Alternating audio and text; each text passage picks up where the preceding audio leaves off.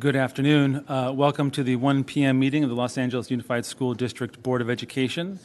Today is August 22nd, 2023. The time is now 1:10. Our apologies for starting 10 minutes late. I will take roll call. Dr. McKenna. Here. Dr. Rivas.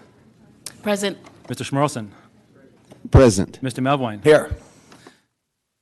Ms. Ortiz-Franklin. Ms. Gonez. I believe they are here and will be here shortly. And Board President Goldberg. Here. Okay.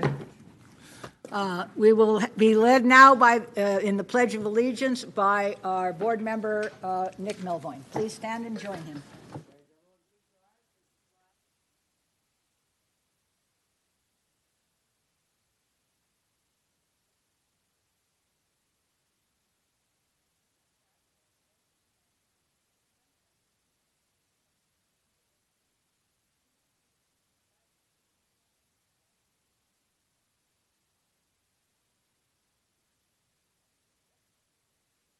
Now I'd like to call upon Francis Suavio and Karen Ramirez, our newly named, elected student board member. And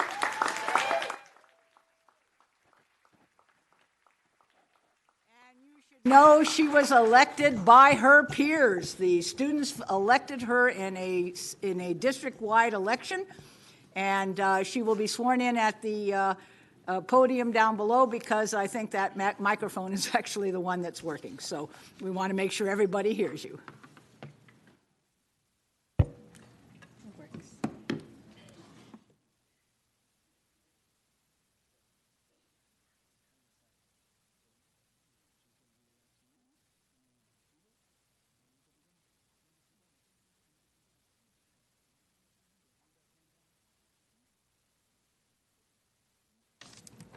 Please repeat after me.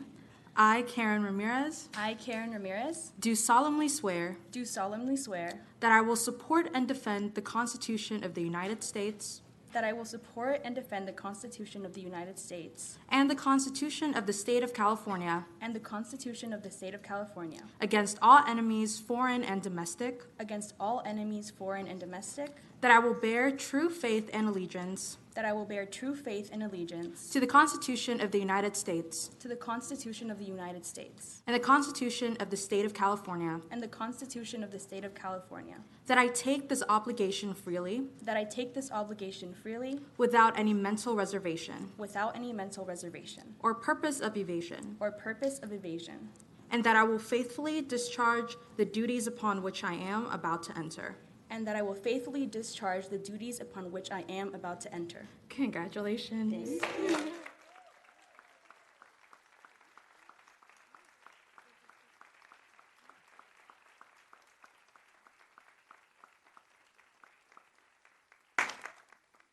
Come join us.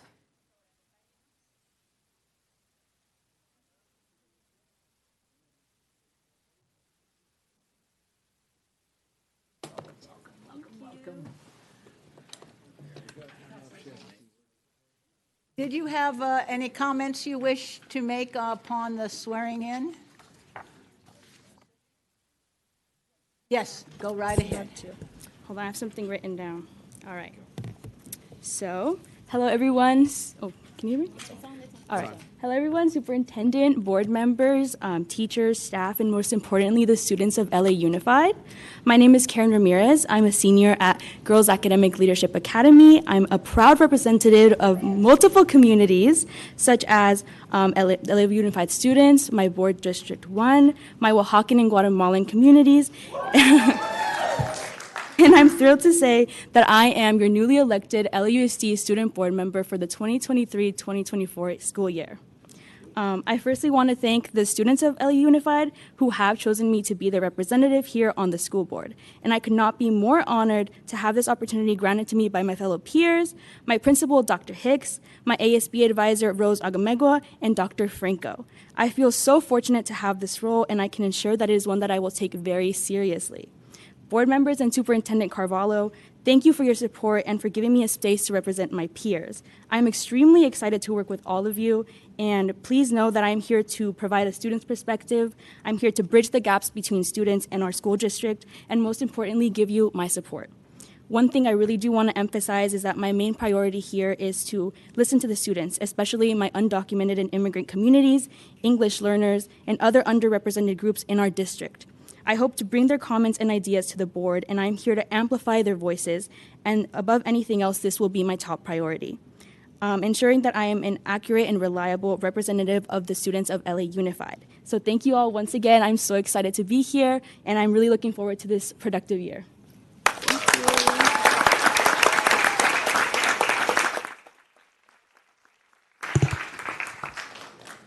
And I wish to say welcome, everyone, to the first board meeting of the 23-24 school year.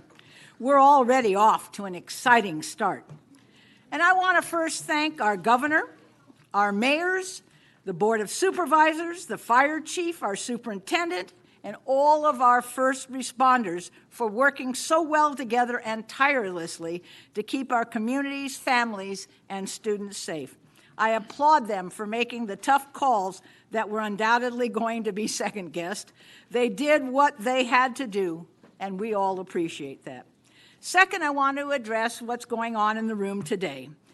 That is the fear and some hate mongers who are determined to frighten and demonize our children, our staff, and our families. We don't have the luxury of just rolling our eyes about these people. This isn't Los Angeles in 2023. I'm sorry, this is Los Angeles in 2023. This is not Los Angeles of old. This is sustained hateful rhetoric and its strategically implemented campaign, literally a matter of life and death. I read yesterday with horror about Laura Ann Carlton's murder. She was murdered. A store owner was murdered for having a pride flag outside her clothing store in Arrowhead, California. And because it is our duty to stamp out misinformation, here quickly are what the policies are and what they are not. First, we follow state laws and state-approved a curriculum for all our students. As someone who chaired the Assembly Education Committee for 4 years, I can tell you that approving curriculum is a long, arduous process and one that includes multiple opportunities for public input. Second, as a school district, our first priority is always the children.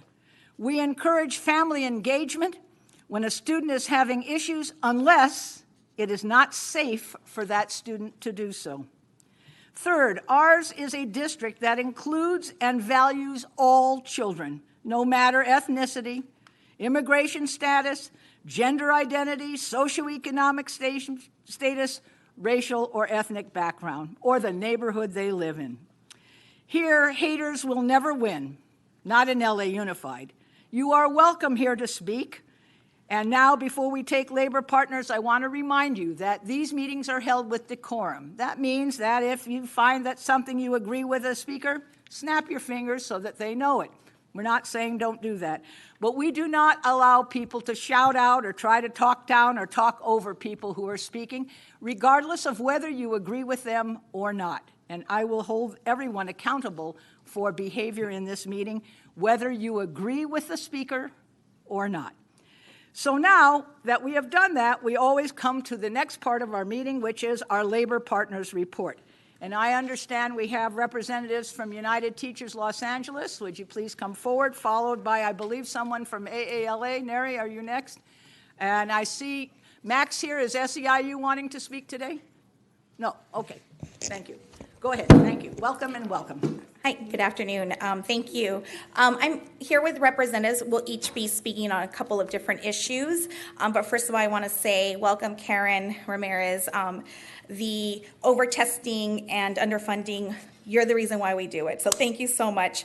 I also want to thank President Goldberg for those statements and want to just reiterate UTLA's full support of LGBTQIA students, our families, staff, and community members within LAUSD.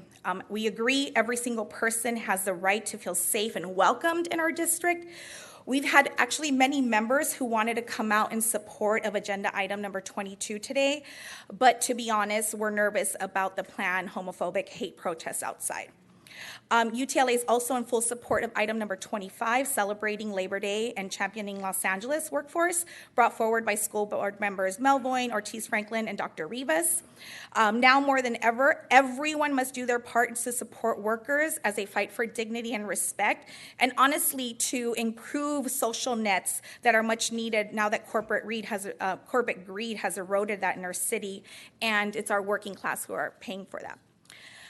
UTLA is in full support of item number 22, creating a charter school co-location policy to mitigate impacts caused by Proposition 39, brought forward by Board President Goldberg and Board Member Rivas.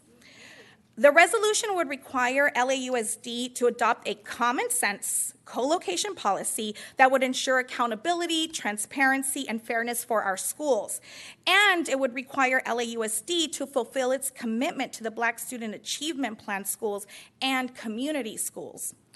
The resolution would require district policy to avoid Prop 39 at co-locations that compromise district schools' ability to serve our own neighborhood kids, and to avoid co-locations that combine grade spans and put older students with younger students. That part is essential. Every single public school student deserves a neighborhood public school that has space for them and that has resources for them and that provides safety for them. Both BSAP and community schools need space in order to fulfill their goals of providing students and families expanded and deepened support. However, there are currently 14 co-located BSAP Group 1 and Group 2 schools and 6 co-located community schools. There were many parents, as I said earlier, and educators who wanted to speak today but didn't get a spot in public comment. But I want to share a little bit about the impact of co-location. It has been significant on our schools.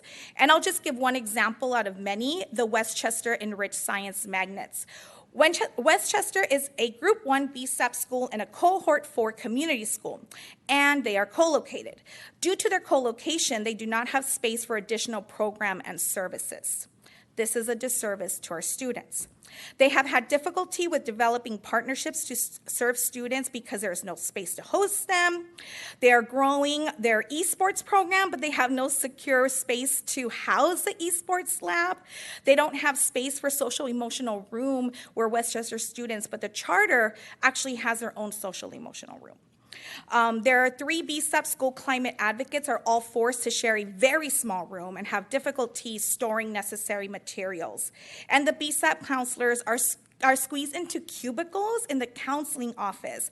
And you can imagine what that's like. It's inappropriate for sensitive conversations having with students. The charter co-location Westchester have had to pay over allocation fines, but what Westchester students need is space. Last year at the 14 co-located BSAP Group 1 and Group 2 schools, listen to this, 10 of the 14 co-located charters overprojected their enrollment, taking more space than they're legally qualified for. And the co-located community schools, 3 of the 6 co-locating charters overprojected their enrollment last year. This means that students at those public BSAP and community schools were unable to use all of the space at their schools, while the charter schools took more space than they needed or were legally entitled to. This resolution would create transparency and accountability around Prop 39, which we desperately need. And I ask the board to fully support the resolution and fulfill its commitment to our students and our communities. I'm passing it over to Georgia Flowers-Lee. Good afternoon. United Teachers Los Angeles is in full support of item number 25, celebrating Labor Day and championing Los Angeles's workforce, brought forward by school board members Melvoin, Ortiz Franklin, and Dr. Rivas. More and more workers across Southern California are standing up in unity to fight for dignity and respect.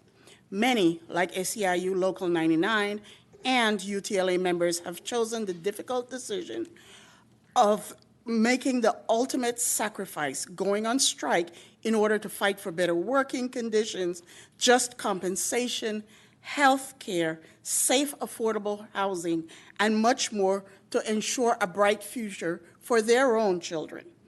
As the second largest employer in Los Angeles County, LAUSD can set the example and honor all workers for their unique and invaluable contributions to our city, state, and country. This resolution provides us all an excellent opportunity to stand together to uplift the well-being of our students, families, workforce, and the health of the Los Angeles community as a whole. We encourage every school board member today to support this resolution with a unanimous vote. Thank you. And hi, everybody. I'm Julie Van Winkle. I'm the UCLA AFT Vice President. And I just want to talk a little bit about what brought a lot of people outside the building today. LGBTQIA plus educators, students, and families deserve to be safe and protected in our schools. They deserve to be celebrated and uplifted in our classrooms. They deserve to see themselves reflected in their curriculum. Nothing will ever change the fact that our LGBTQ plus siblings belong and are welcome everywhere. There are 35,000 plus public school educators in UTLA, and we condemn any and all efforts to strip the LGBTQIA plus community of their rights and protections. The rally today in front of City Hall and now in front of this building is just that. It's an effort to scare and intimidate our queer and trans siblings. We won't let anyone come after the LGBTQIA plus community. We will not be intimidated by their heinous attempts to dox and intimidate LGBTQIA plus individuals and their educator allies. For a far-right movement to throw a homophobic rally under the banner of parental rights is an insult to parents across Los Angeles. Thousands of parents go above and beyond to care for their queer and trans children. Many parents in our district are members of the LGBTQIA plus community themselves. Parental involvement is cherished and appreciated at our schools. The fascist movement in the city is not fighting for any rights, just the opposite. They seek the oppression of the LGBTQIA plus community. They want to see queer and trans history erased. They want to drive out LGBTQIA plus educators, parents, and students from our classrooms, all in service to the hateful agenda that fears anything different, that fights to roll back social progress, and seeks to subjugate anyone who doesn't fit into their warped vision of the world. That's why they fought to ban books and remove an accurate history of race from the curriculum. That's why they attacked Satakoy Elementary, Glendale Unified, and other schools. It's why they're in front of the Beaudry building right now today. As James Baldwin said, we can disagree and still love each other unless your disagreement is rooted in my oppression and the denial of my humanity and right to exist. That's what these far-right extremists do. They disagree with established district policies in a way that demands to have parents' rights that would enable fascists, white supremacists, and homophobes to deny humanity to students, staff, and community members from historically marginalized groups. We cannot accept this, and we must work together to root this hate out when we see it at our schools. We will protect and fight for LGBTQIA plus educators, students, and families. We will fight to center queer and trans history and culture. We will build a liberated world where all are welcome, all are loved, and all are safe. Now is the time to protect our queer and trans community members. UTLA stands shoulder to shoulder with the LGBTQIA plus community today and all days to come. Thank you. All right, next we will hear from SEIU. Come on down, Max. I'm sorry. I thought you said no. Excuse me. Good afternoon. Well, I said no initially because we came to speak on something else, but I felt it was important to just voice complete support of the LGBTQ plus community, one, and complete opposition to hate. Hate has no room in our schools. Hate has no room in our societies. And that is, at the end of the day, what we're fighting. We're fighting hate through love. And that's why we cannot stay silent. Staying silent means just standing on the side of those people that are out there protesting. So I urge us all here to continue to organize towards love and continue to organize against hate. That is all I have to say. Thank you. Mary from AALA. So let me also echo the sentiment expressed by Julie and also Julie Van Winkle and by Max. We support the LGBTQIA students, but also our staff. We can't forget our staff that are working at our schools or our district offices. So we totally support the love that they're showing outside and that they've shown at other places, as Julie clearly and well eloquently articulated. So good afternoon, board members. And Karen, bienvenida, mi amiga centroamericana. Good to have you. I love your energy, and hopefully it'll remain for the year. So board member McKenna, board member Rivas, Schmerlson, Karen Ramirez, superintendent, board president Goldberg, Mr. McLean, and Mr. Mulvoin. And of course, always the folks in the back, the support, the senior cabinet. Good afternoon. I want to start by saying, Board President thanked the first responders for all the work they have done and they did I want to add my AALA members to that group of first responders because they started responding on Sunday afternoon, whether they heard the news or whether they started getting texts, emails, calls, questions from staff, families. They started to respond and to try to do the best they could to do what we always do, to serve our communities, to try to provide a stable environment.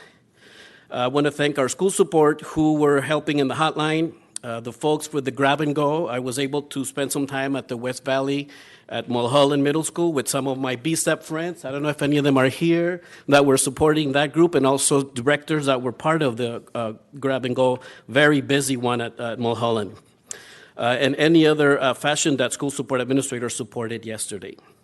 I want to thank my school administrators, again, for your diligence and commitment to our students and families, starting that Sunday afternoon through the evening and all day yesterday, assessing your schools and ensuring a smooth return today for our students and staff. My Unit J supervisors who set up the grab-and-go centers from facilities, and the food services supervisors who oversaw the serving of many meals for our families. I will continue to advocate on your behalf so that you can feel like the premier employee of LAUSD that we want you to. So thank you and have a good rest of your day. Thank you as well. I'm seeing no more labor partners seeking to speak. We usually have an IAU report, but we have none today, and we usually have committee reports, but we've had no committees yet this year, so we don't have any of those. Next, we go to setting the consent item. For those of you... time certain, I'm sorry. Time certain means that a board member has requested a time certain to hear a particular item, and so we have a time certain at 1:30, and it is 1:35, so we will now go to item 25 on the docket here today, and that is the Labor Day resolution brought forward by, I think, Mr. Melvoin. Let's get to the right page. Here we are. It's all right. Ms. Ortiz-Franklin and Dr. Rivas. By the way, two board members have very small children, and you will see them leave the room and come back, but they are hearing everything by Zoom, and they are taking care of those needs while still being a part of our board meeting. Okay. So, Mr. Melvoin? Thank you, President Goldberg, and thanks for your opening remarks as well. Yes. We have to vote on the Rule 72 first. So I'll turn it back to Mr. McLean. Okay, so Rule 72 waiver is a procedure that is in our board rules involving resolutions that are timely or done for a specific time and space, which this one is. And in order to obtain that waiver, we need to vote on it. So may I have a motion for the Rule 72 waiver? Okay, Mr. Schmorlson. Second, Dr. Rivas. All right, And call I'll roll. call the roll. Dr. McKenna. Yes. Dr. Rivas. Yes. Mr. Schmorlson. Yes. Mr. Melvoin. Yes. Ms. Gomez. Yes. Ms. Ortiz-Franklin. Yes. Board President Goldberg. Yes. And Student Member Ramirez, your advisory vote, please. Yes. Thank you. That's our first vote, folks. Indeed. No, that's great. Thank you again, Ms. Goldberg. Thank you and welcome, Board Member Ramirez. It's a pleasure to have you serving here. And also want to acknowledge, I know your oath of office was read by a former board member, Ms. Suavio, who just graduated from college and I hear may be trying to join us back at LA Unified. So like Ms. Martina said earlier, you represent the best of our district and why we do this work. So I'll make some brief remarks introducing this resolution, and then I know we have some distinguished guests here to join us and speak on it. I'm proud to bring this resolution to recognize the important work both of our labor partners within the district, but also the important labor movements happening outside of our schools, and to show solidarity for those workers demanding what they deserve on a local and national scale. Labor Day was born, although we now think of it as a day off from school or from work, was initially born out of that struggle more than a century ago. And while much has changed, much remains to be changed, which is why I wanted to commemorate this year's Labor Day with an extra show of support for everyone on the front lines of this resurgent fight. And I want to thank, in particular, our labor partners here today, SEIU Local 99, UTLA, ALA, Teamsters, CSEA, and the list goes on, and the folks joining us either from the Writers Guild, the Screen Actors Guild, or Unite Here, Local 11. I've been on this board for 2 strikes. But during those labor actions, I've seen my colleagues in our administration work around the clock to try to resolve issues and support employees and their families. And while I know we won't agree on everything, we can always find common ground in the need for basic fairness and decency and treating people with respect in their struggle for justice. That is something we aren't seeing much of in the current climate outside of this district. And that is what's most disappointing. We know the tactics of certain employers. They are very transparent about those tactics, and that is to break the resolve of labor instead of focusing on the common ground to actually solve problems. This resolution, more than just symbolism, intends to address those bad actors and the troubling tactics that they are using to further their own agenda and their bottom line. We'll stand in solidarity with our brothers and sisters on the line, many of whom are LA Unified parents and siblings and other family members, and we will have their backs. So with that, I'll invite our speakers to add their important voices and then see if my initial co-sponsors, Ms. Ortiz-Franklin and Dr. Rivas, would like to speak as well. So if we can call the speakers, Mr. McLean. Thank you. Okay. Yvonne Wheeler, are you here? Yvonne Wheeler, come on up. You'll have 3 minutes to speak once you begin.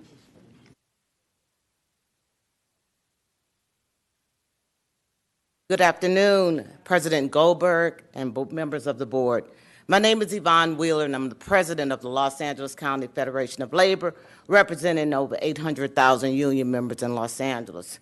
I'm here today to speak in favor of the Labor Day resolution as put forth by board members Melvonin, Ortiz-Franklin, and Rivas, as this is both timely and practical. As many in this room are aware, the state of California is in the midst of a generational moment that some are dubbing a hot labor summer. But when you look deeper, there's no doubt that this is a once-in-a-generation moment, and it's being driven by the brave workers right here in Los Angeles. We've seen a coming together around issues of class solidarity that I've never seen before, and I've been in the labor movement for over 40 years. We've seen strike lines here in Los Angeles where world-class actors, Amazon drivers, janitors, nurses, Starbucks workers, and hotel workers are standing together, standing next to one another, and they all see themselves in one collective fight and struggle. For the first time since I can remember, workers are recognizing the dignity of one another's work and how someone else's labor brings value to their lives. For the first time in a while, workers are seeing one another beyond the veil of their profession and fully realizing the entire person beyond the confines of their profession is quite remarkable. One of the main reasons behind this unprecedented solidarity is that the fact that many workers can't afford rent, food, or the other basic expenses. We're in the midst of a housing crisis where some full-time workers are living in their cars, and we understand that the only way to really push back against this profound reality is to organize and stand together and fight like hell to raise the standards of living in this industries. Then and only then can workers have a fighting chance. That's what's fueling a lot of the solidarity that we're witnessing today. When we raise standards across the industries, everybody benefits. But the only way we can raise standards like this is through direct action by brave workers. For workers to take direct action, they must feel supported by having access to unemployment benefits when they are on the strike line without a paycheck, sacrificing their labor for the good of others.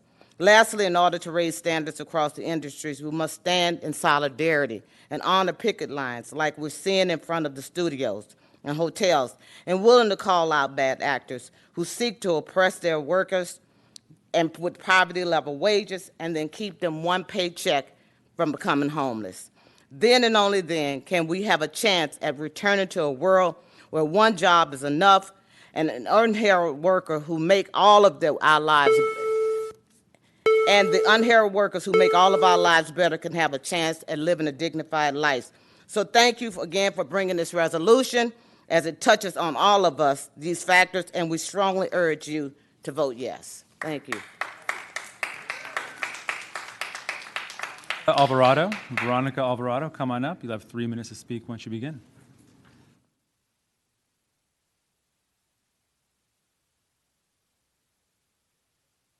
Buenas tardes. Mi nombre es Verónica Alvarado.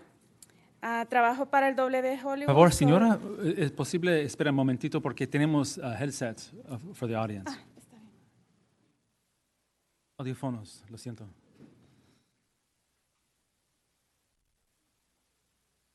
So, folks, what we're going to do is we're going to pass out headsets to those who want to hear the translation simultaneously.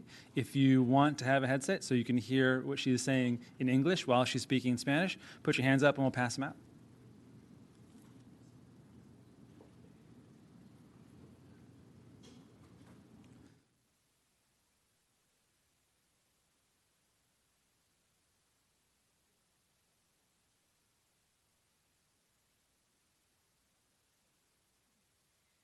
Mi nombre es Verónica Alvarado. Trabajo para Hello, my name is Veronica Alvarado.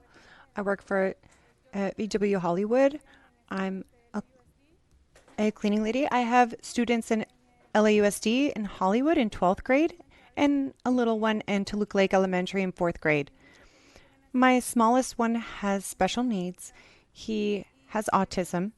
And for this same reason, it's so important to have the support of the LA Unified School District because I also represent thousands of other families, and they're also fighting for a better quality of life, for better security, for medical, and being able to live close to the schools. Thank you. Gabriel Montoya, are you here? Gabriel Montoya, come on up. You have 3 minutes to speak once you begin. Thank you. Good afternoon, Madam President, board members. I'm glad I was able to be here for your first day, Karen. I was student trustee at Rio Hondo College, so it's pretty exciting. I've been an EMT at Los Angeles County EMT for almost 20 years now. 15 of those years, I've been an EMT at Kaiser Permanente. I'm a part of UHW, SEIU UHW. We represent 63,000 workers within the Kaiser system, a large majority of those workers being right here in LA. We represent all the service and tech workers that work in every single Kaiser clinic and hospital in the city of Los Angeles and all our regional offices. You know, we spent 3 years of this pandemic being told by our employers, right, that we are essential, right, that we are heroes. But we got to have a conversation about what workers are treated like in the hospital, right? The people that do the hardest work, the people that do the most labor-intensive work. We make Kaiser the $21 billion company it is today, right? And the $3 billion that they just made in the first 2 quarters of this year, it was the work that we did on our backs that got them that money. And so as I have this conversation, I want to make sure that we know that we support this and we ask you to vote yes on this because we need to send a message to the students of LAUSD who many of whom are likely going to go into the healthcare workforce doing jobs as a registered nurse, an EMT, a CNA, an MA, that LAUSD has their backs. That we support these students who are going to one day graduate and go into the healthcare field and having a living wage, a wage they can live off of. There's no excuse for Kaiser to not come to the bargaining table and tell us workers that they refuse to bargain with us when they've made more than enough money to do so.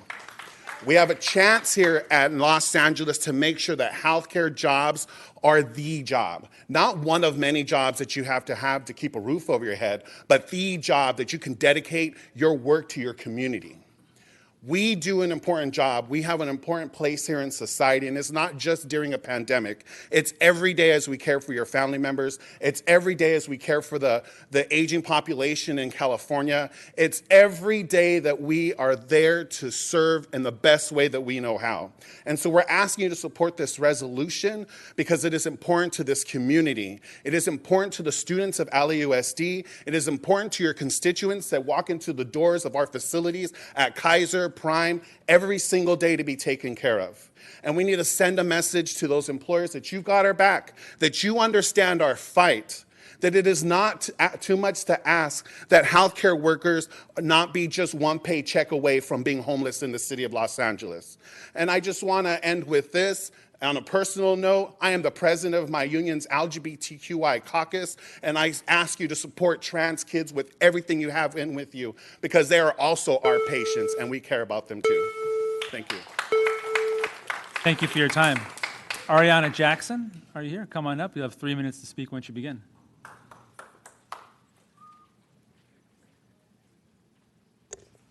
Hi there. My name is Ariana Jackson. I have a second grader at Melrose Elementary, and I am a writer who has been on strike for 113 days. I was here at the start of the strike when you all first passed the resolution in support of the WGA's action. It was appreciated then, and the continued support even more so now. Throughout these many months, we picketed outside studios and at location shoots. Our sister unions in the industry, including IATSE and the Teamsters, have been on the lines with us and honored our pickets, effectively shutting down production across the country. We came out to march with the hotel workers and with the UPS workers who, by the way, successfully negotiated a deal because the company realized it makes better business sense to pay your workers fairly than to devalue and demoralize them. We have had unions from other industries march with us, from UTLA and SEIU to the Strippers Union and the AFL-CIO. We had Dolores Huerta, one of the most influential labor leaders in history, co-founder of the United Farm Workers Association, come march at the age of 93 on my very picket line at TV City. In July, SAG-AFTRA officially joined us to make this a historic Hollywood fight. Through it all, the reaction from the greater world has been overwhelmingly positive. It's clear to so many that corporate greed is out of control, when average people are working more and more for less and less, when executives are quoted saying they'll wait for us to lose our homes, that that's a necessary evil, when they say they find us sticking up for ourselves and our livelihoods not realistic and very disturbing. Most people can see that these values don't make sense in a normal, healthy society. Most people can understand that all of us just want to live our lives, raise our families, and put food on the table. This strike has been hard on everyone. It's physically draining. Many are finding it difficult to pay their bills or to get the sustenance they need. But we're out there marching because there is no other choice. We have to be the ones to protect the future of our profession because the companies certainly aren't going to do it on their own. We marched for over 100 days before the studios even deigned to come back to the table. And we'll be out there marching for as long as it takes for them to see us as workers who bring value to their businesses, as creatives who make the things that make them money, as humans who ask simply for fair payment for services rendered. Thanks to this board for your willingness to stand in solidarity with us and with the countless workers across industries who have spent this summer demanding dignity and respect. It's the least we all deserve. Thank you. Thank you for your time. And Mr. Max Arias, come on up. You have 3 minutes to speak once you begin. Good afternoon again, board members, superintendent, and Karen. Mucho gusto, bienvenida. My name is Max Arias. I am the elected executive director of SEA Local 99. And I want to appreciate board member Lavoine for bringing this resolution forward, as well as board members Rivas and Franklin Ortiz for co-sponsoring. And, you just heard workers speak, right? And we, our members, SEA Local 99, stand behind their efforts. At the end of the day, we have to create a movement. We are all fighting for the same thing. Everybody should be able to raise their family, to have health care with one job. That's just the way it is, especially in such a rich state, in such a rich country. So we have to build a movement, and we appreciate that LAUSD is showing willingness to be part of this movement. This board passes many resolutions that are ceremonial, well-meaning. I'm not saying that they have bad meaning, but they don't really have an action, such as Classified Employees Week. Well, sometimes you have a party, but Teachers Appreciation Week, also. Sometimes you have a party. Cesar Chavez Day, and the list goes on. And they're well-meaning, but I say ceremonial because they really don't impact the lives of anybody, or really, except for honoring the legacy of the ones that you're naming. But I appreciate this resolution, and I hope there are more like it, because this resolution that sits before you steps beyond ceremony and takes specific action to support and honor the struggle and sacrifice of working people. It acknowledges our shared responsibility in that struggle and takes material action to strengthen the position of striking workers. This resolution tells studio execs whose strategy for negotiating with striking writers and actors is to force them onto the streets that Los Angeles stands with workers. This resolution reminds Kaiser that LAUSD is one of their single largest customers, with over 47,000 current and retired employees participating in Kaiser, including, excuse me about that, including dependents, enrolled in their insurance, Yeah, you can laugh a little, it happens to the voice. But we will not allow Kaiser to deprive the essential workers at SEIU UHW of what is fair and just. We cannot allow that. This resolution commits the district and its staff to not crossing the HERE Local 11 picket line. No more stays, no attending events or conferences, and no business with LAUSD until these corporate hotels meets the need and demands of striking union workers. Furthermore, it calls on the city and the state to shore up support by enacting eviction moratoriums and access to unemployment benefits. LAUSD can make an impact given that LAUSD has a budget that is double that of my home country of El Salvador. While the workers named in this resolution may not be LAUSD employees, LAUSD can use its purchasing power to support these workers as they fight for better lives for their families. Board members, I invite you to stand in solidarity with organized labor as we remind those who would see us starved out of existence that LA is a union town. And I hope that this is a harbinger of us working in a better way next time we negotiate. Thank you and have a good day. Thank you for your time. This concludes public comment on this item. Board Member Ortiz Franklin. Thank you, Mr. Melvin, for bringing this resolution. Thank you to all of the community members who spoke. It's true what you heard from folks, that our students should be able to see themselves working in healthcare, in hotels, in Hollywood, in the greatest city in the country, I would argue, where they deserve just and fair pay for the families who support our children. I'm so glad to hear from so many public comment speakers that you have kids in LA Unified. It shows that we are absolutely in reciprocal relationship, that when we take care of each other, we take care of the future. So I'm really proud to support this resolution. LA Unified respects picket lines. We encourage fair and just negotiations with settlements and contracts that respect the workers who do what is needed for our community to thrive. So thank you for bringing this. I encourage my colleagues to vote yes as well. Dr. Rivas? Yes, I'm very moved by this day because throughout my life, I've always been cognizant of the world-class struggle of the working class. And I'm very honored and very grateful to be part of this resolution for many reasons, partly because I was raised with working class values. I was raised that work has dignity, labor has dignity. And we should always, always treat every single human being, no matter what position they are, with love and respect. That is something that I have lived my life with, that golden rule, treat others as you would like to be treated. And as has been said, we have a lot of corporate greed that has been going rampant. And we're facing it now. This is the manifestation of just greed is good. And that we're, looking at profit over people. And I'm so glad that we're coming here together because this sends a strong message that the district stands behind all union to this city that has been all about working class. So I'm very glad to say that. I just wanted to say that. I do have a few words that I wanted to say. So yes, it was mentioned that we are in the midst of a hot labor summer, nationally and especially here in LA. There has been unprecedented support of unions and workers coming together to exercise their collective bargaining rights, their civil rights and their human rights. Los Angeles has always been a hotbed for progressive unionism led by people of color in the public sector, service workers, women, trades, and so many others. 10 years ago, we were saying that unions were dying, that they were going away. I look around the room today, and I know that is not true any longer.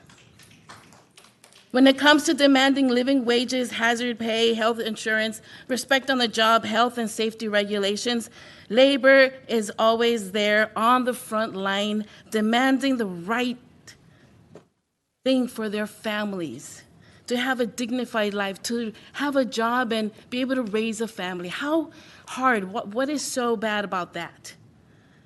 And yet we have so many of our corporations and just all over the world that sees otherwise.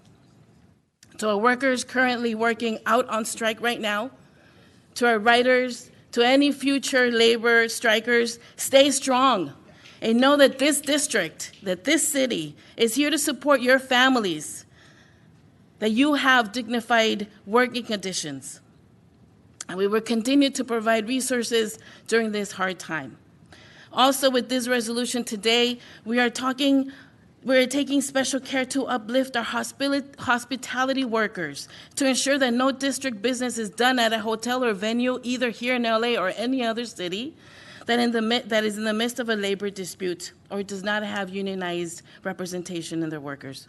I want to thank the union representatives that are here today to address the board, and also to thank UTLA and SEIU 99 especially, who are our largest labor partners with the district, but all labor partners with the district. I thank you so much. Thank you for my fellow board members who are co-authoring this resolution and commemorating this Labor Day 2023. Thank you so much.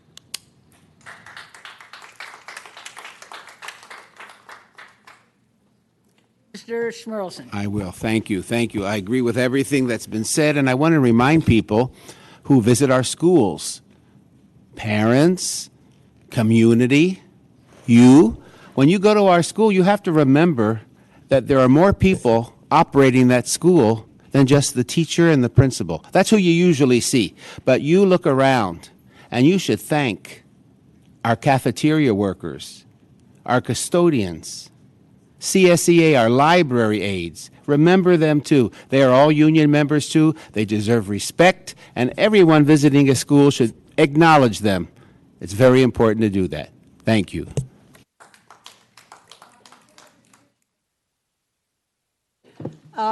Is Kelly Gomez, are you hearing me? Are you trying to get recognition or not? Sure, if now's an okay time. Go ahead.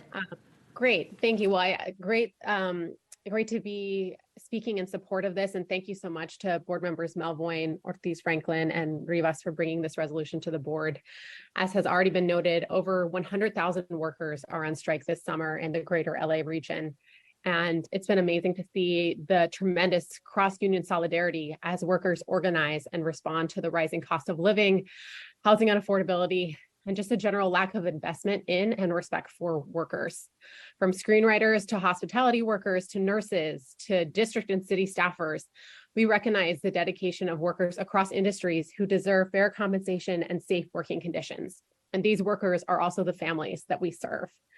This past spring, the district reached historic agreements with our own UTLA, SEIU Local 99, and other bargaining units. And I'm proud of the work that we've done to raise the standard of compensation for LA and across the country. And I think it's really important today that we're standing as a district to recognize the service of employees and the fact that many of our families are being impacted by these labor strikes. And it's right not only that we stand in messaging and words, but that we're taking action by ensuring that our district resources aren't being invested to support corporate greed, but instead we're joining the collective in support of workers. So I echo my colleagues in appreciating the labor leaders who are here today, all of the workers who are currently on strike, and our commitment to continuing to support these families. Oh, and can you please add me as a co-sponsor? Happily. Thank you. All right. Seeing nobody else, I'd like to just make a few comments and first ask to be added as a co-sponsor. Please. See, I grew up at a time when LA was, that's how old I am, a city that was anti-union, opposed unions, had mayors who ran on getting rid of unions, keeping unions out of the city of Los Angeles. So this change over these years, and it really was in my lifetime, was started by HERE, Local 11. They were the first to take on the kind of anti-labor sentiment largely pushed by the Herald Examiner newspaper and a lot of other folks, particularly a lot of politicians who said this is an open town. You don't have to worry about that here. Well, that's changed dramatically, and then the pandemic kind of put a crimp in that. And I think what we're seeing now with all of the strikes and all of the organizing going on are people realizing that in a state which is the fourth richest economy in the world, not in the country, in the world. There are only 3 nations with larger economies than California. For anyone not to make a living wage means that somebody's ripping them off. Period. No other way to put it, as far as I'm concerned. So to mention all of these folks who are putting their lives and their families' lives in terms of income on the line, we thank them for their courage. And we tell them that this board supports their efforts, whether they're the parents of our students or not, but we know many of them are. We support their efforts because when there is poverty, there are challenges to children learning. When people sleep in a bathtub instead of in a bed because they're afraid of the fact that the economy is so bad where they live, they could get injured sleeping in bed. When we live in a society where you have multi-billionaires on the one hand and people who can't afford their rent on the other in the same city, there's something seriously wrong. And I believe the labor movement is the solution to a lot of what is wrong. So I thank you for bringing this forward, and I appreciate you adding me as a co-author, co-organizer of the motion to join you. And I'd like to ask Mr. Melvoin to move it. So moved. Sorry, and Ms. Ortiz to second, Franklin second it, and the superintendent would like to speak, and then I'll call the vote. I asked her already. What can you say when basically everything has been said? I want to compellingly affirm a truth. Labor rights are human rights. You deprive he or she who works from basic human rights through impositions that submit some to conditions and an existence that would not be acceptable to any one of our family members or our children, then that's the signature and the definition of disrespect. You know, I think we ought to be honest. I think the past year has not been easy, but we went through a process. But our process led to an outcome that everyone can celebrate and everyone can take pride in the outcome, however we got there. And if we were able to do it, considering the size of our district, the importance of our district, if we were able to do it, considering the number of employees within our labor force, then it should be nearly impossible for any entity in our community and beyond to not be able to do it themselves. It's a matter of priorities. We prioritize our children, and because we prioritize our children, we prioritize those who elevate our children, who feed our children, who transport our children, who teach our children, who lead our children. There's no other way of doing it. So I want to thank Board Member Melvoin, Board Member Ortiz Franklin, and Dr. Rivas, and those of you who have added your names. I'm not a voting member, but I add my intellectual and emotional and spiritual support to a noble cause, not only for our district, for those in our community. Thank you very much. Oh, I'm sorry. Please add me on to Okay, the co-sponsor. all right. Thank you. All right. Call the roll, please. Dr. McKenna. Yes. Dr. Rivas. Yes. Mr. Schmerlson. Yes. Mr. Melvoin. Yes. Ms. Gomez. Yes. Ms. Ortiz Franklin. Yes. Board President Goldberg. Yes. Student Board Member Ramirez. Yes. All right, passes unanimously. Thank you very much. And we will ask the superintendent and the clerk of the board to forward our recommendations to the City of Los Angeles and to Kaiser's board, as well as the others that were in the moving resolved parts. Now, at this point, we do what is called the consent calendar. And I know it may seem odd to people, but we sometimes take a vote on almost everything that's on our calendar all at the same time. Why? We do that because board members receive the materials for the board meeting at least a week in advance. We then have an opportunity to meet with staff of the superintendent's office to figure out whether or not there are questions we need to ask or issues that we need to raise. And so what we do is we say where there is, generally speaking, no opposition, we put the item on consent and we vote on one vote on all the items that were placed on consent. But some items can't be on consent, such as number 18, which is provisional intern permits. We're not allowed to put that on consent, so we won't. We've already taken care of item number 25, so it doesn't need to be on consent. And item 29 requires a public hearing, but it could still be on consent, but we would have the public hearing before we would take the vote on the consent calendar. So now I'm going to go through the items by number.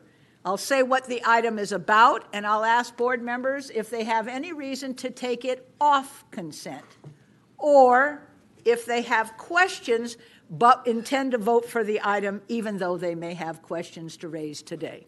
Okay? And so, as we do that, we have a few announcements about things on the consent so calendar. make those now. Tab 21, approval of Community Advisory Committee membership, has been pulled, as was discussed or mentioned earlier at the 9 a.m. meeting today. So we won't be hearing public comment on that item until it comes before the board again for action. And I am pulling tab 30, minutes for board approval. There were no public speakers on that, so those two items are not going to be on the consent or for action at all today. And that's it. Not for action is item 22, which is the charter school co-location policy to mitigate impacts caused by Prop 39 co-locations. That I am directing to the Committee of the Whole, and the chair of the Committee of the Whole has assured me it will be heard at their September 19th meeting? The September meeting of the Committee of the Whole. I'm thinking it's the 19th. All right. Having done that, let's go through now. Item 1, consent, no consent. Consent. All right, item 2, item 1 is Teamsters Local 572 Memorandum of Understanding. That is what we call the end of contract negotiations. Item number 2 is the AALA Associated Administrators of Los Angeles Certificated, also their contract MOU. Consent. Consent. Item 3, approval of procurement activities. Consent with comment. All right, let's see. Questions from Tanya, from Nick, from Rocio, and myself. And Scott. Okay, so we have quite a few questions because there are quite a few items. But that's still on consent. Is that correct? Okay, got it. Item number 4, approval of facilities contracts actions. I'd like to pull that. There are a few that I'm a no on, and so I think. So we will leave it procedurally, off consent. Yeah. What that means that it will be voted on separately and heard separately from the rest of the items. Item number 5, authorization to execute a memorandum of understanding with the Department of Water and Power for the Hydration Station Initiative Program. Hydration stations are the water bottle filling stations. Is that item? Consent. All right. Item number 6. Oh, go ahead. Question from Dr. Rivas. Okay. Item number 6 is define and approve 3 athletic facilities upgrade projects and amend the Facility Services Division Strategic Execution Plan to incorporate them therein. Consent. Consent. Consent with a question. With a question. Yeah, consent. Okay. All right. Item number 7, define and approve 5 sustainable environmental enhancement developments for schools. We call them the SEEDS programs, and amend the Facility Services Division Plan to incorporate them. Consent and a question. Okay. Item number 8, define and approve 7 playground and campus exterior upgrade programs and amend the Facility Services Division Strategic Execution Plan to incorporate them therein. Question. Consent. There are questions by Question. Kelly, Nick, Rocio, McKenna, and myself. Number 8. All right. So that's it with Q's. Okay.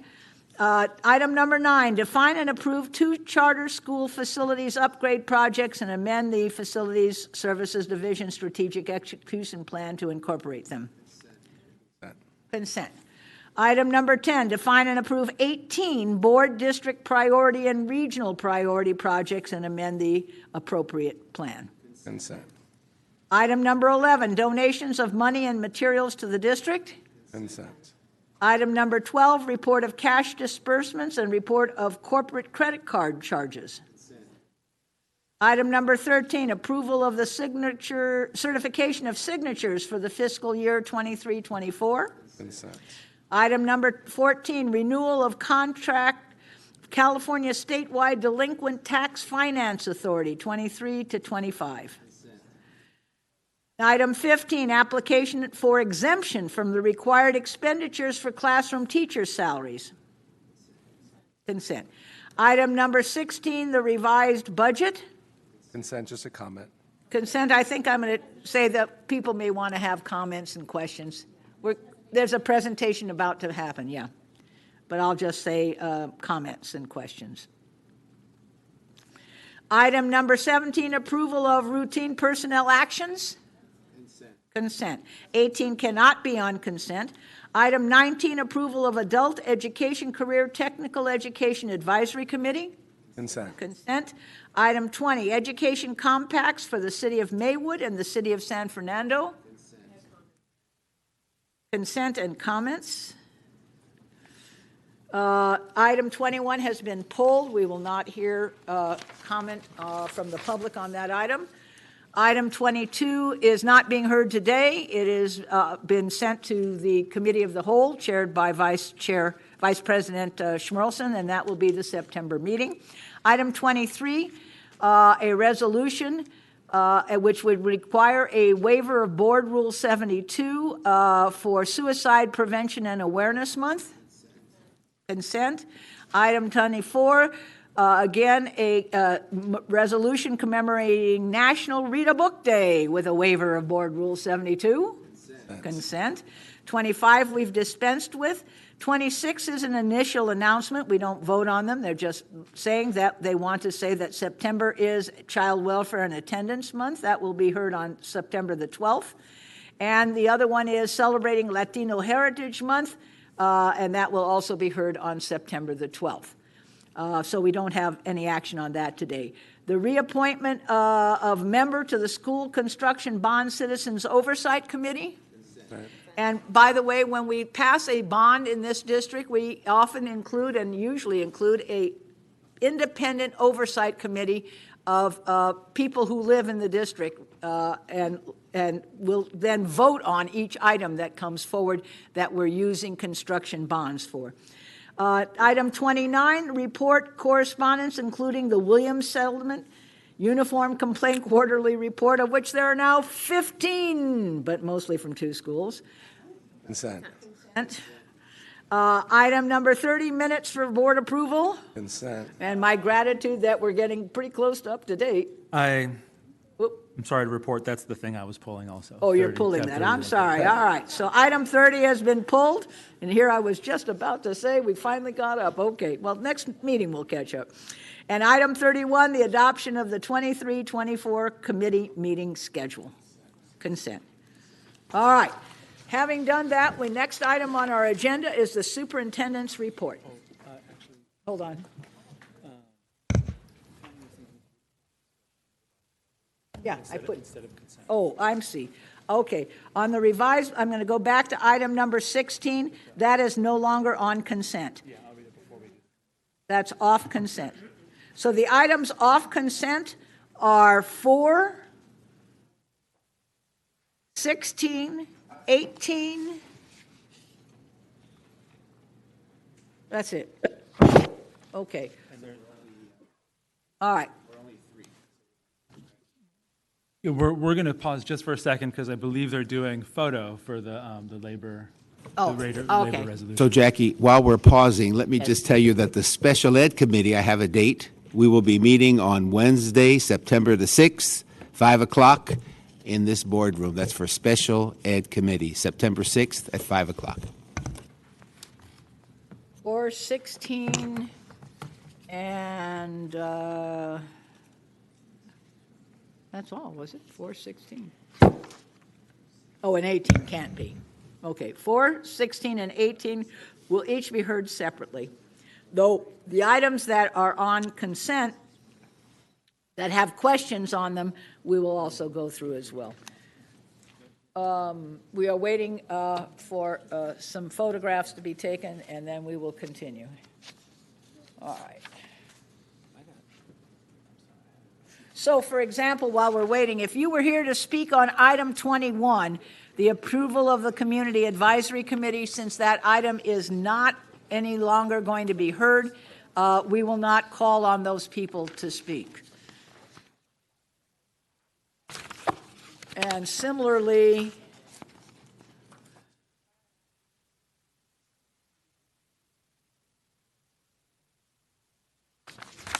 also, we are going to require when you speak on an item on the agenda that you actually speak on the item on the agenda. Lots of times we've been just a little bit lax on that, and people will say, yeah, I'm here talking about this, but really I'm not. I had other things in mind. So we're going to try to honor our rules, which say if you're speaking on an agenda item, you need to talk about the agenda item. If you're speaking on a non-agenda item, you can speak on for 3 minutes just about anything you want. That's why they're called non-agenda items.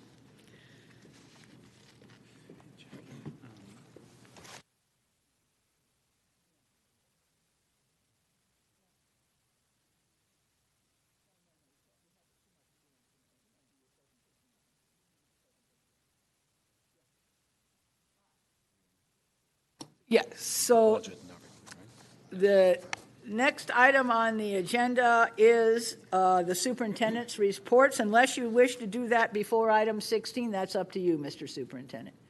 Why don't we, if it's okay with the board, we'll take the reports first and Go right ahead. actually do them all. Go right ahead. Go so right there are ahead. 3 reports of relevance today. Number 1, as if you had not heard enough about Hillary, I'll talk about the Hillary for a little bit. Not that Hillary. Secondly, both of our deputy superintendents and their appropriate staffs will cover relevant points associated with the opening of the 23-24 school year. Then lastly, we will have a budget presentation. I'll be very brief on my part. Suffice it to say that, as I said earlier, when it comes to Hurricane Hillary, then Tropical Storm Hillary, then sort of a non-event in our community, but a significant event in other communities, we dodged a bullet. Some would say we dodged a weather bomb.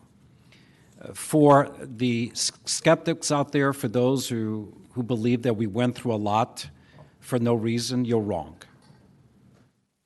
Palm Springs today could have been LA.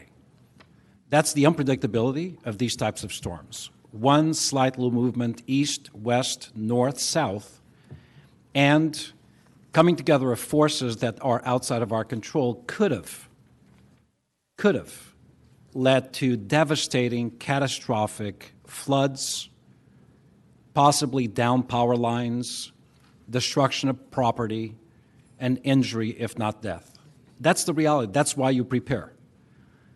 I do not take the decision to shut down a school system, the second largest school system in the nation, one that, by the way, has been shut down for far longer periods with less notice.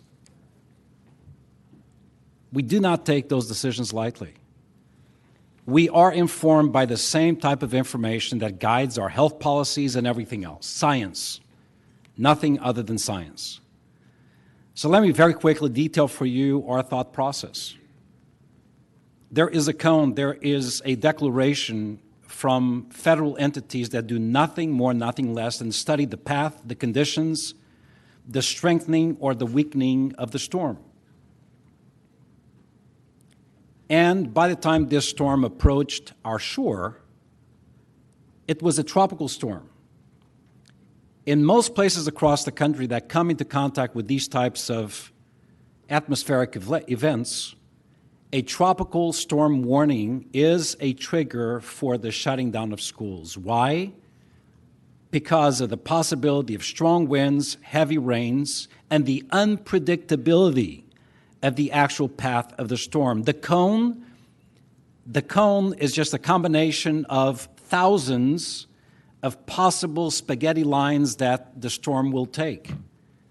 More than likely, one is right, the other ones will be wrong. It is the uncertainty as to which one's right and which ones are wrong that we need to prepare for all of the possibilities. Now, I know a day after the storm, there are all kinds of reputable voices as if they have actually studied the matter. That's not leadership. That's opinion. That's opinion. What complicated matters most for us was the fact that this storm would reach its peak in terms of impact with possible devastating rains that would dump water in one single night to the equivalent level of a year's worth. The peak of the storm would happen in the middle of the night. I don't know about the public, but you know what? I care about the kids, and I know the public cares about kids. I care about our workforce, regardless of rank of position. I am not going to ask maintenance workers, principals, assistant principals, police officers, maintenance workers, custodial staff to go out to a school in the middle of the night to assess damage or access to the school itself. If we're going to be humane and pro-labor, we need to embrace those concepts. That storm was projected to hit at night, and in fact it did. Not to the level of intensity in Los Angeles, but look at Palm Springs. That could have been us. Putting us in a position of not being able to assess safety, security conditions, and access to our schools, the possibility of down power lines, tree limbs, trees themselves, mudslides, as we've seen in other parts of our state. So it was the right call. It was a call informed by science and conditions, considering the unpredictability and the timing of the storm itself.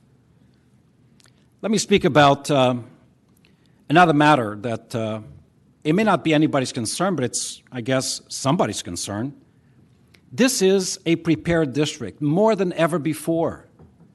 It was not until late last year that we reached 100% connectivity for students. It was not until late last year that we reached one-to-one universal device empowerment for all students. It was not until late last year that we adopted universal coherent reading, mathematics, curriculum, systems, and digital content for all students. Once you do that, unless you are fixated on the mimeograph or dittos, and if you are, go out and find a Blockbuster store to rent Barbie or Oppenheimer. Unless you're fixated on that, it's a new day, a new reality, which means I trust our principals, I trust our teachers. They are trained, they are skilled, they're experts in managing the tools they have, such as Schoology. They are able to upload assignments. They do not need to send paper packets home. If today, in the digital age, we still have to do that, we've lost. That is why we've made the investments we've made in digital content, acceleration software, remediation, meeting students where they are, wherever they are, anytime. That's the power we currently have. To personalize and individualize the experience regardless of circumstances like the one we went through Monday. So we were prepared. We are prepared. 40,000 assignments were created on Schoology. Nearly 154,000 assignments were read. Students were engaged. We were prepared. But then again, Madam President, as I close and I turn it over to our deputy superintendents for their presentation on the opening of this school year, sometimes one needs to be on stage with the curtain open and the lights on rather than in the audience to actually know what's going on. And I often say, as my father used to say, if you have no voice, don't pull the mic down, because nobody wants to hear it. I am proud of our teachers. I am proud of our principals. I am proud of this board. I am proud of our support staff.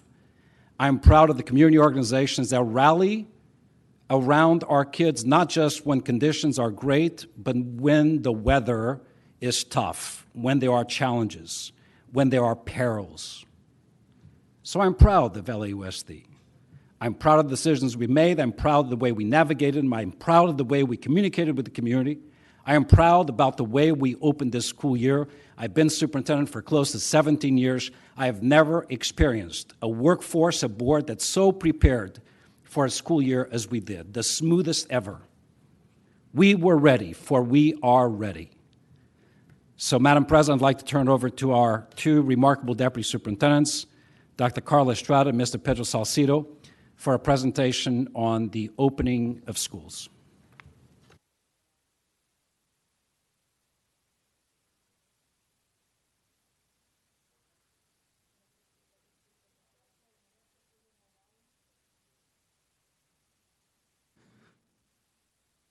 We good? Oh, wow. All right. Well, as the superintendent said, in my 12 years that I've been with the district, I have to say what I observed last week was the smoothest opening we've had in a very long time when it comes to welcoming our students and families and staff back to our schools. I thought I'd kick off the presentation with a highlight reel, a video that kind of summarizes the activity that we saw last week, the energy, and the focus that folks brought to our schools and making sure that we were welcoming our families and students in a positive, strong way to start off the academic year.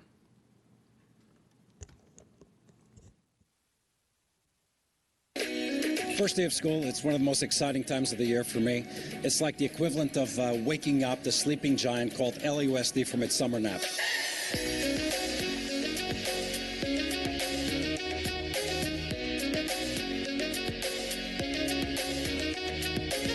520,000 kids, over 70,000 employees. We're here ready to welcome our kids back. It's the best place for our kids to be, where they're learning and also getting meals, after-school programming, tutoring, so lots of wonderful options available at our school sites. I'm super excited about the work that's going to be taking place this year. We're here to motivate our students in our schools. We continue to look for additional opportunities, how to provide service for more students so they can be in the classroom, and that's what it's all about. The kids are so happy to be back.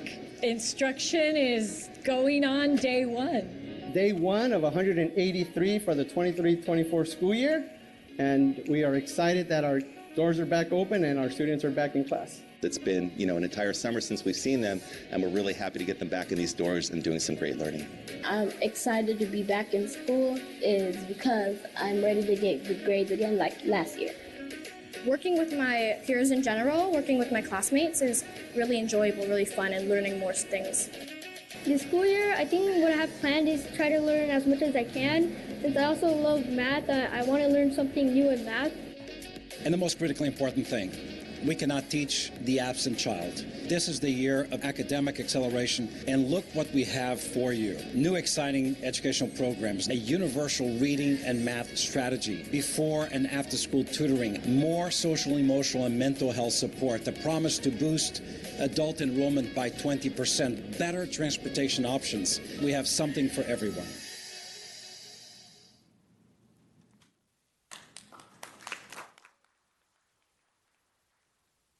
You can see, first day of school, just the energy being there from the very beginning and seeing our bus drivers kind of roll out of the yard, going on to pick up our students and get them to school, to the end of the day out in the valley, spending time with the culinary arts program there. Just it remotivates you, reconnects you, and just want to say that our preparation has been primarily focused, especially in that first week, in creating that welcoming environment, ensuring that our families are welcomed in a way that gets them engaged, our students are engaged from day one, and that teaching and learning begins from the very first minute that a student sets foot in class. I thought I'd hit on just some key highlights for the first week of school. When you look at our attendance rate, we are very laser focused on making sure that there is a concerted effort across the system, and where there is a general responsibility from all staff to ensure that every student is in their seats every day. And because we know that the student that is absent isn't learning on the day that they aren't in the classroom. You cannot teach the absent child. We also ensured that as we're looking at vacancies and ensuring that there's credentialed teachers in every classroom, that we got close to ensuring that all classes were covered. When you look at just the vacancy rate that we started day one with, we had 11 vacancies. We were still able to cover those classrooms. But when you look at historically what we have started as a district from a classroom vacancy standpoint, on average it's been about 300 vacancies on day one. That is a huge progress, and that is huge progress just in terms of operational preparedness and ensuring that students are staffed in an appropriate way, classrooms are staffed in an appropriate way. When you look at our UTK program and our transitional kindergarten program, this year we have 15,163 students enrolled as of last week. That number continues to grow. Our efforts to continue to outreach and engage our community is one of our key highlights, in that this is a new program that we know captures our students at a very young age and provides an opportunity for our families to engage LA Unified. We covered 1,360 routes throughout the district on day one, and we continue to do that. And then when we talk about meals, we served over 2.3 million meals for the first week of instruction.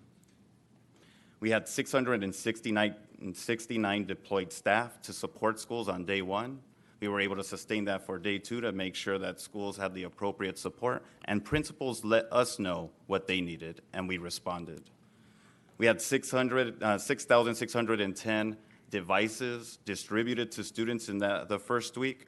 When you look at the overall deployment of our devices, as the superintendent said, we have gone to a 1-to-1 ratio when it comes to devices and students.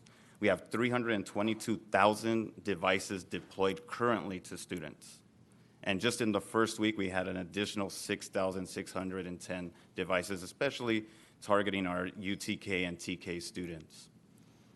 One of the things that we always focus on, especially we begin the beginning of the school year, is ensuring that our students and our communities are responding from the perspective of heat waves and heat preparation. We had early communications that were going out the week before, but our facility staff deployed additional units to various regions to ensure that there were impacted sites, that we were able to deploy portable HVAC units while tickets were open, and we had staff responding to classrooms that may not have available AC at the time. And then when you look at our help desk, historically, numbers in this area have been somewhere in 6,000 to 10,000 calls. We had 4,446 help desk calls, of which calls lasted no more than a minute and a half to 2 minutes. We were able to close out most concerns because most of them were folks resetting their passwords, adjusting to the new classroom, and also many of them were driven by the new devices that were distributed to them.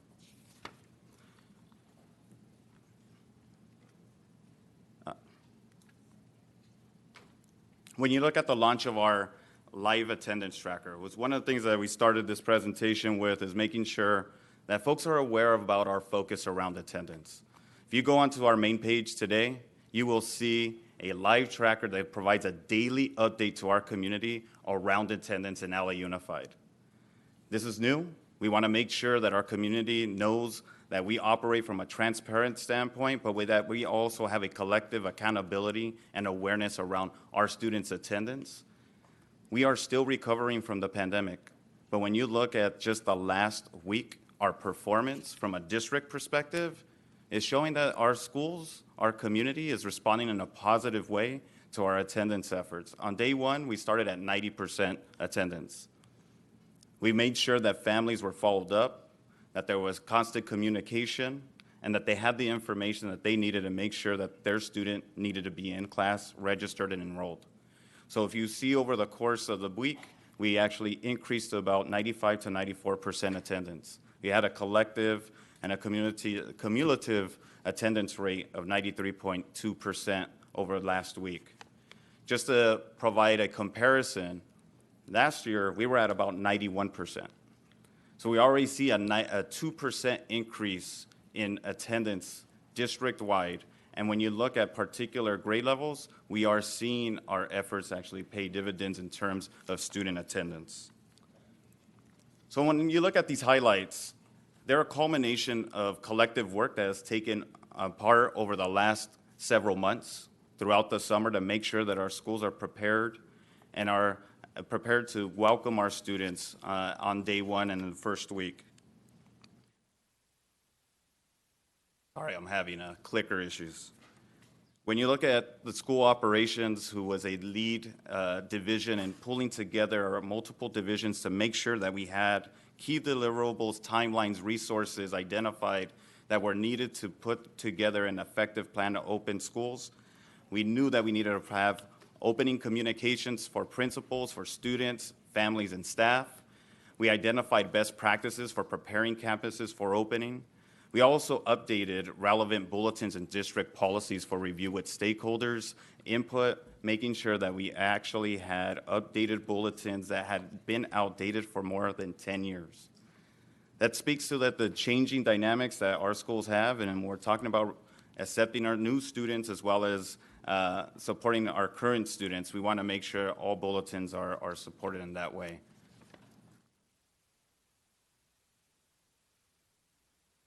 When we talk about attendance preparations, what we are really focusing on is the MTSS model. When we're talking about multi-tiered systems of support, we want to make sure that folks have accurate data, that we have established attendance teams at the school level, region level, and central office level, that we are developing a culture of attendance among staff in our school communities, as well as developing effective outreach and intervention strategies. All that is bolstered by our efforts to strengthen our relationship with our community partners who have that on-the-ground relationship with our families and can be a voice for the district and students in making sure that we're establishing strong relationships between school, staff, and student. The other element is ensuring that staff have an understanding on the impact of attendance. Without attendance taking place in a current and most relevant way and ensuring that staff can have conversations about where their attendance rates are per student, you cannot have an effective strategy at the school site or regional level. So we are building the capacity in PD to reinforce that practice. And so it is that continuous improvement around attendance that we are honing in on this year. The I-Attend 2.0 effort that we launched on August 10th and 11th focused on visiting families.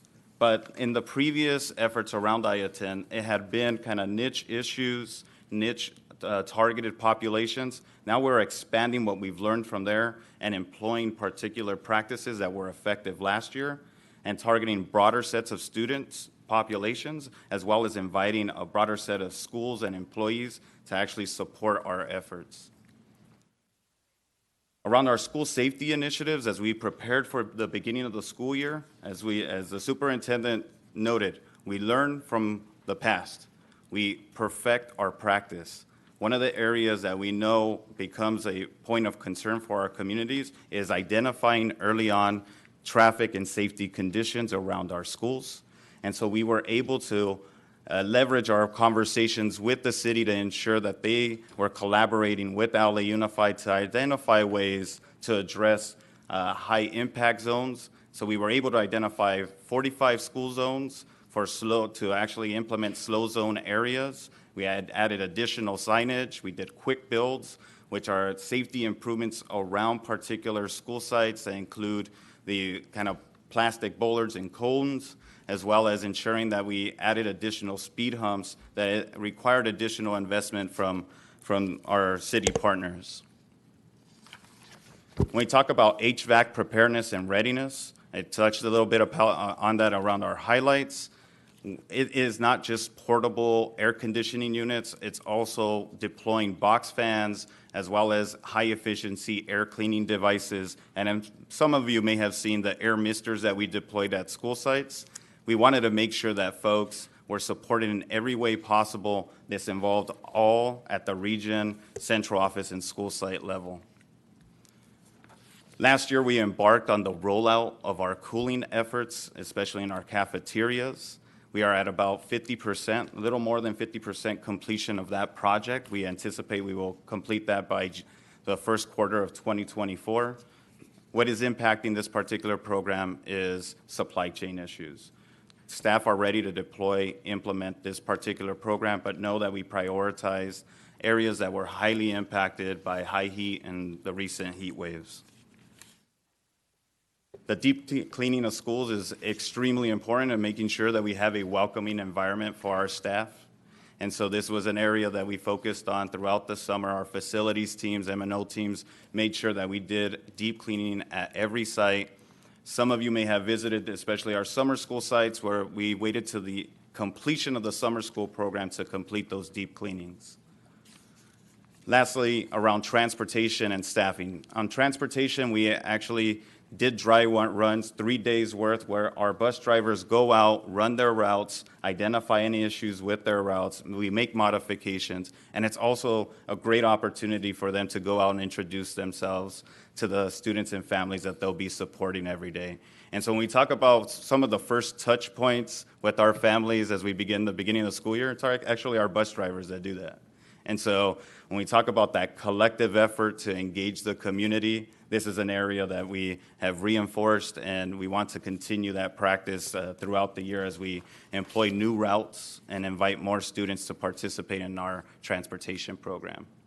Food services also honed in on their practice and their availability of available foods that are actually being prepared for our students throughout the school year. And one of the most exciting things was actually getting together with students who actually provided opinion, provided their input on some of the foods that we were adding to the menu. I will say the blueberry crumble for the breakfast menu and the chicken wings, but I'll say the blueberry one, it's gonna give the coffee cake a run for its money. That's all I gotta say. It's pretty darn good. I'm just saying. But when you talk about the menu and the options that students are actually generating with our staff and our chefs, it's super dynamic and really reflective of the diversity and the culture of our district. And so super excited about the menu options that will be available this year. Around technology readiness, talked about this. We made sure that all devices are prepared to take on new curriculum, new assessments, and are updated to meet the security requirements that our district has recently employed and set a new standard, especially as a result of the cybersecurity challenges. Lastly, around staffing. Staffing in classified, we're at 93% overall fill rate. And I can give you an example. M&O, B&G workers, last year we sat at about 30% vacancy. This year we're starting off at about 12%. And so we're making significant progress when it comes to filling critical positions that our schools rely on, our communities rely on to make sure that our schools are safe and clean and supported. Our classified staff continue to go out, do job fairs, recruit, and if anything, this is an opportunity to articulate to our community that, we have a diverse set of positions that are available and open in this district. Please go to lausd.org and to our Personnel Commission website that does our recruitment and hiring. When it comes to our certificated classroom and teaching positions, we have a 99.9% overall fill rate. We were able to hire 1,308 teachers as of August 15th, and we continue to hire. We do have hard-to-staff areas around STEM. So if there's anybody in this room that would love to join us back in the classroom and has a chemistry or physics credential, we invite you. Because these are the areas that we are currently looking to recruit and fill. And so from here, I want to hand it off to Dr. Estrada. When we talk about the operational preparations of the district, we focus on ensuring that we build that foundational environment which actually allows learning to take place, teaching and learning to take place. And so I'm very proud of the team that came together to put the operational pieces together, but so much of that is actually reinforced by the instructional preparation that takes place throughout the summer as well. And so I'm going to hand it off to Dr. Estrada. But don't go anywhere, because at the end of both presentations, the board has questions. Oh, we'll be here.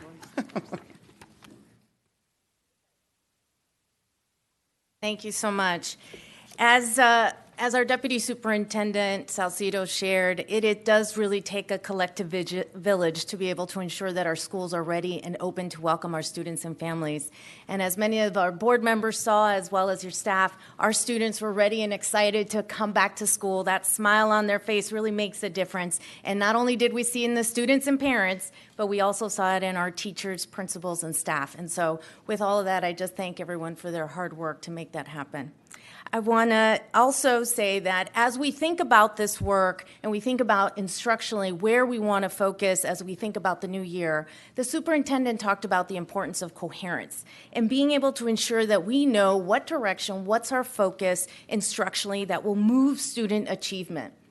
And I think that's something that's really been important and very much well received by our staff, because that way they know what are those elements that we are going to be supporting throughout the year instructionally to ensure that we meet our targets in our strategic plan and our student family goals.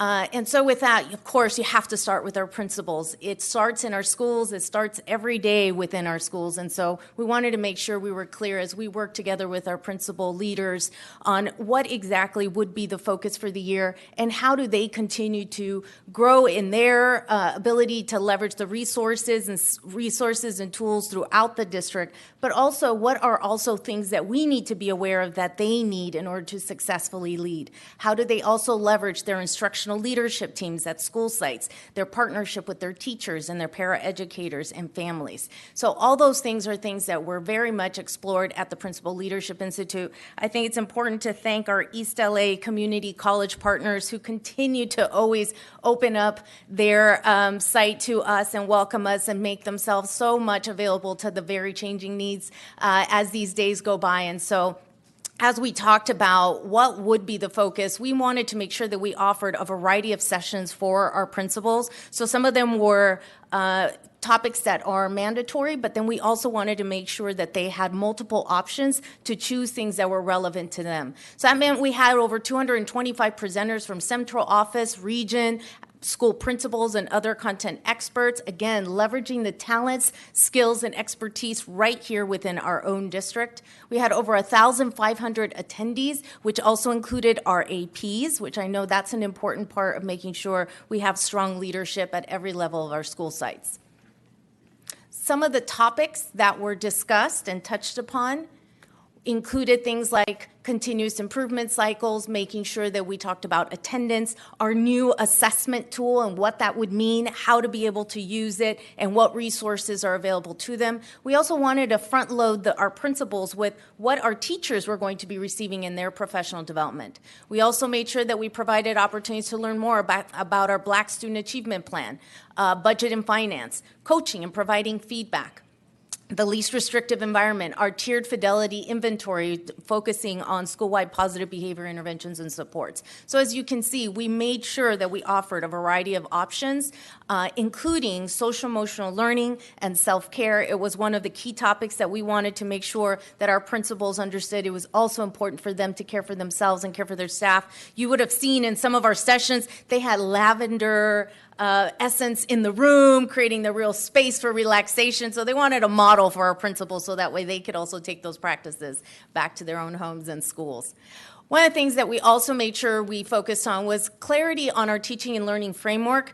This is one thing that makes LA Unified unique. We have a high-quality instructional framework already in our school district. Many other school districts wish that they had something that provided guidance on what is quality teaching and learning. Well, LAUSD has that, so let's be clear about what we're going to focus on so people know how do we go deeper, not just broaden, add more stuff to the plate. Let's make sure that we're really tight together on what this means and how we can get better. So a couple things to highlight. One, obviously standards-based instruction. As appropriate for our students, we want to make sure all students have access to that, and that can look different for many of our students. Also, discussion techniques and student participation, and ensuring that we provide students feedback. One of the things is we need to keep adding tools to our teachers and principals' toolbox on how to ensure that oral language development occurs. It's wonderful to say that, but if you don't have good tools in your toolbox, it's very hard to continue to grow that. We also want to make sure that as we talked about these, that we were grounded in a multi-tiered system of support. We know that we need to make sure there's something offered for all of our students, but that we also provide targeted support for those who need it most, and those include tutoring, locally designed instruction, and so on. We also wanted to emphasize around these areas the culturally and linguistically responsive pedagogy and how important it is for our students to recognize that their identity, their language, their cultural background, their lived experiences matter and should be reflected in the daily instruction they receive. We also made sure that we introduced some other areas. So one of the things that we looked in the spring semester, we did a data dip of classroom observations to just see what we are seeing in our classrooms and what we're not in order to support our students, teachers, and principals. And what we found was that we needed to support further how to do purposeful instructional groups. When you go into a classroom and you see kids get into these small groups based on need, it is something as quick and as simple as a signal. But if you don't practice that, you don't know how to be able to do that from a data perspective, very difficult to be able to do. We also wanted to make sure that we focus on language proficiency, recognizing that a large portion of our English learners are still struggling to meet or exceed our expectations on many of our assessments, and we know they have the potential and are able to do it, so how do we create the lessons that create that opportunity for them?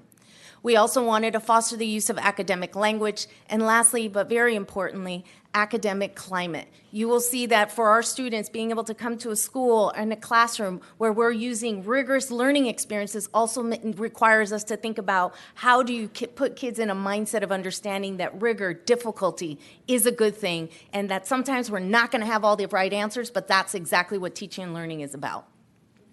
So all these pieces have really come together to foster what will be the focus for our school year. We also discussed the use of informal classroom observation tools and our PDSA cycle, which really is about continuous improvement. We have all been in situations where we've seen where the data and the instruction aligns and we see things move for our students, and sometimes it doesn't. So it requires us to collectively work together, leverage all the tools and resources on our campus and beyond to meet the needs of our students. So we wanted to lay that foundation, common understanding, common language. Another important part, which is extremely important to us as a school district, within our school communities, and within every region in our district. Safe, healthy, welcoming, and affirming schools is an element, and it starts from the minute our students walk through the gates. How they feel, where they feel welcomed, what does that look like, what does that feel like? We wanted to make sure that our principals understood or shared what were ways in which they're doing that, and we have many wonderful schools who do that beautifully. So what was some of the results? We know that we also have to continue to improve. This is the first time we've had a Principal Leadership Institute session in over 7 or 8 years, in some cases to this degree, 10 years. So we really have not had this kind of coming together. It was beautiful to see principals who've known each other for years but who had not seen each other for years be able to engage and be collegial with each other. But it also requires us to be reflective of, did we meet the goals of the Principal Leadership Institute, which overall we did. As you can see, there are also some areas where people really felt topics resonated for them. I think the other piece, though, is people wanted to make sure that as we offer different sessions, and now because we have an instructional calendar for multiple years, we can be more planful and also find more sites that would allow for the degree of space that we need. And so that way people can get these kind of small group sessions. They also wanted to be able to have more of these kind of preview sessions, see what's coming in the year, be able to give feedback to regional offices and central office, as well as have workshops. I think one of the biggest comments that a secondary principal shared was how much they felt like the PLI treated them as professionals, and that's exactly what our goal was. We want to make sure that they know right here in LA Unified we have the resources they need and we'll meet those needs as necessary. The next piece, in preparing our teachers, this is another big critical part. So we wanted to make sure we offered summer professional development for our teachers. As you can see, we had plenty of days of training. It again was an opportunity for us to be able to provide a common understanding across our school district. We were able to hear from our principals what type of, from our teachers, what type of learning experiences they wanted to also get in the future. I think one of the things that is important to know is there were a variety of topics that were hit upon. I think what's most important is literacy and math were made available to all of our teachers, but also wanted to make sure that we made available based on certain roles. So you can see that we had something available for our arts teachers, social studies, science, physical education, our health, school librarians, which I understand they had not received any kind of professional development in quite some time. So it was wonderful to be able to make sure they received that, as well as our counseling coordinators and our special education teams. Please know that we will continue to grow. We know that there was a great start, created a common foundation, but next year we'd like to offer more choice options for our teachers. Now that we have some good foundational topics set, we need to make sure that we're bringing expertise from our classrooms to other teachers. So we'll be offering more more of that as we think and look into next year. We also made an introduction. I encourage people to ask about the instructional look-fors, both in elementary ELA as well as math. At the secondary level, we also have one for ELA. It's important to be able to know what we should be looking for together. And so these tools were serving just as that, a tool to allow us to engage in that continuous improvement. Some of the feedback that we received, I think, is really overall ability and time to plan. So not only did teachers get content, but they also got time to plan. And I think that's one of the things that, as we've been providing guidance to our schools, as we continue to develop tools to be of service in our school teams, co-planning time for our teachers is going to be a big focus, and how that can be facilitated and supported. It is something that many of our teachers have continuously asked to be able to do that. So how do you balance that with making sure they get professional development opportunities, as well as making sure they have time for collaboration? Additional feedback we received, thought exchange, definitely feeling like some of the topics such as critical media literacy was being used. As you know, our students are having access to large amounts of information, which is awesome, but how do they differentiate between what is actually quality, evidence-based, and so on is something that is not easy to be able to do. So good feedback that we received and opportunities for growth. So what comes next? I think one of the key things that it's important to emphasize is that as we're continuing to build that common language, common understanding, and common focus, that allows us to build into our principal meetings. So this will lead into the year what those principal meeting topics will consist of, as well as ensure that at the regional level, they're able to dive deeper into school level data with those principals and being able to go deeper into what does that implementation look like, what are some of the barriers, and most importantly, if there are additional resources and tools that we need to develop at the region level central office that we're able to do that. In addition, at the teacher level, we'll be sharing PD care packages focused on literacy, numeracy, and a variety of other areas that our principals can use at their school level, as well as our regional offices. And again, with an important focus on that collaboration time for our principals, whether teachers, whether it's grade level or being able to do that at that content level. I think that's also where an opportunity, as the superintendent shared earlier, when we think about continuity of learning.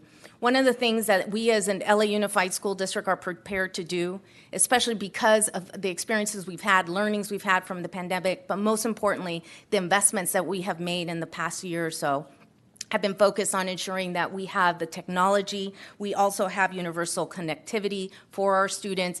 Because we know that we are in an evolving space and world, our students need to be able to have knowledge, tools, and lessons at their fingertips at any time, regardless of any emergency. And that is something that we continue to pride ourselves in and lean into, because we know that in this world that we live in, things could change, things happen, but we need to make sure that we leverage the devices, the personalized learning tools that we've invested in, including our assessment, to then be able to develop those kind of continuity learning experience that students need to have and that our teachers can have at their fingertips. But most importantly, and as we discovered on Monday, making sure that our teachers then, we trust in them to be able to develop those lessons that our students can have access to, our families can have access to. And we were able to see that based on the kind of continuity of learning planning we've done, and we will continue to do. So one of the things that you will see us constantly be checking in on is if an emergency occurred, because we have coherence in our district, because we have common tools and resources, how do we make sure we're ready for any kind of shift and change that our students may need and that is quickly accessible, because things can happen in a heartbeat. And so we wanted to make sure that we're always prepared for that. And so with that, I want to introduce Dr. Baez, who will go more into the literacy and numeracy focus for the year. There's been lots of questions on the new math framework. There's some questions on what will be the focus for literacy and numeracy and how does that align to standards, but also around our Interventionist Academy. And I just want to thank our central office and regional team for all their leadership and preparation for a strong start, and also to our DOI and Chief Academic Officer for her leadership as we plan the year. Thank you so much.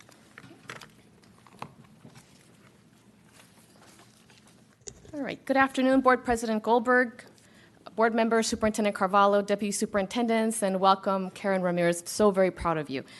So I'm here today to speak to you about the evidence-based practices that we're going to deepen. deepen practices in the classroom for students to engage and reach achievement in literacy and numeracy. So I'm going to present to you some of the priorities that you'll see in the classroom. So there's professional development that occurred in the summer, but we want to make sure that teachers have all the tools that they need to focus on the standards that make a difference for our students. So what I'm going to present to you is based on the California Department of Education standards and framework that detail what students should know and be able to do by grade level. I've also used the Achieve the Core site that bundles and prioritizes standards and lessons. The evidence-based practices such as small group instruction, the science of reading and writing, language development, and culturally and linguistically relevant and sustaining practices. And the LAUSD strategic plan, which highlights our goals and district direction for achieving literacy, numeracy, graduation, and social-emotional learning. The graduate student profile, which promotes the following dispositions: being an advocate for self and others, being open-minded, being adaptable, and being an effective communicator. All of these tools were used to develop the strategy for this upcoming school year. So I will begin with literacy. These are the dispositions that students should demonstrate by the end of 5th grade. This is what students should know and be able to do. And the goal is that for every school, principals and teachers are sharing with the parents what students should know at that grade level. I won't go to every grade level, but I will just mark milestones, and I'll begin with 5th grade and what students should know and be able to do in reading, writing and research, and speaking and listening. As we can see in reading, students are beginning to decode, to read complex text. They're also making connections to themselves, text to text and text to the world. Students are writing in a different genres, and they're beginning to speak in conversation and have discussions about the topics that they're reading about. So the speaking skills are key to emergent bilinguals and standard English learners to acquire academic vocabulary and participate in rich discussion. So by 5th grade, students should know how to do this, and they're not learning to read, they're reading to learn. By the end of 8th grade, students should demonstrate the following behaviors in reading, writing, and research, and speaking and listening. In reading, students are reading text across all genres, such as expository, fiction, nonfiction, etc. And students are analyzing text to text, text to self, and text to the world. In writing and research, students are researching topics aligned to grade level standards. Students are forming opinions and defending their arguments based on evidence. This is where the professional development was very instrumental by helping teachers find the right tools when it comes to critical media literacy, so that students cite the right sources, making sure that they're valid and reliable as they're posing and creating their argument. Students present their ideas to one another, asking questions and providing feedback as they're conducting their research and presentation. By 12th grade, they're very similar behaviors that we want to see, but at this point, the journey from kinder to 12th grade has allowed the students to demonstrate those graduate student profiles, to advocate for self and others, to be open-minded, to be adaptable, an effective communicator, to be like Karen Ramirez, who's sitting here. This is what we are hoping to produce in every one of our students. This is the continuum of literacy that I'm going to share with you. And what I want to share is that these are the college and career readiness standards. When we see the progression, and especially when we begin with print concepts to fluency, these are the progressions for early readers, kinder through 3rd grade. So students who are not reading, this is what we follow. We follow print concepts, phonological awareness, phonics, and fluency. The science of reading comes at play here. Students are also exposed to key idea and details, all the way to range of reading and text complexity. What I want to note here is that as we progress from the first area and we go from the left to the right, the left is the least challenging types of activities, and the ones to the right are the most challenging, what we would sometimes call rigor. We want our students to be exposed to more challenging activities beyond key idea and details, because we want students to be able to integrate knowledge and ideas and be critical thinkers and consumers of information. We can't do this if we're constantly citing and regurgitating facts. So we want students to be able to get to the far right and be able to read a range of topics and have complex text in front of them.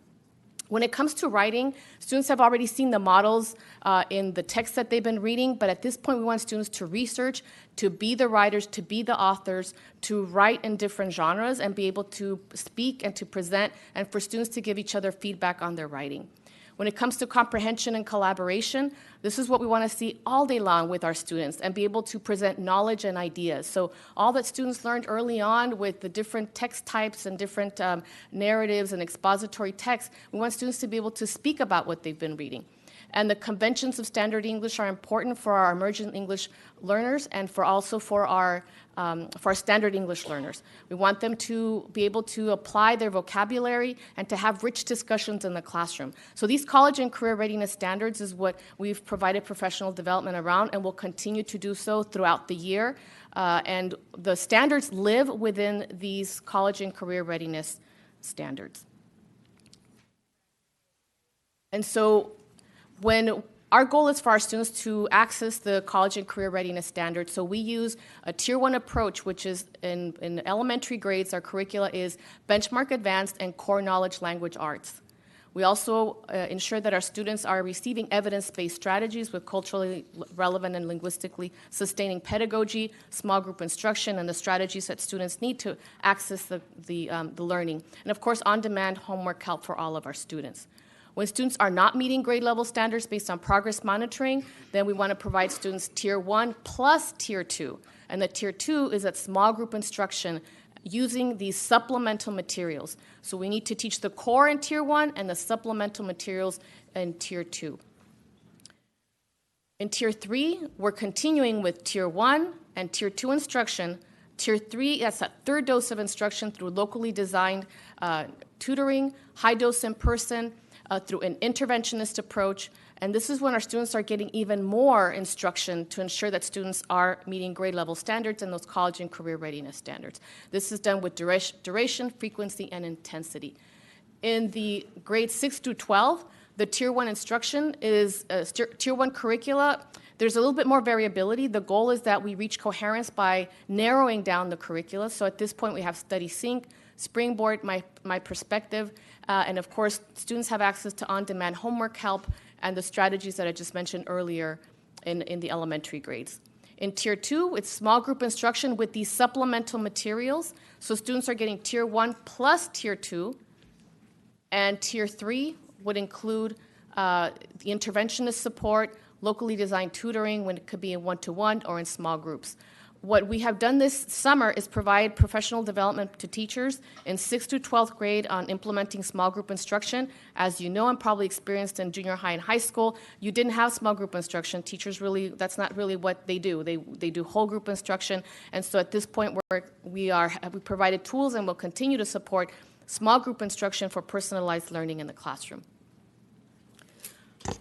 Our numeracy strategy you'll find is a little different than what I showed you with the progressions. In elementary school, these are the foundations for students to access the middle and high school standards. So if you look at kindergarten, students should be learning counting and cardinality. In kinder through 5th grade, students are getting numbers and operations in base 10. That then becomes ratios and proportional relationships in the middle grades, and it impacts their achievement in numbers and quantity. In 3rd through 5th grade, students are getting number and operations and fractions, which informs the middle school grades with a number system and then numbers and quantity. If you look at the blue, this is where our students have the most challenging time. It's operations and algebraic thinking in elementary, which informs their performance in expressions and equations in the middle grades, and then algebra and functions. If you recall, algebra is the gatekeeper to college, career, and life, and so that blue area is so instrumental to student success in life. Geometry is, students have exposure to geometry kinder through high school, and then in the elementary grades, measurement and data informs achievement of statistics and probability in middle and high school grades. So those are the very important, the coherence piece in mathematics and what we expect our students to know and be able to do. In Tier 1, the curricula is Great Minds Eureka and illustrative math, along with our evidence-based strategies and on-demand homework help. We provide our students Tier 1 plus Tier 2 when students are not at grade level. So it's small group instruction using those supplemental resources, as well as a locally designed tutoring, high dose or in-person or virtual tutoring. Tier 3 consists of Tier 1, Tier 2, and Tier 3. So a student who's not meeting grade levels should be getting 3 doses of instruction with duration, frequency, and intensity, which increases across the continuum. For our high school grades, again, more variability, but we're trying to narrow the number of curricula for more coherence and support, is CPM, Big Ideas, Springboard, illustrative math, and their evidence-based strategies to help our students access those math concepts, and of course, on-demand homework help. Tier 2 consists of a small group instruction using those supplemental materials. At this point, students have received Tier 1 instruction, added Tier 2, and if students are still not meeting grade level standards, they should be getting Tier 3. So we've given students 3 opportunities to reach grade level standards, and this one in particular is through the support of our interventionist, locally designed tutoring, or high-dose in-person tutoring. And as you may know, recently the new California math framework was adopted, and the adoption has brought us all together to unpack that framework. The framework shows promise as it provides direction on integrating transitional kindergarten through grade 12 math concepts around big ideas, which is a best practice in high-performing countries. So I'm grateful that we have this opportunity. We're going to unpack it and implement those strategies. It also provides models for connecting math to real-world problems, which has been an ongoing work of ours in LAUSD. There's also guidance on personalizing learning, grouping students strategically for support and advanced courses. In addition, the strategies are presented to promote higher and more equitable engagement and achievement for students who have been historically underrepresented in STEM careers, including girls and African American, Native American, Latinx, and Pacific Islander students. The framework also supports instruction for linguistically and culturally diverse emergent bilinguals who are developing math proficiency informed by the California English Language Development Standards. So our math department is currently developing guidance to provide our regions, schools, and offices on the new math framework because it will also bring new opportunities on courses that students will have access to. Here you see images of students learning to read and then applying their reading skills in the classroom through science, math, and presentations. This is an example of integrating knowledge and ideas into the learning. And so here, if just the continuum of literacy that I shared, the progressions and the numeracy standards, they all reflect what you're seeing here. So in some instances, students are in front of the teacher, they're learning to read, but then students become independent learners. And if you see the student he's Zeus, he's performing a piece, that's where students are now independent learners, and they're choosing, making decisions and choices about their learning. As a follow-up, we have a new assessment called iReady that provides educators and caretakers the students' level of achievement in English language arts and math. Teachers and administrators have received professional development on the administration and reading reports on iReady to address student needs. And the assessment window has already started. There's been a lot of mobilizing around this for access, and we have already practiced, and so at this point, students, we should have the diagnostic assessments implemented and clearly understand where students are performing at this time. In terms of our literacy and numeracy intervention and family academy, when we last met in June, we shared with you our literacy and numeracy intervention model. Since then, we've had professional development and small group instruction for all of our teachers. We had over 900, this was the PD for all of our teachers in small group instruction, which Dr. Estrada had just mentioned earlier. The Interventionist Academy is what has just launched, and we had approximately 900 interventionists participate to understand how to look at data, small group instruction, how to begin their first 21 days in the classroom. Their intervention implementation guide for elementary, middle, and high school have been drafted so that there's clear direction in the field about what intervention models look like and how to implement them in the classroom. And all administrators and teachers have been offered training in the use of iReady to begin grouping students for intervention. There's been a lot of work done since our intervention model was introduced in June. I'm very proud of the team that we put together to plan and to implement these strategies. There's also been a family academy, and we are looking forward to partnering with community partners. So on August 14th, there was a session for parents on literacy and grade level standards. And on the 21st, which was yesterday, I'm not sure if it was canceled or not, but there will be postponed, is a numeracy and grade level standards session as well. We'll be working with community-based organizations and partnering with them to ensure that our parents understand the science of reading and writing and ways to support reading at home for them. We want the classroom teachers and parents to be speaking the same language and to reinforce learning at home so that students can have more success. So as students are getting tier 1, 2, and 3 instruction, they get the additional dose at home when they're reinforcing the learning that occurred during the school day. And with that, that concludes my presentation, our presentation. Thank you very much, and we'll stand by for questions. Thank you very much. Madam President, members of the board, I'll wrap it up very quickly by expressing my gratitude not only to our deputy superintendents, our chief academic officer, their respective teams, every single person. You saw thousands of people participate in professional development activities during the summer. More professional development activities lined up, inclusive of the Interventionist Academy, activities for parents for greater level of understanding about the new tools and systems and assessments that we have lined up. When we talk about assessments, for example, we talk about iReady. Let's recall that we have exchanged a multitude of different assessments for a much more coherent, unified process by which students are assessed while learning, and with the ability to produce timely, real-time information that will help recalibrate the instructional process by teachers, principals, and us systemically, with feedback to parents and everyone else. That's the power of what we're doing. Lastly, I really am excited about the fact that you've devoted this much time to a presentation, not only in terms of our readiness for operations and the business aspect of the House, but a real deep dive in terms of our instructional focus on literacy and numeracy.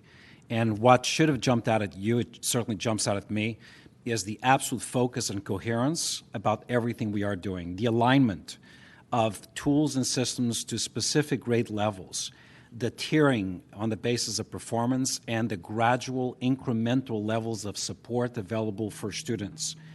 I've never seen, in all my years, a plan that is as detailed and as coherent as this one is. So I'm proud of this work.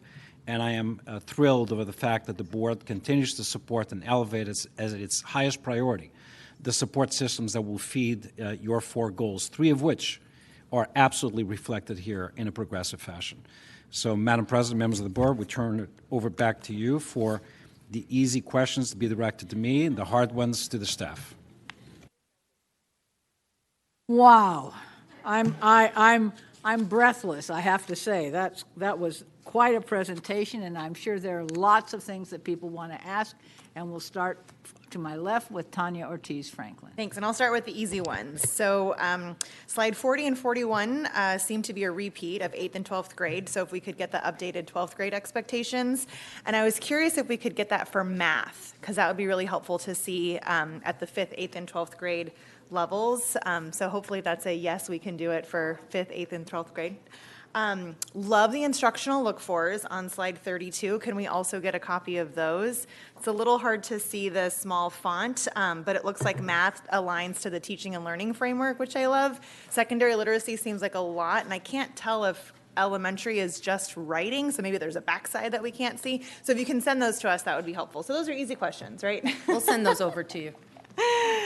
Awesome. Harder questions, maybe just to jump to the ops. And poor Mr. Salcido was texting with me on this, just so we can get clear on the vacancy numbers. So I think it helps to start with what's our denominator of teachers when we talk about fill rates, and then there were a couple numbers that were shared on the slides, 97, 99.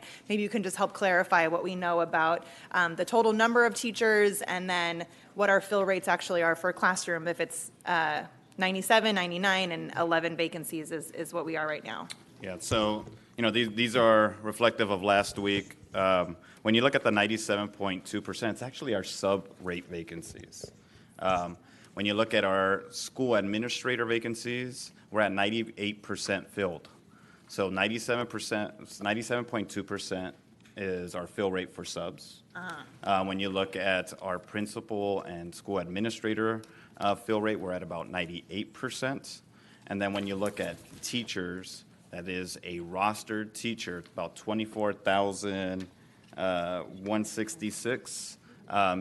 Those are at 99.9% filled. So we are confident that we have 11 teacher vacancies. They're filled with somebody in the classroom who has a credential now, but we're still looking for people, if they have the right credentials, to come into those classrooms. You're absolutely right, and if I may, that number will keep changing. Oh, yeah. So at any day throughout the year, last year, we had 200 to 300 vacant positions that were filled with redeployment. What we mean here now is that the need for redeployment of staff members who are currently not classroom teachers is restricted to 11 people. Yeah. That is an all-time low. But we know that people will resign, retire, move away throughout the school year, which will alter that number. But the 99.9% fill rate is specific to classroom teachers rostered based on master schedules across all schools. So 11 positions. Tomorrow it could be 12 or it could be 9, right? That's when we said that all positions are filled. It's because you will always have a slight little variance.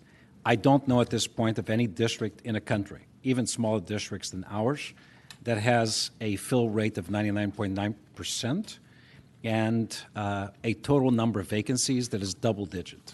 Most are triple digit and higher, so it's pretty stunning. Yeah, definitely better than last year and probably most years that or any year that we've had in the district. So very exciting. And just to let folks know, we are hiring teachers, particularly in math and science and special education. So come work for LA Unified. And then one more question, I'll pass it to my colleagues. I know there's a lot, but on the attendance slide 6, can you help me understand when students enroll, is that their first day of attendance? So I see the attendance went up, but shouldn't enrollment have also gone up? Like if I haven't shown up one day, does it count against me as an absence? We've gotten those questions from families. Yeah, it's from point of enrollment for a student that is a new enrollee. And so we generally will identify students that are no-shows. And then if they do re-enroll, then we start their point of enrollment and attendance tracking at that point. When we're looking at overall attendance, the attendance numbers here, we do exclude particular populations, especially when you look at our ETK, those that currently don't count towards what I would say ADA. And so that we include that little, that prompt and information on the website to clarify that for folks. So the 90% on day one is that they were enrolled, but they didn't attend. Correct. Okay, so when a student first shows up, can you help me understand the E-in, when a teacher like ease you in on the roster, how does that impact attendance? Yeah.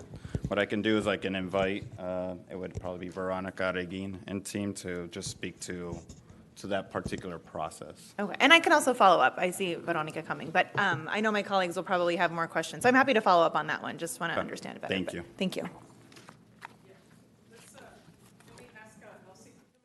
We'll follow up. We'll follow up. Yeah. I'm just going to go around the room. Kelly, next. Sure. Well, thank you so much for the presentation. Very robust. So a lot to dig into. First, I just, on the UTK of it all, which is always a focus for me, just wanted to celebrate the enrollment numbers of our students, and for the public, that doesn't just happen. It was really intentional efforts, not just through marketing, flyers, and other types of information, but actually a number of our community reps, our parent center directors, actually canvassed homes in the summertime to reach out to families who may not otherwise be connected to our schools, to make sure that they knew about UTK. And I think that those types of grassroots word of mouth efforts are really essential to reach families who might not necessarily be following other sources of information. So really excited about that. And then it follows, we just need to make sure we have a really high quality program for those young students. Teaching a room of 4-year-olds is extremely challenging. Amazing recognition to all of our wonderful UTK teachers as well as the aides. I also wanted to appreciate Mr. Sarcido, the framing of taking I Attend to make it a real systemic approach. I think that's one of the challenges that we've had in the past is those efforts have been really disconnected. It's been, a one-time student recovery day. We know that PSAs and others are leading efforts at their school site, but there should be a coherent system across our school sites and also connected to the region. So I appreciate to hear about what that looks like moving forward, and look forward to engaging in more of those home visits as needed.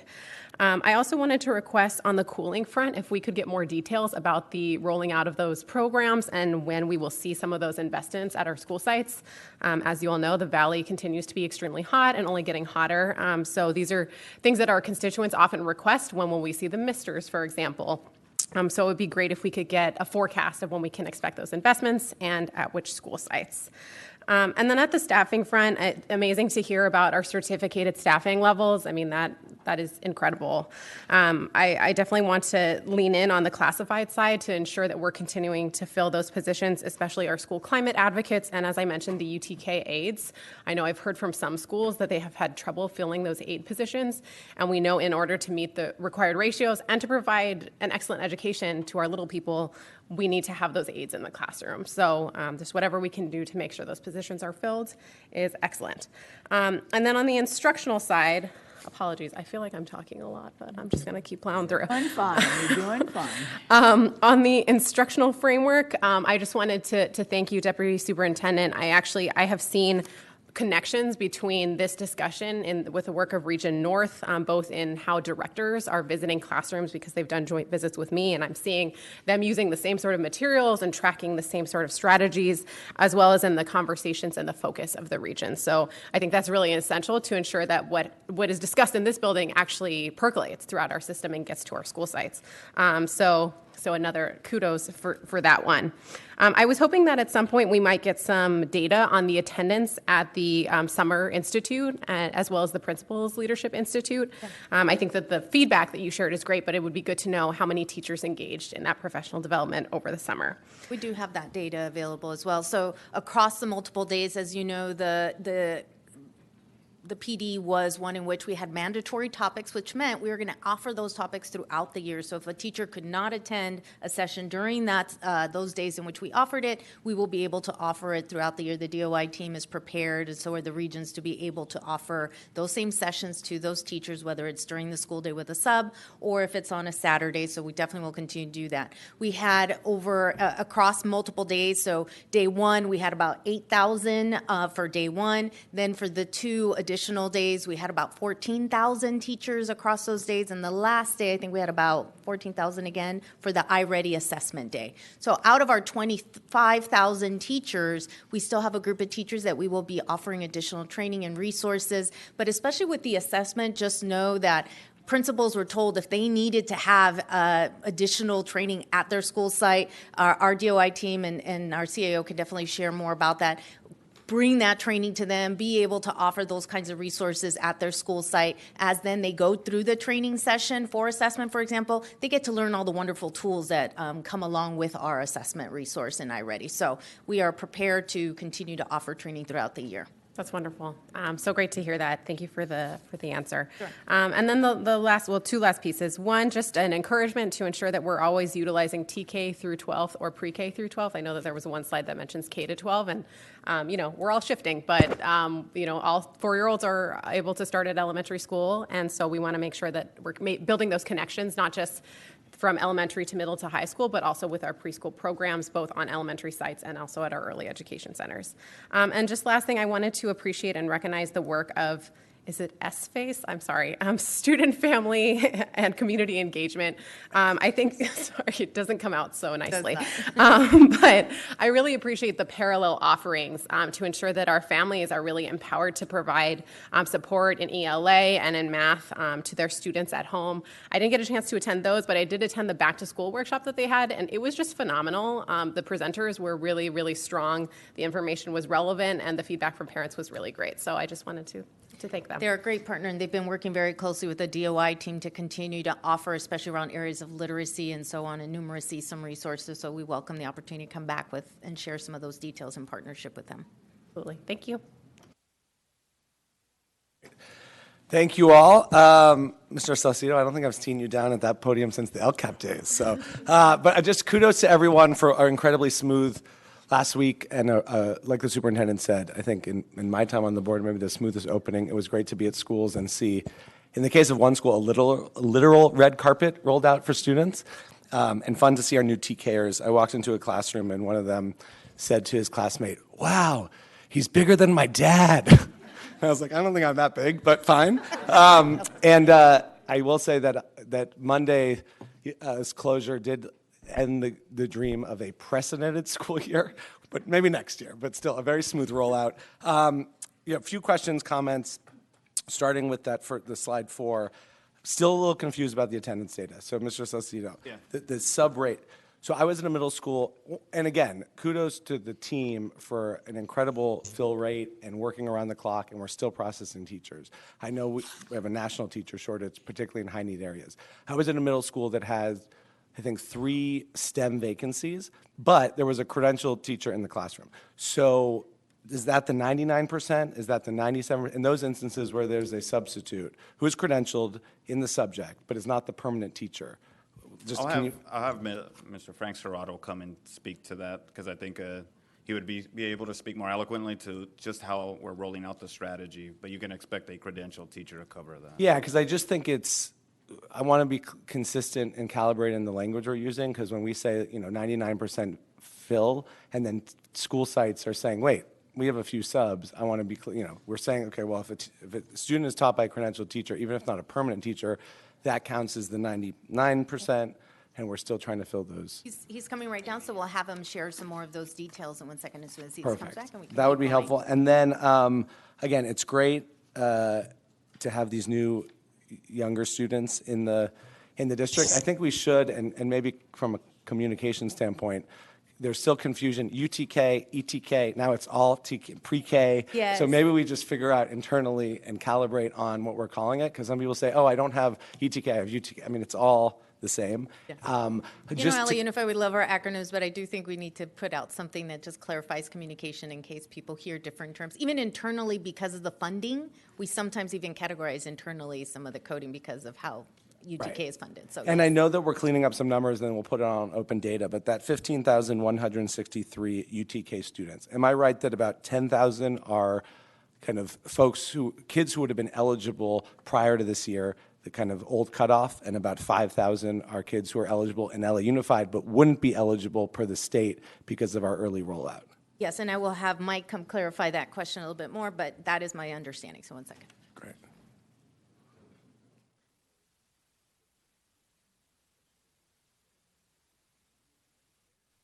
Yeah, Frank, we're just talking about, so the slide, the 97.2% teacher fill rate, 11 vacancies. A later slide talks about a 99%. Right. So if I have a school where there are still unfilled full-time positions, but those students are currently being taught by a credentialed sub, is that the 1% that's vacant, or is that the 2.8% that's vacant? Like, how do we reconcile those numbers? So for the purposes of having a credentialed teacher in every classroom, a fully credentialed sub is a credentialed teacher, and they can be the teacher of record, where the 97.2% was referring to sub callouts for that day. So we had, I have the number here, but we had I think it was like 1,261 callouts. That's typical for us on a given day. Staff calling sick, any number of things. So that was 35 assignments were not filled that day on day one, so it was a 97.2% fill rate. On day one, we had staff deployed throughout the district, so we were able to assist and cover classes as necessary, so credentialed staff were out there to assist. The subsequent days after that, we've had 98 and 99% sub fill rates on those days. Got it. And yeah, again, like the superintendent said, I don't think there's any district in the world that you could expect someone's not going to be sick, hit traffic, have to take their kids in, et cetera. I'm just trying to understand that better. And the deployment, and a thank you to a public shout out to the 669 staff deployed those first few days. Has that number dwindled since? And do we have any update, like today, how many staff were deployed to fill those vacancies? To deploy vacancies. Did you have to deploy any additional new staff or vacancies? No, we have realigned all resources and all staff members. So if we have internal candidates who are in those positions, we may have to come back as people leave throughout the year. On a monthly basis, we can lose upwards of 100 people. So vacancies are a moving target. We're constantly trying to fill it, but we really wanted to capture that data on day one, knowing that subsequent to that, we may have people leave, people retire, people come back, to fill a year or whatever that may look like. So it's a moving target. We are providing updated data, so we'll have that as soon as possible. And that 669 was just central? Oh, that's a different number. Oh, Sorry. got it. Yeah. Sorry, Got it.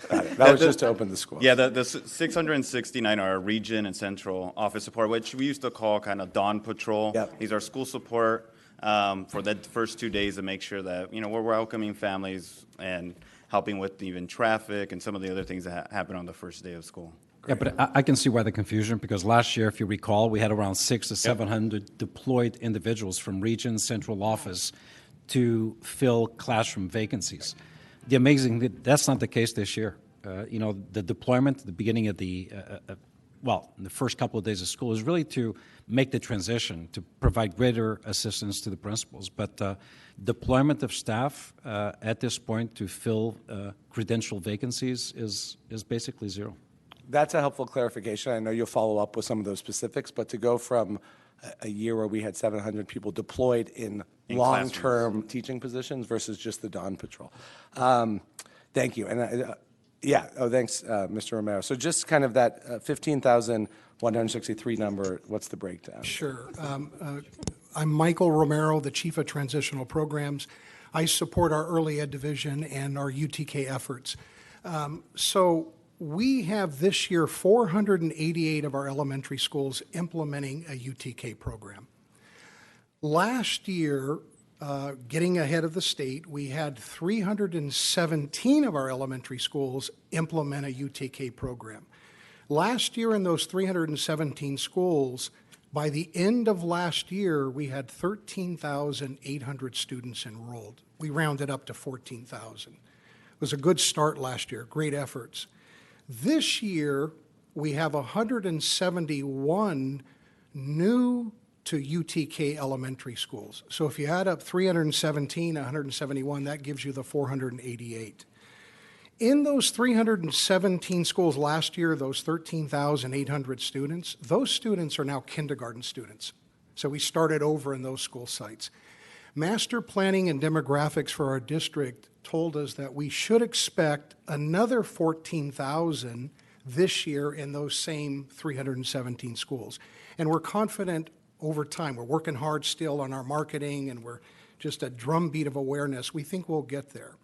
For the 171 schools that implemented UTK for the first time this year, Master Planning and Demographics expects us to enroll up to 10,000 students.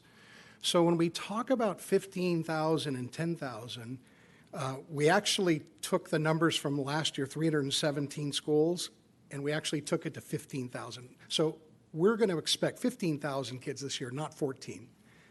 This year, for the new schools, we're going to expect 10,000. So if you combine 15,000 plus 10,000, we're looking at about 25,000 students. And so board member, I hope that helps on how we come up with that number. So we're looking, the goal is 25,000, and current enrollment is, as of the end of last week, is 15,163. That's correct. Got it. And for those rare parents who have not enrolled their kids but are watching this board meeting, where can they learn more about how to enroll their kids? They can go to our early ed website, and the first thing they'll see on that website is all the information they need to enroll their student. They can walk into any one of our elementary schools. 488 of them actually implement UTK. We have about 530 elementary schools. Some of our elementary schools don't have the capacity for UTK, and some of our elementary schools don't offer kindergarten. They start at first grade. So parents listening, if you can walk into any one of our schools, and the principal will help you get your student enrolled. It's pretty easy. We've enrolled 15,000 students so far. Great. Thank you all. Ms. Goldberg, I have a few more questions, but I don't know if you want to do it. Okay. Great. Going through the deck, one, just a kudos to Manish and his team in food services. I was at one of my high schools, Westchester, where the cafeteria manager was very excited to give me the beef teriyaki, which was delicious, I have to say. On the IT, do we yet know what percentage of our students have been deployed, for whom we've deployed technology? And I ask, obviously, yesterday's closure came early in the school year, but when we think of climate and wildfires and the need to pivot, I know I have some schools, Topanga Avenue Elementary up in the hills, where we might have to do that, and I think have a specific stipulation in the contract with our teachers to do that. I'm just curious. So what percentage of our students have their devices in hotspots, and when can we expect near 100? Sure. So because the start of the new year, new enrollees and everything right now, as Mr. Saucedo mentioned, we are at 322,000, which is about roughly 70, I will say 3 or 5%. The goal is to get back to where we were last year, which is about 85, 86%.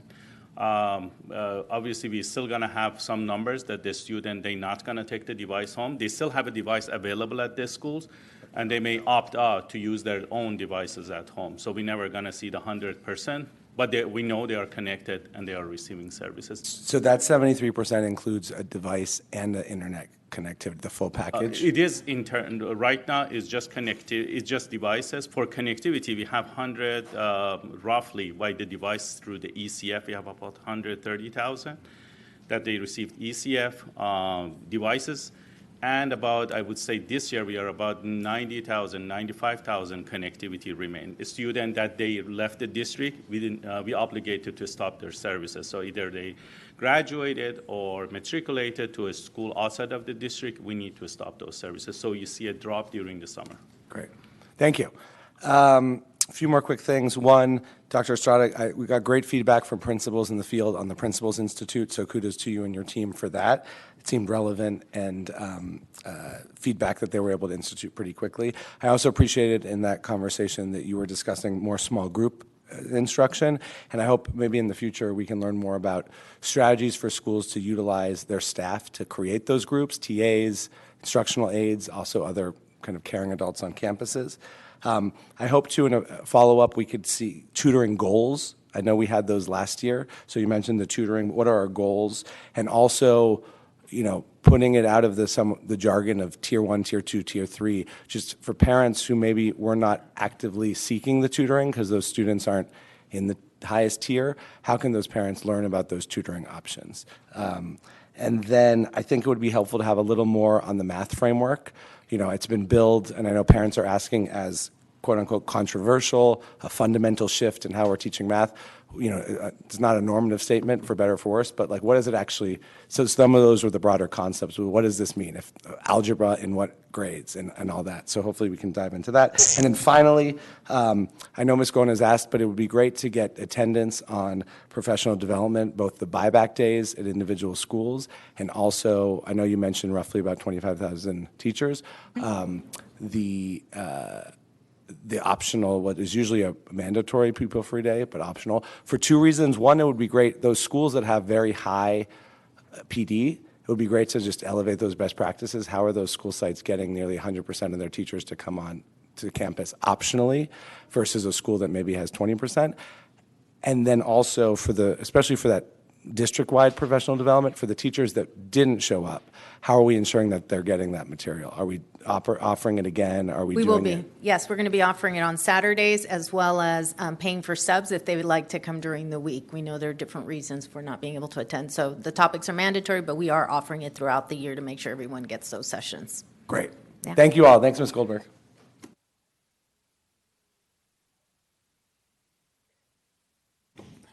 Again, this was the best opening of schools that I have ever seen. And I started in LA in 78, started in Philadelphia in 73, but I came to Los Angeles Unified in 78. The best opening I've ever seen. The connection between instruction and operations was flawless. And usually they were two different groups, but no, instruction and operations, it was so well done. Great planning. So if you know me, the most important thing to me is the school site. I am a general practitioner, but my specialty, like the doctor says, is my school sites. They're very important to me. And it's so important when I visit schools that people understand at the school how we need each other at the school. We should not work in silos at the school. We need each other. We need the teachers, the aides, our cafeteria people, our custodians. So some of the things when I visit schools, like now I see AC, and you did it in your air conditioning, HVAC for you other people, HVAC in our cafeterias. That is absolutely an accomplishment that you can't believe. If you've been at a school in Board District 3, when it's so hot that you're just melting to the floor, it is so wonderful to see air conditioning in our cafeterias. That's very important, and they matter. They matter too. I like to visit the campus aides outside, see what they're doing, let them know thank you for watching the kids, really important. And especially my special ed aides. You know, I observe them in the classroom, and I see how they keep a distance from their students. They don't hover over them. It's kind of embarrassing when you do that. They stand back, but they're always watching their students, and they jump in when it's necessary to help. It's just wonderful. I'm just so proud of them. I just want you to know that I'm also very proud of my, and Kelly mentioned it, my parent reps. Not only are they comforting to new parents coming in the school, but the PD that they offer parents coming in, it's just so wonderful. It explains everything that parents need to know at the school, and they're just irreplaceable. Library aides. You know, every secondary school has a teacher librarian. It's granted to the school, which is great. It's wonderful. But not every elementary school has a library aide. Kind of hard to recruit. They're only part-time unless the principal wants to back up another few hours to make them full-time. There's nothing like going to an elementary school library and seeing those kids with the love of reading. I am telling you, some kids like to go to the library because they're kind of shy and they don't want to go outside and they don't want to mix, but eventually they do. But they come in the library, they sit, and they read. And that is so, so important. The library aides are just a wonderful thing to have in our elementary school. So I push that all the time. So I visit them when I go to the school. I guess the best thing is to make sure that any problems that could occur at a school site are talked over with the administrator, with the teacher, and with others. You can have a successfully functioning school and kids who are really, really learning unless there's peace and calm at the school. And it's very important that everyone get along.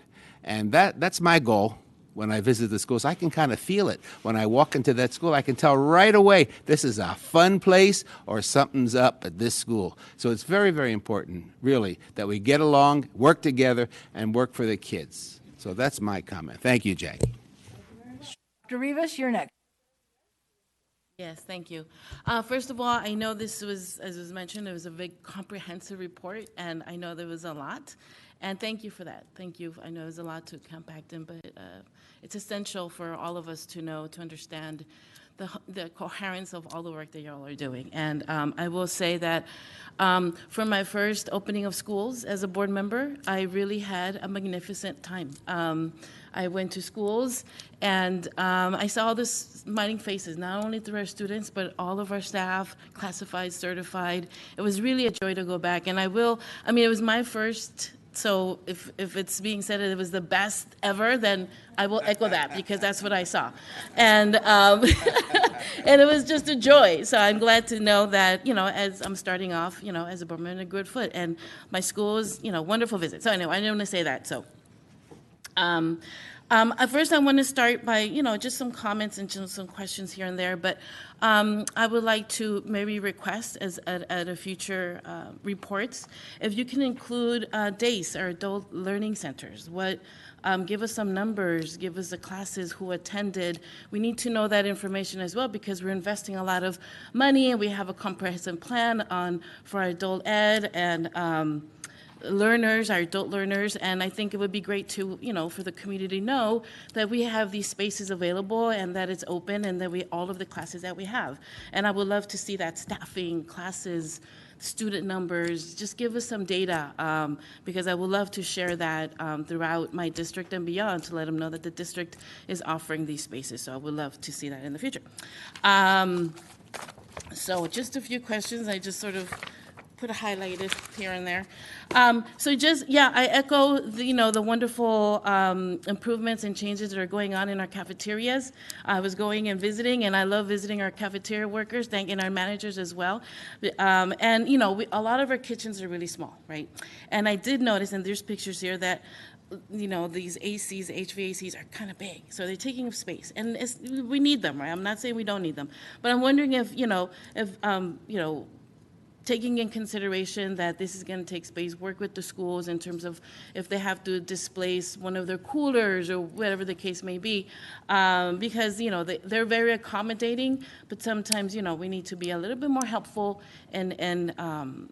and these changes, so, you know, so they're accommodated and they don't have to like go all the way to the NPR, to the freezer to get some food and then come back. You know, is this, and especially if they have to leave cool and hot, it affects our employees. So that's just one thing that I wanted to just, so, and then you did mention that there was sort of like a stoppage because of a chain issue, a chain supply issue. So when do we see this sort of alleviating, or when this is going to happen there? We anticipate we'll complete installing the cooling of cafeterias by the first quarter of 2024, so January, February of 2024. It's a combination of supply chain issues as well as changes in refrigerant for some of the cooling devices that we purchased. So we're doing that swap and making sure that we are compliant with some of the new state rules. Okay, so we're just kind of moving our Yep. timeline based on that. Okay, wonderful, good to know. And then for staffing, my only comment is if you can include here our community schools, let us know the staffing of community schools so we know what we can help and support them, because a lot of the times, you know, they're working alone, and we want to make sure that we want to know their staffing rates for community schools. And I would love to see more information on that. Again, staffing, any data you can give us on our community schools funding, so we know the status of and the strength and what we need to help our community schools, that would be great. And I also would love to know the principals for the Principal Leadership Institute, how many went, what was the percentage. I'm happy to know that there was a community school workshop. I'm glad to know that there were principals there who were interested, so I'm like, yay, I'm glad you included that, so kudos for that. But yeah, you know, wanting to know what the percentage here, I wrote here percentage of students, principals who attended. Yeah, letting us know a little bit more information on the institute, which is great. And I know I saw some pictures that people were posting, and I think, you know, I know it was a big benefit to our principals, and it did right here. Yay, community schools was included in that. And I'm really happy to hear about purposeful instructional groups. I love these words that were, you know, these sort of phrases, how we're really describing what's really happening. Because we'll say small groups, but what do you mean by small groups, right? We're purposeful. We're learning about specific standards. We're, you know, helping the students in whatever skills. So I'm glad that that's working, that's actually taking place.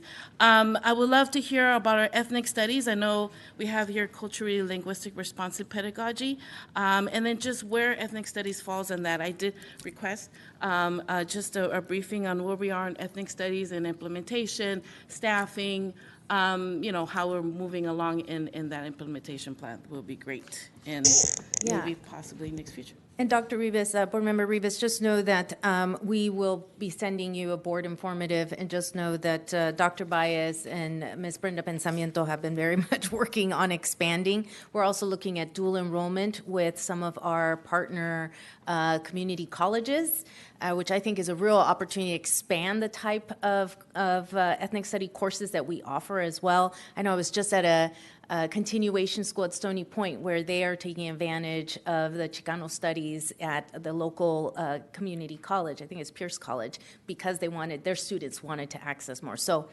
we're also trying to expand our landscape, and so look forward to the team being able to do that. They've worked very hard to continue to grow those options with our committee members.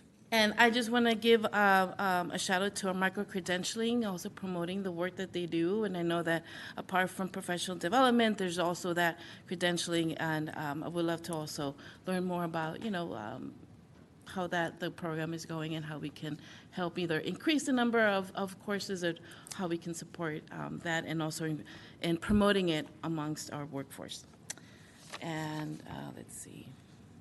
Co-planning, culture of collaboration, I love that, and the work that I've done when I go into classrooms and when I see teachers working across in grade levels and also subject areas when they're not working in isolation, I see just a different culture and a different sort of culture and environment amongst the teaching force. So I really kudos to you, Dr. Baez. I know this is your hard work, so and I really want to say that I do see the coherence in our classrooms as I was going across classrooms and looking at what they were doing, and our classrooms are changing. I do see an element of support and sort of different seating arrangements and grouping, and it's definitely different when I was in school. When the seats are just in rows. Here it's just like it's very inclusive. And so when you go in a classroom, you can feel that energy, right? And every classroom is different, but I can see the difference in and then how the tables are being seated, and then you have a couch where students can move around. They don't always have to be seated. And thank you, Dr. Baez, for bringing that change into our classrooms. I appreciate that very much. If you don't mind, it'd be great for you to just share, because during the teacher PD, it'd be great for you to share the type of triple tracking and modeling that was happening, so you would see the teachers engage in that joy. So I'd just love for her to share a little bit about that, because it's so important to our model. I think that you were referring to the warm demander work that we were doing and the classroom ecology work and modeling. So we did provide professional development. We showed models, and then teachers also implemented those practices into the classrooms. It's all part of the professional development, showing them models, giving them the tools, and then supporting them as they implemented those resources in the classroom. So it's been a joy to work with our wonderful team who is making it happen. So thank you. Beautiful. Well, it's making real transformational change in our classrooms, and I see that. And thank you for that. So yay. So continued work on that. Thank you. Let's see. I think that's pretty much it. Tools. Sorry, I made like a little. Oh, here we go.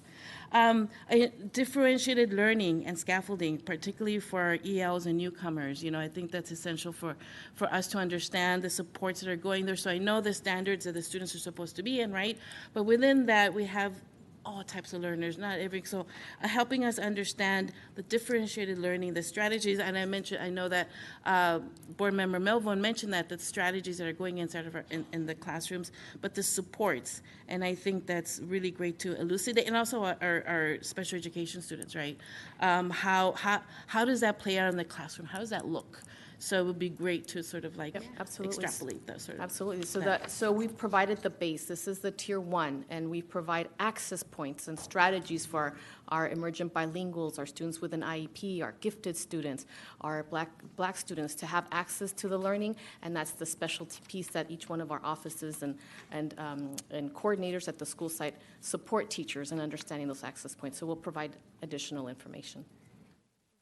I may also add, our med team also offered 10 days of institutes this summer as well. So just know that there's parallel tracks of training happening. And so they're also rolling out additional PD. Remember those care packages I've talked to you that we'll be sending out to schools so that way they can implement for their Bank Tuesdays. They're also working on that based on our assessment results on the LPAC. So more is coming, and they will be continuing to partner with the DOI team as well.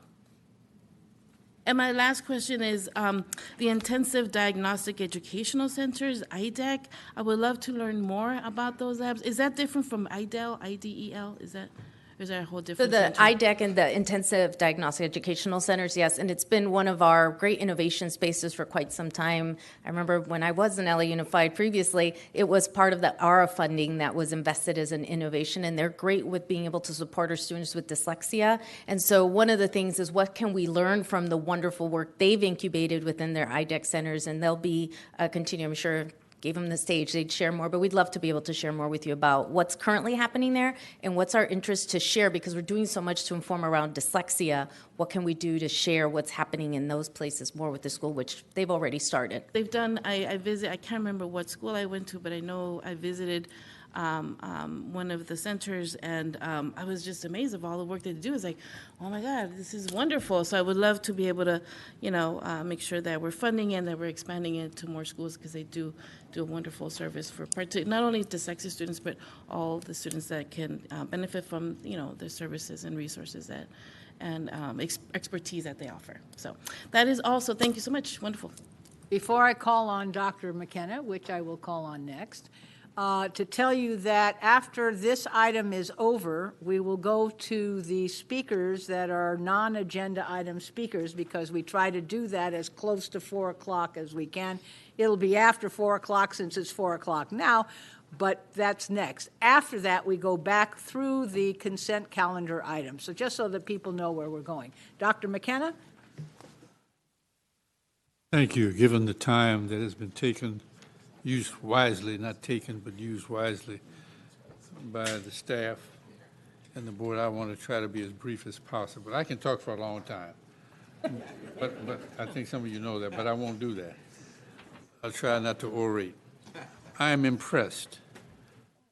I have been at this for a long time in several different districts. I've always prided myself in knowing quite a lot about instruction. My chief of staff reminded me as you were presenting that when I started off with, when Dr. Estrada came here, I've been talking about my 7 power skills: speak, write, read, listen, think, study, and take a test. It was incorporated. And I had never seen that before. I've never seen a presentation like this, and to you, Mr. Superintendent, I congratulate you on the quality of the team that you've gotten here, as well as the cohesiveness that you pulled them together. It's like you've taken some thoroughbreds and put them on a stagecoach team where they're all pulling together. No one person is out there, but they're all thoroughbreds. They really know what they're talking about. If this is an example of how we're starting, there's no reason in the world why we should regress. The presenters, the support team that goes with them, they've all shown me a cohesion that belies the, shall we say, the newness of this superintendent to this district.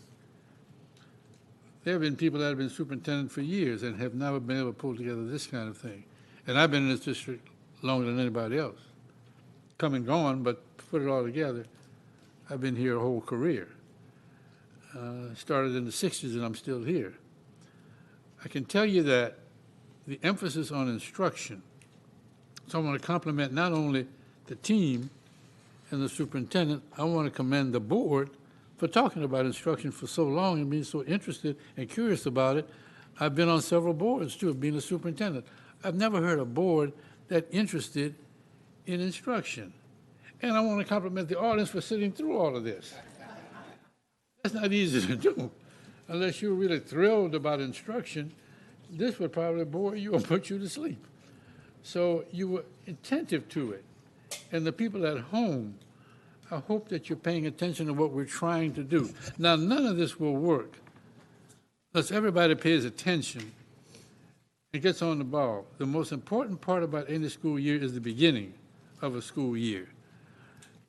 And as Scott Schmerlison said, and he and I have both been principals, we know what an opening looks like and what it should look like. And it doesn't always look that way when you're the principal and you're seeing things going all kind of which ways and going wrong, because you expect things to go wrong. Kids don't know where the bathroom is. Kids don't know what their name is. If you don't put it on their shirt, they want to hang on to their mamas in elementary school. Their mamas don't want to let go of the kids. Elementary school is one mess. High school is another mess. Kids don't want to go to this class because they don't like that teacher that they're walking on. Oh, I want to try to change my schedule on the first day. All that stuff goes on in school on the first day and the first week. But for some reason, not for some reason, for the reason of experience and commitment, the team has pulled it together. The team at the school sites, I want to compliment the principals who are not here because they do have a day job. So they're someplace right now taking care of their school. That's the first thing they're supposed to do. I think like Scott does, like a principal should, you always concern yourself with the school site. School district does not work unless the school sites work. The district can't take credit if the schools don't work. We can't have underperforming, underachieving schools. It's like an airline that has some planes that don't land safely, don't land at all, get lost. What kind of airline is that? An airline is only as good as all of its airplanes, all of its pilots, all of its crew, all of the people who build it, maintain it, put it together, repair it, respond to emergencies. It takes a lot of people doing this. This thing called public education is not easy, and I'm very impressed with what I saw today and heard. I've been paying very close attention to this, and I have not seen the depth of all the times I've been in school opening, and even not the openings. I know that it takes leadership to do that. I want to compliment the superintendent again. I don't want to be redundant, but this doesn't happen because all these people accidentally kind of did this. They just kind of randomly put this together, and oh, by the way, they all just got it together and came out magnificently. This was coordinated. This was organized. Notwithstanding the interruption of the hurricane, and I don't mean this any disrespect. We did what we were supposed to do. The superintendent called the right thing. But having come from New Orleans, and he coming from Miami, that was not a hurricane. There's a lot of water, I got that, and I appreciate all the people who are affected by it. I sympathize and all that, but I know hurricanes. You don't want to be in a real hurricane. If you've never been in one, you know the difference. The difference in the wind. When a hurricane comes, you can smell it coming. When you grow up in the South, you can smell the rain. It smells like a hurricane. And when that wind starts blowing, that's the key. And then something called the eye of the hurricane. And the eye is the safest part, but it's around the eye that really wears you out. And it stays there for days and days and days. It's worse than an earthquake. An earthquake is over in less than a minute. A lot of destruction, but a hurricane can do a lot of damage. I sympathize with everybody who's been affected and afflicted by this weather. But the superintendent made the right call, because even now we found out that our buses were not able to get out of the bus barns after the flood, the storm, let's put it like this. So even with that, we're still in a smooth flow of operation. I don't have any questions to ask. You've asked and answered all the questions. You can ask more questions, board members. We can be here all night asking questions. But I do believe that you've seen a model of how a school district ought to open, and the team of people who are knowledgeable enough to stand up here and tell you things that maybe you didn't know anything about, or maybe it was boring to you. Maybe you thought, what are they going to tell me that I don't know? There's a lot of stuff they know now that some of the rest of us maybe didn't know. I'm impressed, and I'm not easy to impress. I was telling my team and I'll stop with this, in closed session, I'm frequently gratified, but I'm never satisfied. And you can put that on my tombstone. Even though I'll be on the wrong side of the grass, I'm still not going to be satisfied, because I don't know which way I went when I got in there. I don't know if I went up or went down. But gratification is, I seek that. But satisfaction means you're done. I can never say that in education. There's nothing that's perfect. But we strive for it as much as we can. And this is the smoothest presentation I've heard. It's knowledgeable. It's not blowing smoke. It's using terminology that sometimes sounds like it's just redundant, but it's real. I'll stop at this. I'm just impressed. Ms. Goldberg, take it from there. I'm impressed. Much, Dr. you. McKenna. Thank you. I have only a few things to add, and I want to just join the chorus of people who saying that this is quite a document, and I'm very impressed. I want to talk with Dr. Bias just for a minute about a couple of these things. Looking at pages 39 through 41, I want to know if there is some method that we can get that we can let parents know what these things mean in absolute terms. Let me just take page 39. Apply requisite decoding skills to read grade-level text, both narrative and informational. We all here, I think, know what that means, but I bet I've got a lot of parents that don't. So what is narrative? What is informational? But not just define them. Here's a page from a book that's a narrative book. Here's a page from a book that's informational. Your children need to be able to read both kinds of these things. That's the kind of thing I hope we can put together, and maybe through the regions, actually help parents understand what they need to be looking for and how they can help. Because I get calls from parents all the time saying, I don't know what to do. How can I help my daughter? How can I help my son? And these things really are really good guidelines, but I think we need to find a way to make sure that we can get them to parents at every school in specific examples. The same thing with the arithmetic. and math. There's a difference between arithmetic and math. We're not just talking in arithmetic about functions, algorithms. But do they know what CGC is? Do they know what we're doing differently? Do they know what they should be expecting? Should they expect their third grader to know multiplication tables or not? Should they be expected to know factors of a number in what grade? And how will a parent know whether that is? If we can engage parents more in understanding a document like this in practical terms, I think we'll be able to get more parents to feel like they not only understand what we're trying to do in the classroom, but how their role can be absolutely critical in understanding what they can do to help. Yep. I agree completely, and as a principal, I can tell you that the district did a really great job of providing me resources for parents, that it was at the level of understanding that was simple.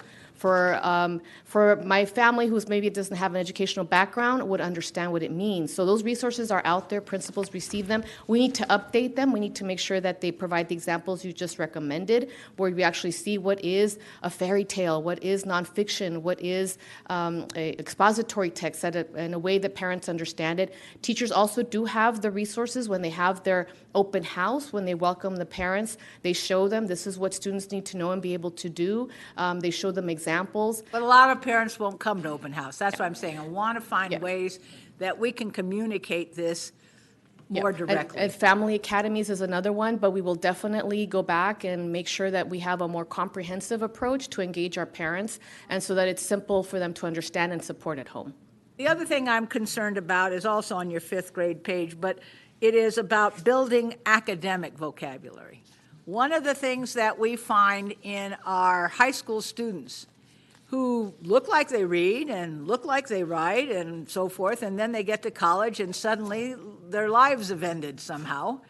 And I think it's because we're not completely able to help them understand the difference between just our speaking average vocabulary, which we all have at some level, whether we're bilingual or not. Some people can do it in 2 languages. I wish I could. But what is academic English? And where are we teaching it? And how will parents know whether their students are getting academic vocabulary as well as the rest of it? That's really almost the only thing I wanted to ask as to how we engage parents. I have 2 small other items. We see that there are centrally funded interventionist positions. How will schools know that these funds are available? Right. So that happened in the spring during budget So development. they already know? Yes. They've already been identified. Takes care of that problem. School-funded positions. Can you describe a little bit in greater detail what we're doing to support schools who will be having interventionists for the first time? Absolutely. Because we know a lot of people had them in other ways before, but a lot of people haven't had them before. Yep. And we just launched our Interventionist Academy. We did send out guidance to the principals. We did invite all the centrally funded and school-funded. In addition to that, those schools that did not purchase one and those that do not have a centrally funded, they've actually decided to send a representative to the school from the school so that they receive that professional development and that we reach that coherence in terms of our intervention approach at all of our school sites. So we have another one coming up this Friday. So they are receiving the same professional development.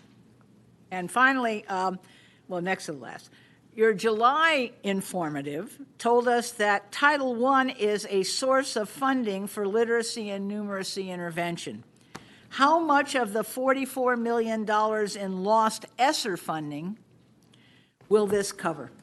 And is this a permanent, ongoing source for literacy and numeracy program? So our intention is to utilize Title I resources to cover the centrally funded positions, all $44 million that has been committed out of ESSER. So it becomes a sustainable resource year over year out of Title I, which is consistent with strategies that you see across other districts. Title I is intended for intervention for our neediest students, so it's very much aligned with the intent of Title I.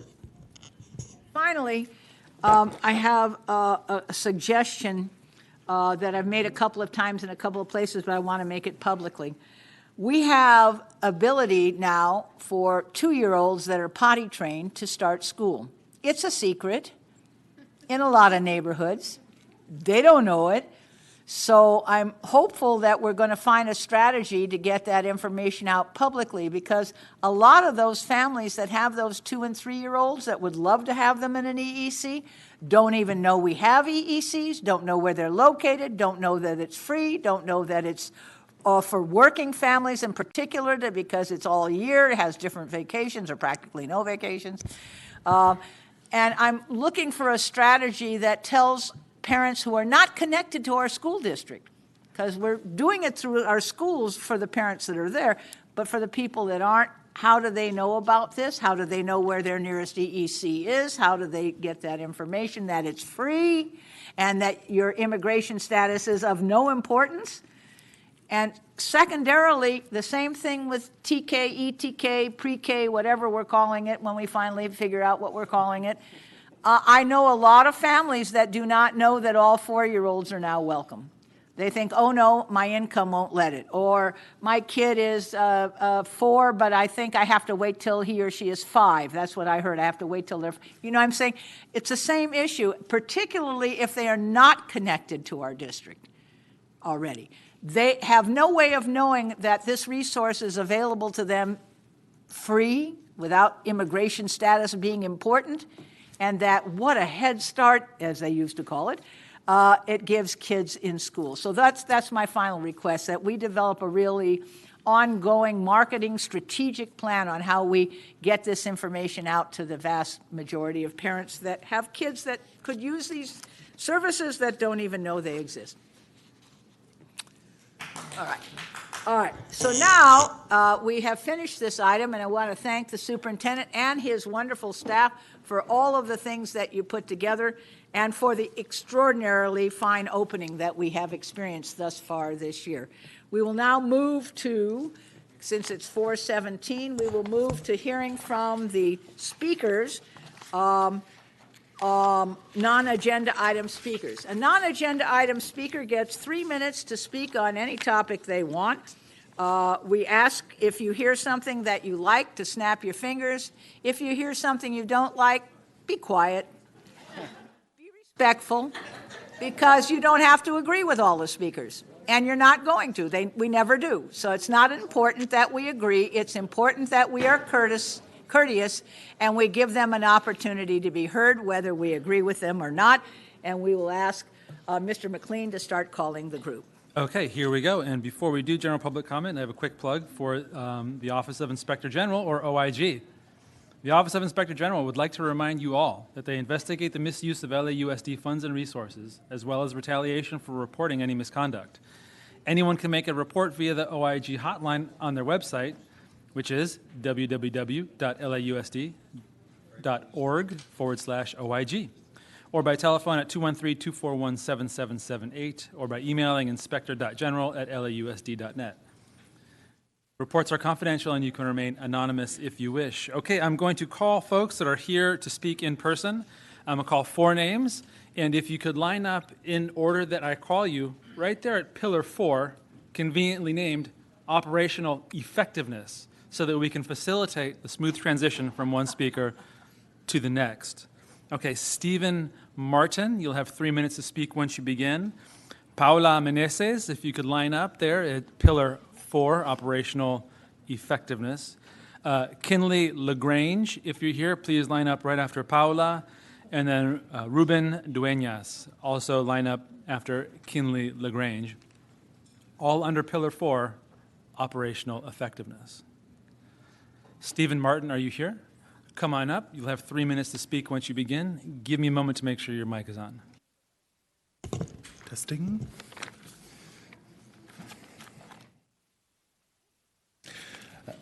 Madam President, distinguished members of the board, Mr. Superintendent, my name is Stephen Martin, an at-large officer for the Stonewall Democratic Club of Los Angeles. Our organization finds it prudent to pivot our tactics while engaging in public discourse and manufactured outrage targeted at LGBTQ culture and the education system. We need to be clear about the intentions of community organizers who work to cultivate chaos through deceptive tactics and ensnare the passive nature of well-meaning parents without the provocation would live in peace with their LGBTQ neighbors.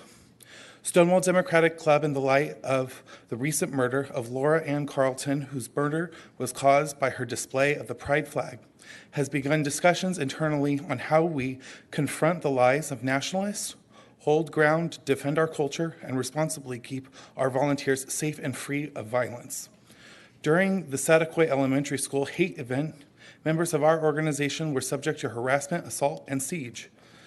The sad truth is, Madam President, instead of parents coming to meet with organized groups such as Stonewall Dems, Equality California, HRC, Trevor Project, PFLAG, GSA, for cultural exchange to find common ground and address concerns, national radical conservative movements have agitated the concerns of valued groups in our community, all while using their cultural identity as a Trojan horse for lethal intent.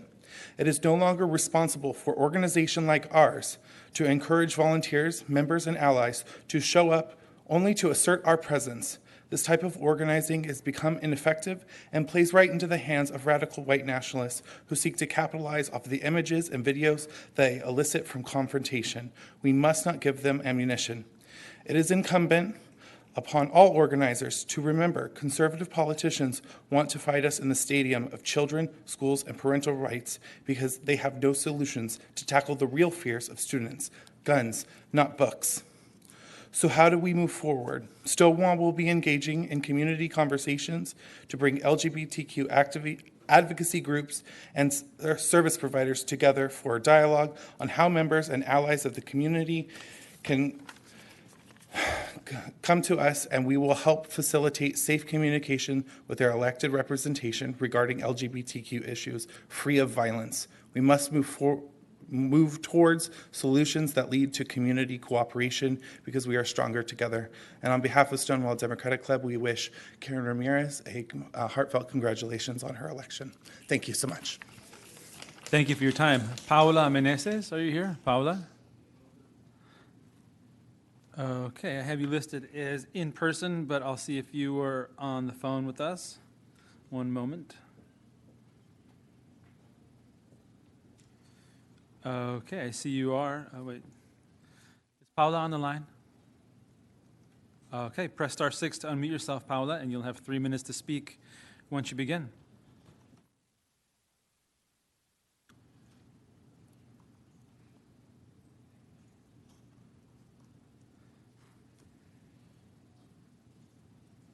Okay, please press *6 to unmute yourself, and you have 3 minutes to speak once you begin.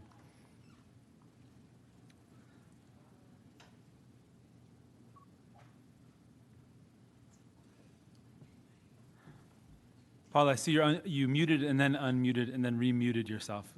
Por favor, oprime *6 para hablar y tienes 3 minutos para hablar. Adelante. Ay, Dios mío. We hear you now. Now we don't. Okay. This is my joke about operational effectiveness coming to get me.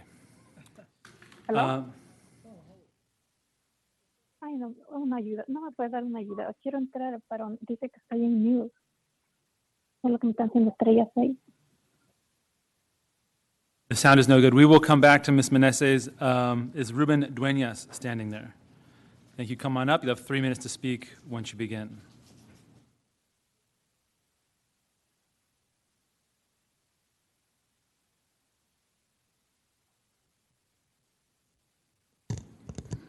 Good evening. My name is Ruben Dueñas. I'm here today to speak respectfully against the Goldberg-Rivas co-location policy resolution. LAUSD should be working with the charter school community on building collaborative relationships in places where shared campuses make sense, and a comprehensive plan that would alleviate the need for sharing space in the first place. I am an LAUSD graduate and a graduate of public universities. And although I am an employee of YPI charter schools, my voice today is shaped by my experience as a son of immigrants and most importantly as a parent. When I was a child, a long time ago, my parents had to choose where to live in Los Angeles to ensure that their children would get the best education possible. They chose the best neighborhood they could afford, and my brothers and I went to the schools that were assigned to their address. I say they chose because my parents did not choose. Affordability and money made the choice for them. My parents did not have a choice on where to send me and my brothers. We went to the resident school. That was the only option. My experience as a parent was the exact opposite. I had choices not solely determined by my finances. When my daughter started school some 21 years ago, we lived in a middle-income neighborhood as a result of my college education, and the school of residence was considered to be a good school by all of the normal indicators available at that time. Just before the first day of school, my wife and I learned about a dual-language charter school that had just opened. For my wife and I, it was important that our daughters maintained our native language of Spanish, as I had lost my ability to speak Spanish, and my wife was able to continue with hers. We visited the school, and we were fortunate to be selected through the lottery process. Charter schools provided my family a choice in how our daughters would be educated. My daughters are now bilingual and biliterate, and both have chosen to be teachers in public schools. I hope this board will do everything possible to ensure a high-quality public education is available to all of our families in Los Angeles. Having choices in public education, whether they be charter schools, magnet programs, or resident school, and zones of choice, parents and students would have the opportunity to pursue their interests and passions in education. This co-location resolution will destroy parents and students' opportunities to choose the best public school for their family. My parents did not have a choice for me and my brothers. My wife and I did for our daughters. All families deserve the opportunity to choose a great public school in Los Angeles, and Prop 39 co-location is one piece that allows for our families to have that choice. Thank you for your attention. Thank you for your time. Maria Luisa Palma, I see you're ready to go. Come on up. You'll have 3 minutes to speak once you begin.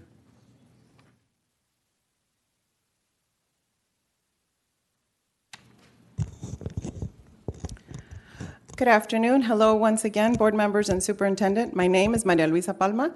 I'm here today representing Oleada, a nonprofit with the purpose to increase parental involvement in schools and school districts. We heard many pretty speeches today in support of your 5 symbolic resolutions, most with a political agenda. We also heard comments condemning the parental rights rally. Allow me to shed some light from the perspective of a parent and provide some clarity on the real issues that parents are interested in.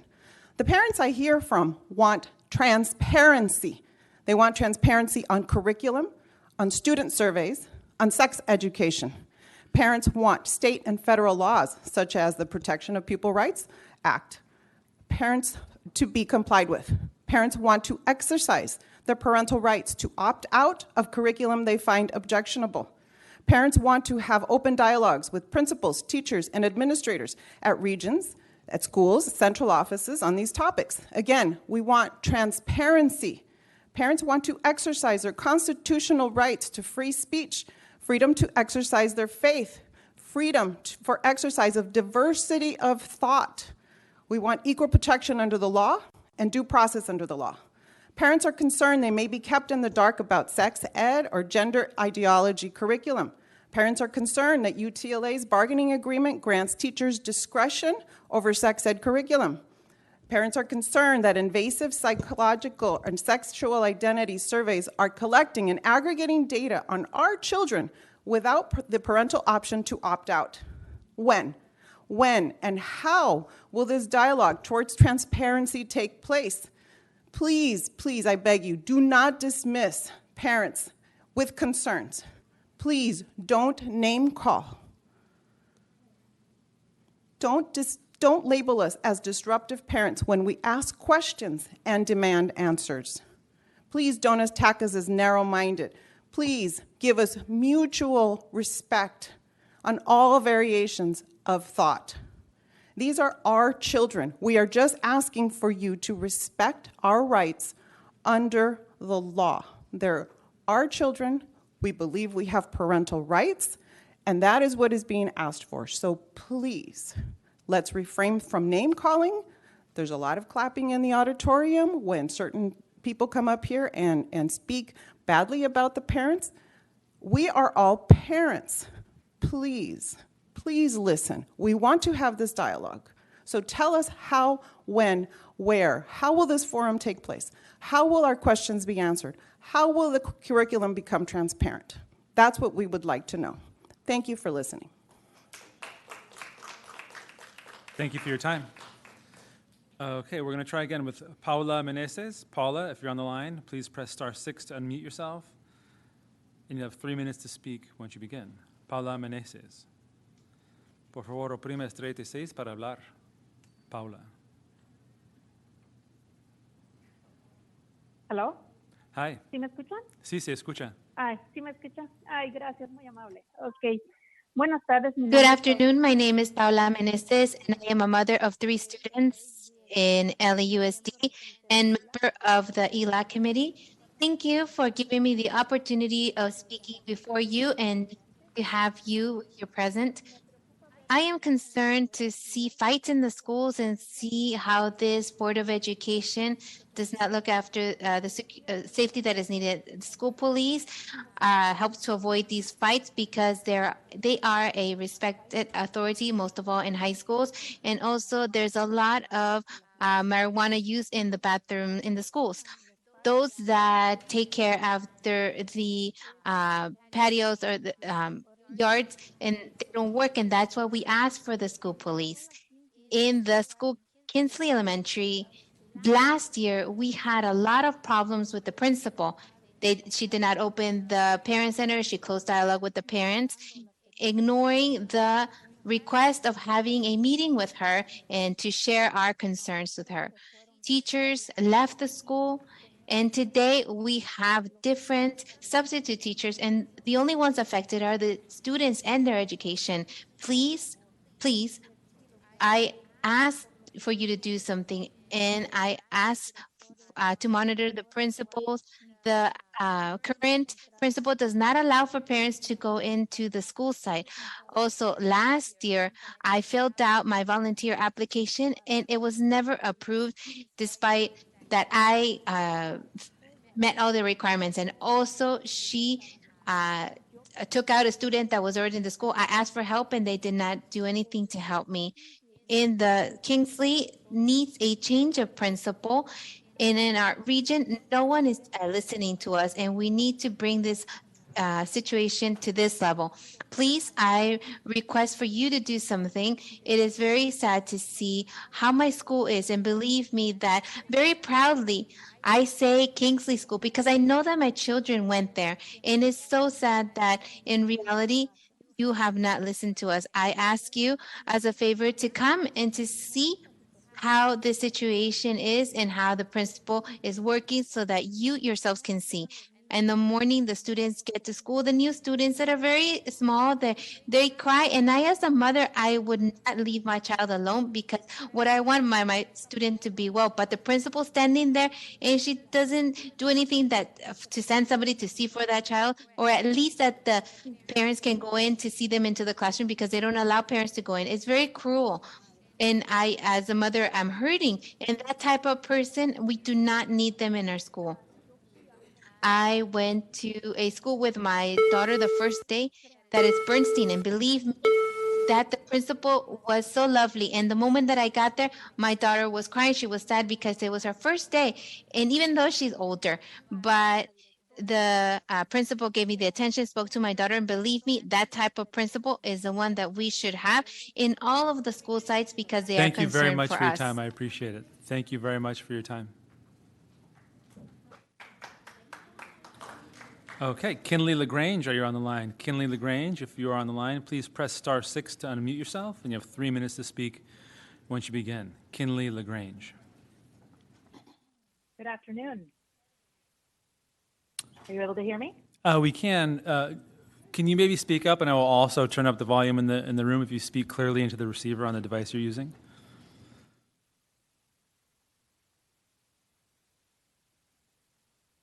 Yes. Is this better? That's much better. Thank you so much. Great. Good afternoon, Superintendent Carvalho and distinguished board members.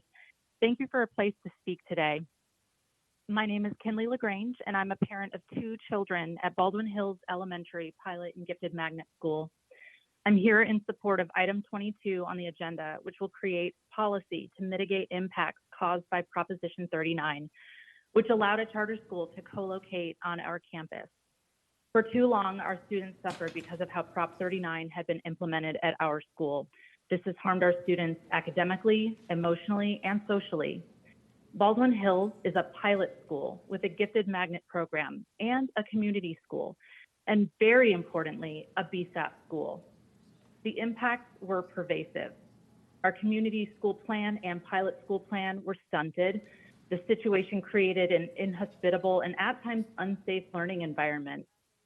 Our Healthy Start Navigator representative, which is a state-funded program for families experiencing homelessness, was lost due to a lack of private space to meet with families and a space to store essential items such as food and school supplies. It caused shortened time for students to eat lunch, shortened time for recess and outdoor learning, sensory and social stress on students in our autism-specific program, and ongoing verbal and physical bullying at playtimes and restroom breaks. This doesn't just affect our students at Baldwin Hills, but it's not fair nor equitable to the charter school either. Thankfully, after 8 years of a constant push from parents and teachers organizing, the co-location was removed from our campus. LAUSD needs a policy in place to protect our school in the future and schools like ours, one where typically marginalized students are thriving. Baldwin Hills is a beacon for Black student success, and I am certain there are other schools out there who could reach their potential if not for a stifling co-location. We thank you for hearing us. I am in full support of the resolution and ask that you support our students and vote yes. Thank you. Thank you for your time. Marie Germain, are you on the line? Marie Germain, if you're on the line, please press *6 to unmute yourself, and you have 3 minutes to speak once you begin. Marie Germain. Good afternoon. Good afternoon. My name is Marie Germain. I am on the board of directors for UTLA West Area. I was a teacher at Baldwin Hills Elementary Pilot and Gifted High Ability Magnet for 23 years, with 7 of those years in a Prop 39 co-location with New Los Angeles Charter. I stand in support of the resolution for a charter school co-location policy to mitigate impacts caused by Prop 39. In my research and daily experience of Prop 39 implementation over the last 7 years, several patterns emerged as red flags. There is a heavy concentration of co-locations in Region West, especially in school communities that serve middle to low income families. For the Region West schools that do serve a majority Black population and are sites designated for academic achievement with gifted high ability magnet programs, these co-locations have been, and these public schools have been in some of the most egregious co-location situations, such as the case for Baldwin Hills Elementary and Westchester High School. Over the years, our teachers and parents have worked collaboratively to bring innovative and essential programs to our schools, like the Community Schools Model and the Black Student Achievement Plan, only to have school site infrastructure needed for these programs to be destroyed by the Prop 39 co-location. In addition, community members and organizations like Black sororities and fraternities have funded performing arts programs for our students and established mentoring relationships with our Black male youth. Schools have worked to build relationships with community businesses that offer access to high-quality enrichment programs like engineering, robotics, yoga, and chess. But again, infrastructure is removed by the co-location. The impact of a charter co-location goes beyond the school walls. Several years ago, Baldwin Hills Elementary and Marvin Avenue Elementary teachers and families were set to have a joint parent meeting one evening. The district approved the use of the facilities. New LA Charter sought to have the district cancel the meeting. They contacted Operations and Charter School Division a number of times, and in turn, repeated calls were placed to the Marvin Avenue principal and chapter chair. They stood strong. The charter used district personnel to intimidate district employees. New LA continued to seek opportunities to disenfranchise district teachers and families. In March of 2019, Baldwin Hills was on the agenda at the West Adams Neighborhood Council, where the approval of a resolution to support Baldwin as being a charter-free zone would be voted for. Again, New LA called many district offices, Council District 10, and the Neighborhood Council Board to have the Baldwin Hills resolution removed from the agenda. New LA, again, weaponized the Charter Division employees against district employees at Baldwin Hills. They also have them attend the neighborhood council meeting as an act of intimidation. The neighborhood council saw through the tactics and voted in support of Baldwin. LAUSD board and superintendent, it is time that LAUSD have a stronger policy around protecting our public schools from the negative impacts of co-location. Thank you. Thank you for your time. And those of you in the audience with that yellow sign, might you have an extra copy? Because we can't read it from here. Okay. I'll meet you over at these stairs in a moment if you... Oh, we've got one coming. Thank you so much. I appreciate it. Okay, I'm going to call on the next three folks. If you could line up around Pillar 4 again. Yesenia Lopez. You can come up to the podium, Ms. Lopez. Frank Navarro, you would be next. Shauna Draxton, you would be after Frank. And we may as well also call Yasmin Vargas to be after Shauna. So Yesenia, please come on up and we'll hear your 3 minutes of public comment. Yesenia, are you here? No, Yesenia. Frank Navarro, are you here? Come on up and you'll have 3 minutes to speak once you begin. Okay, if you're going to give this gentleman your time, we would appreciate his name when he starts. Hi, good afternoon. My name is Raj Makwana. Nice to see you. Good afternoon, Superintendent Cavallo, esteemed board members of LAUSD. I'm Raj Makwana, a dedicated parent and a volunteer, father of a Wish Academy graduate, a board member, and a parent leader at Wish Community and Academy Schools. With grave concerns, we addressed the recent resolution proposed by board members Goldberg and Rivas that affects charter school students. Today, I very respectfully implore you to oppose the resolution that threatens to perpetuate inequality and adversity to these public school students. My son, who suffers from anxiety and was bullied at a young age, thrived when he had a choice that supported his academic and social and emotional needs daily in a manner that matched his traits. As a parent, having a public school option where he himself felt safe and included was not only critical, but essential to his future. My son's story is not unique. This resolution has the potential to impact thousands of families who have the right to make an informed choice. For over 10,000 charter students, allowing excellent models to coexist is our obligation as education leaders. Should the resolution be amended to protect co-locations, we still remain steadfast in our opposition to preclude the presence of on campuses without considering the genuine needs of all public school children and families is unjust. We should collaborate, and we want to collaborate on long-term strategies that genuinely benefit all students under your stewardship. Some options to ponder are maximizing bond dollars that have been approved, substantial funds to improve public school facilities that include charter schools. To overcome policy barriers, these self-imposed policies make it harder for charter schools to find their own sites. I'm a commercial real estate financial professional, and I'm very aware of the difficulties in private space. We also urge you to consider multi-year agreements. Shifting from year-to-year agreements to multi-year agreements fosters stronger community bonds between campuses, provides stability to all stakeholders, and streamlines administrative work for all administrators across all schools.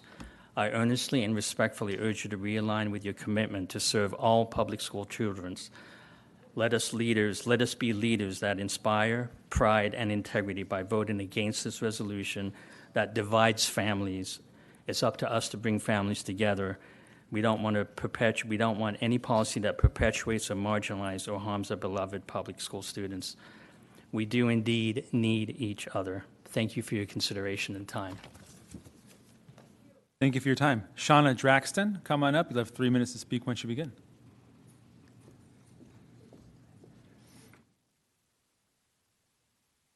Good afternoon, Superintendent Carvalho and esteemed LAUSD board members. I approach you today with heartfelt concern and a deep sense of responsibility for children. I'm Shauna Draxton, the Executive Director of Wish Community and Academy Public Schools. With our 14th year just beginning and a decade of sharing space within public school campuses, I am grateful for your authorization of our schools as a public school option. Your visionary policies, dedication to diverse educational choices, and unwavering commitment to excellence have fueled our success, which has been consistently voted as the best school and best high school in our area for 11 years. We have full TK through 12 WASC accreditation, and we've received glowing reviews from your staff.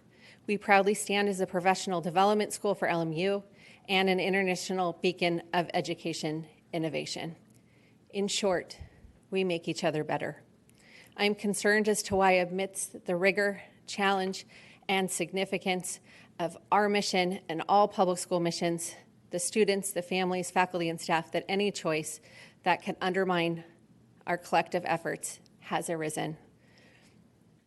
I am puzzled by this resolution that only sows to divide students, staff, and families. The proposed resolution contrasts starkly with your role as leaders entrusted to prioritize student welfare through a spectrum of public schooling options. It sets traditional and charter public school students against each other. Among 5 schools co-located on one of the campuses we share, 2 are charter schools and 3 are traditional schools. It's disheartening to see a resolution that unjustly vilifies our community, suggesting that sharing schools harms traditional public school attendees. Numerous district public schools also co-locate with other district public schools. Why then single out charter public school children? This resolution neglects to address the underlying causes of co-location, nor does it present a comprehensive facilities plan. Our 2 charter public schools contribute over $1 million to the district for the space that would otherwise be vacant or underutilized. Our middle and high school shared campus has room for approximately 2,000 students. Without Wish and KJ and City of Angels, there would be only about 680 students. Our elementary shared campus can serve nearly 1,500 students. Without Wish, there would only be about 400 students using this public school space. This is true of campuses across the district. There is room for all of us if we're transparent, imaginative, collaborative. Our experience is that you're making it more difficult for schools to find our own campuses and now making it more difficult to share campuses. We as leaders must make equitable, fiscal, sound decisions. Thank you. Thank you for your time. Jasmine Vargas, come on up. You'll have 3 minutes to speak once you begin.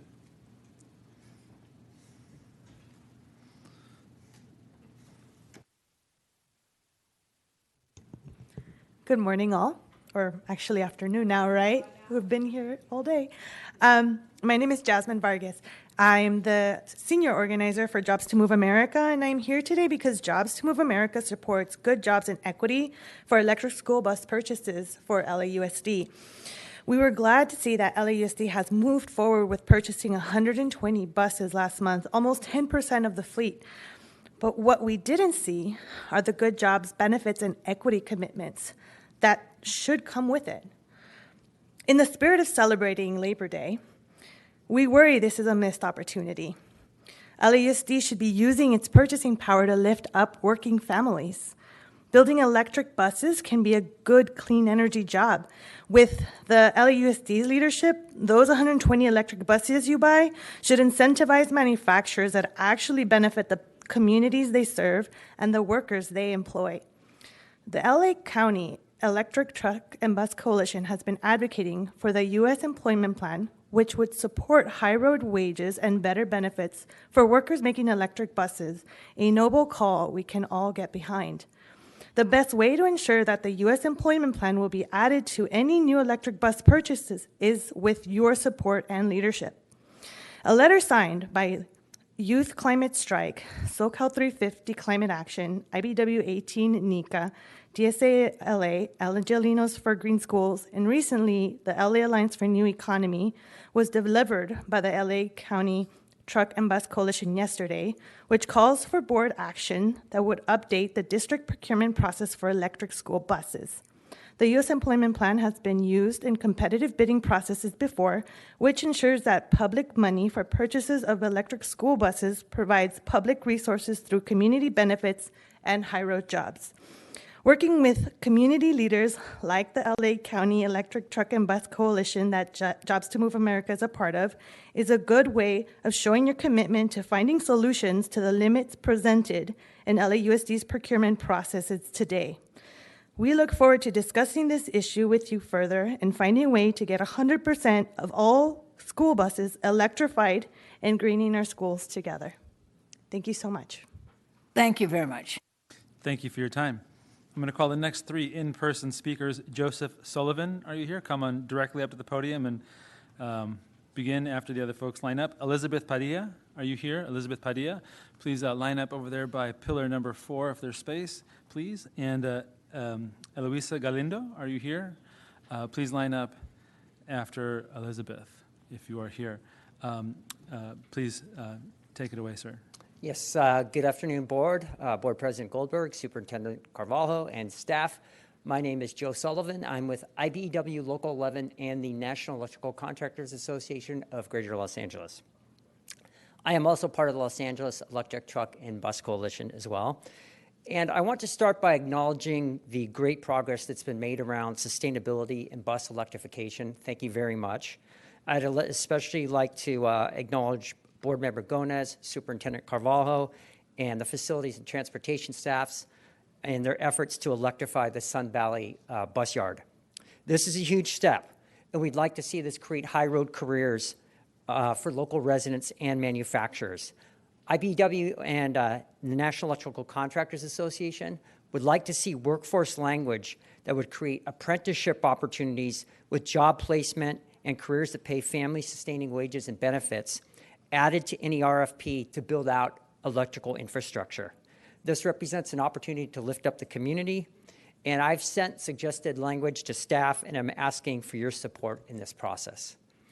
Similarly, as Ms. Vargas just mentioned, LAUSD has the opportunity to set a major market signal with its school bus procurement by utilizing competitive negotiation process that includes labor and equity provisions like those found in the U.S. Employment Plan.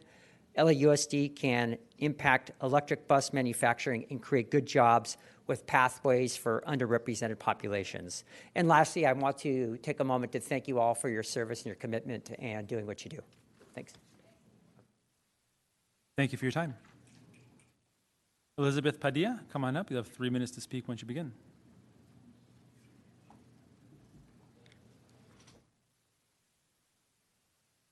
Good afternoon, board members and superintendent. My name is Elizabeth Padilla, and I was employed by the LAUSD serving students and families at Beyond the Bell Youth Development Program from 2009 to 2021, 13 years. For 8 of those 13 years, I worked as a part-time employee at Ararat Charter School. I am currently full-time at the charter school. I'm here today because I would like to address my concern with the resolution proposed by Board President Goldberg and Board Member Rivas, which will prohibit LAUSD charter school students from sharing space with hundreds of district schools. I am aware of the updates to the resolution. However, I'm still concerned with its impact on families and students because it still does not propose a solution. The proposed ban impacts the neediest communities in South LA, East LA, and the San Fernando Valley. As written, the resolution could impact 10,000 charter students and more than half of charter schools that currently share a campus with an LAUSD school. It could impact nearly a dozen charter schools that are also community schools. I want to share with you my experience at Ararat and our experience on a co-located site. We have been sharing spaces on an LAUSD campus since 2011 and currently are split across 2 campuses. After 8 years at Ararat, I have witnessed firsthand the care and concern of all staff members, district and charter towards students. There are students on campus who know one another, even though they are from 2 different schools. In fact, we had 2 staff members, also campus aides, who worked at Ararat during the day and walked across the campus to the host school to support the after-school LAUSD Beyond the Bell Youth Development Program. This resolution will negatively impact Arara Charter since our current location has been our home for over a decade. In some cases, sharing a campus makes sense when a charter school cannot locate an affordable private facility or where a co-location arrangement can help keep a smaller district school financially viable. My ask for you is to vote no on this resolution or withdraw it completely. Thank you. Thank you for your time. Eloisa Galindo, are you here? Eloisa, come on up. You'll have 3 minutes to speak once you begin. Por favor, ¿puedo compartir mi tiempo con esta mamá? Okay. Por favor. Está bien. I yield my time to this mom. Buenas tardes a todos. Good afternoon, everyone. I am Eloisa Galindo. Oh, okay, so folks would like to hear simultaneous translation. Please put your hand up and we'll pass those headsets out to you.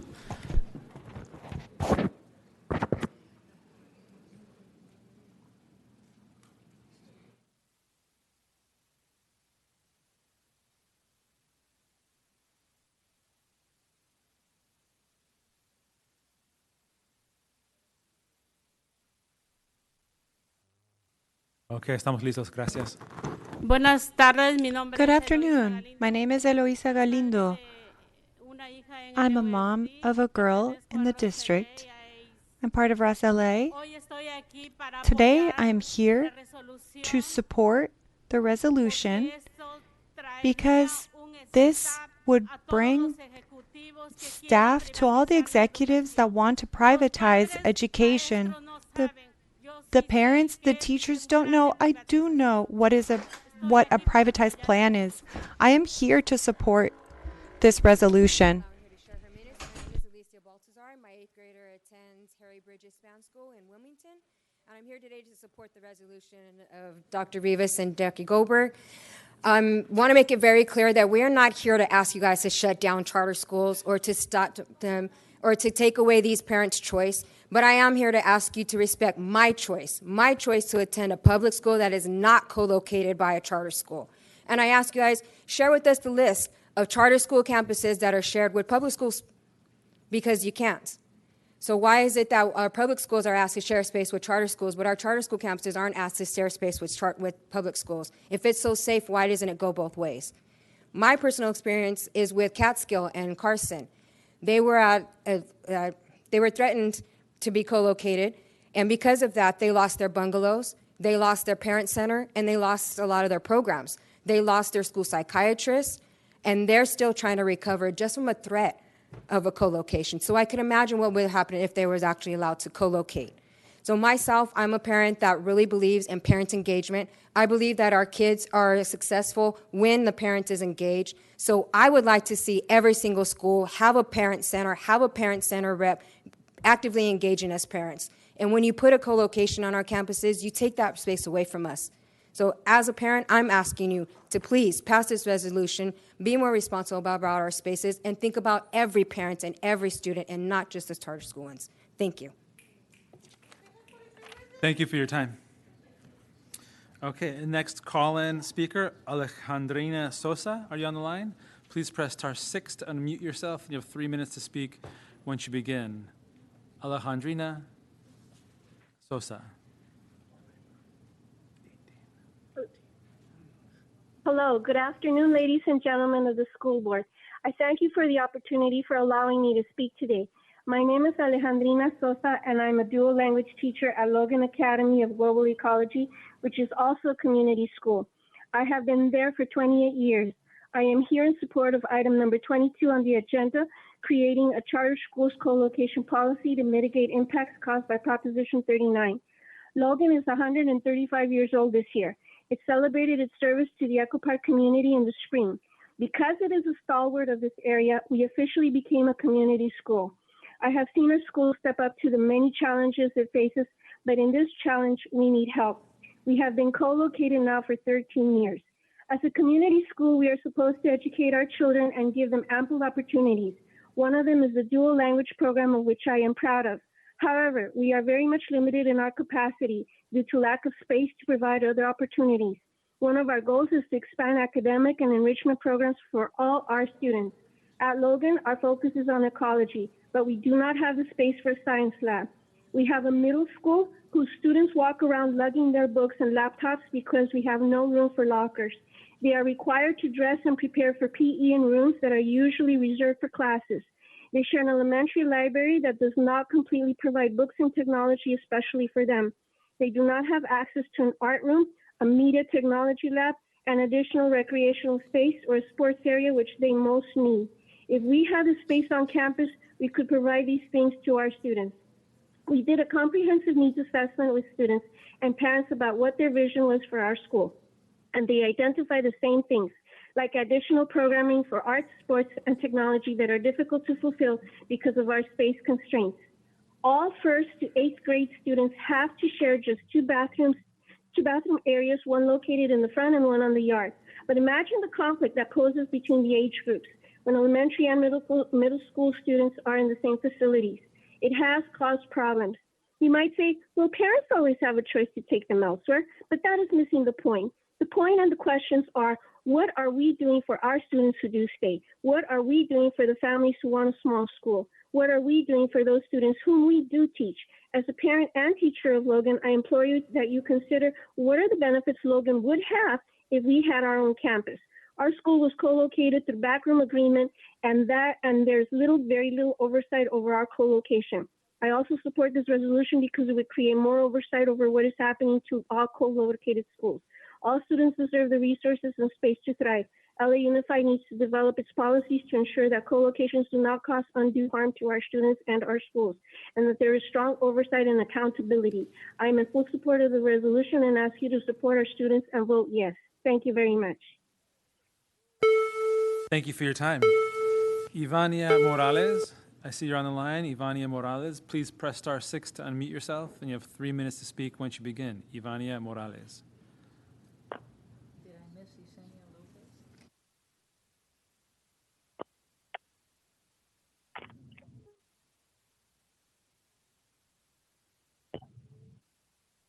Ivania Morales, por favor, oprima 36.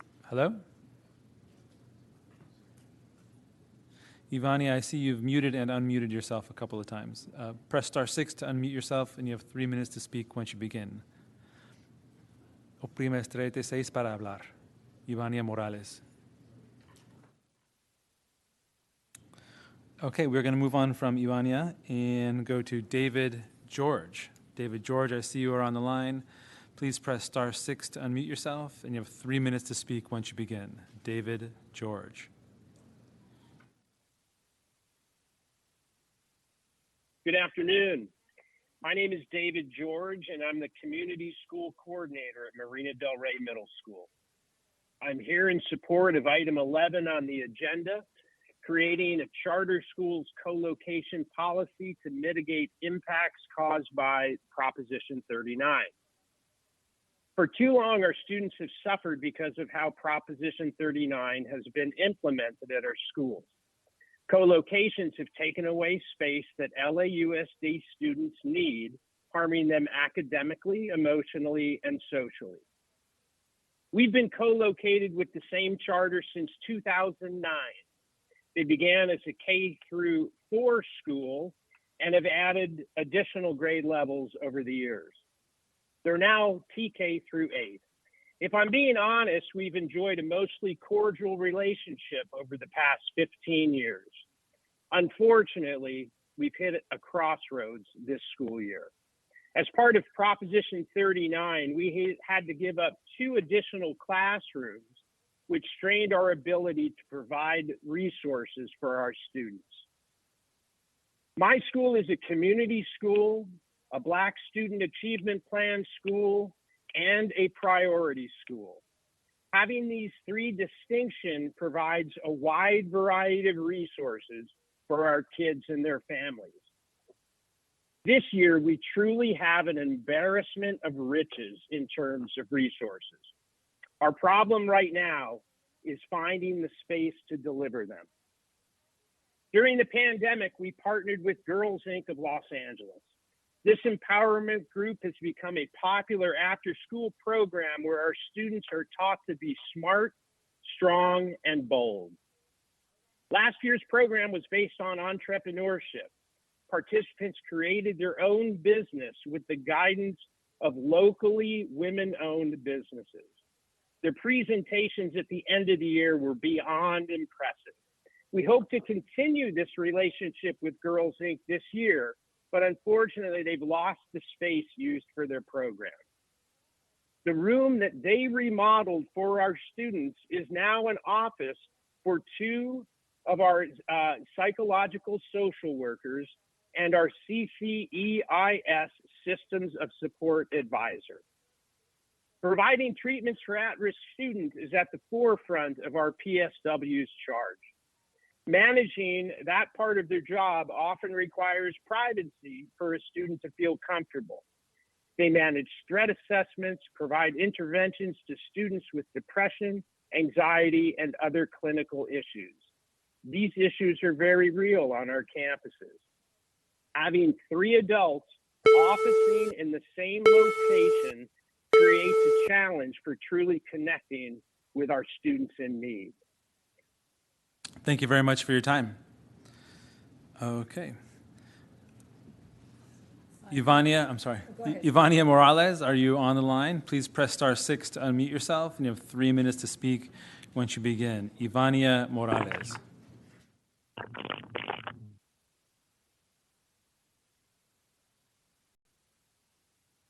Ivania Morales.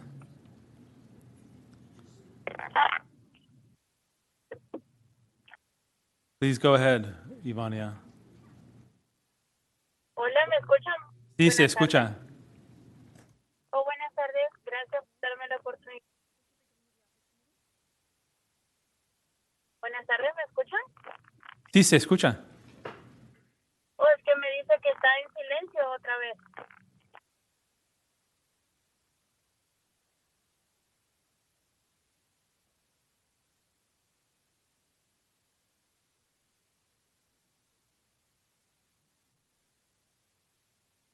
Buenas tardes. Lo siento, no se escucha. Un momento, por favor.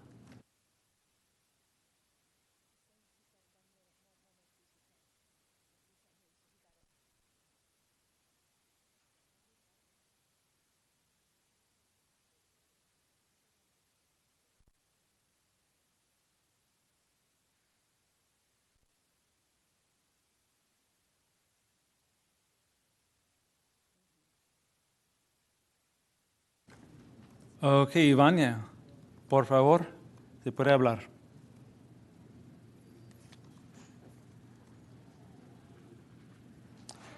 Okay, Ivania is no longer there. That concludes general public comment.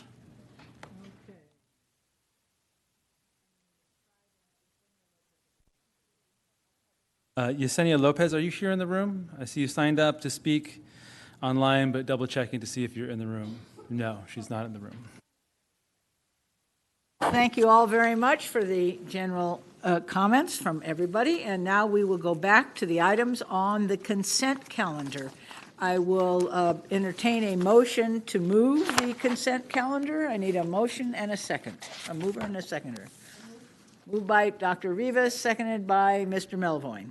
All right, let's take item 1. There were no questions on it. Item 2, there were no questions on it. Item 3, we had lots of people who had questions. So, Mr. McLean, let's start with whoever you have. Okay, Mr. Melvoin. Tab 3, approval of procurement actions. Yes, thank you. And it's so this is the A through G bench, and the questions are applicable also to our Partnership for Student Success bench. I guess the 2 questions are for our vendors. So maybe this is Dr. Baez or Dr. Estrada. But the which letters? Sorry, this is J. J. These are the various vendors increasing the capacity by 10 million of the district-wide college access services. And I appreciate some of the end-of-year reports, but I'm curious if we have data on how these particular vendors have affected student outcomes, and do we have guidelines and expectations for how these folks get on the bench, and how do we just kind of ensure more evaluative data with these partners? We have data for the providers who are providing services to our schools. We do have data, and for the ones that are centrally funded. But when schools access the bench, we are tightening up our systems so that we see the impact data for when they contract with those vendors for services at the school site. But we do have central funded data for those providers. Yeah, because I think those would be that would be helpful to include in the future. I mean, there are certain employee, like in-house, I guess, if you will, services we obviously provide. But for this bench, it would be helpful to look at that data and see kind of what evaluations are attached, and just make sure when we're updating it, we have best in class, and do a comparison to district as well. And that's our goal. Our goal is to make sure that the vendors are providing the best services. We're tightening up our systems, and so we're definitely looking at progress monitoring data to make sure that they're providing the best service to our students. Great. And then, and again, I mean, that can apply to the Partnership for Student Success Bench as well. And on that, you know, I'm gratified that we're going to be hopefully approving the increase in the capacity for that. This is item R in procurement. I know we've all heard from partners about some of the complications with procurement, and so Superintendent, I know you're already addressing this proactively, but I think some of the long overdue centralized controls around procurement, I think we can just do a better job communicating to our partners about what these look like, what it means, what it doesn't mean, and there's a lot of confusion in the field. So I think more communication's going out. I don't know if you want to address that now, but you know, again, I've seen over my 6 years on the board that there are a lot of there's a lot of confusion and too much discretion, and I think we're well advised to kind of bring it in-house so that we have a centralized process.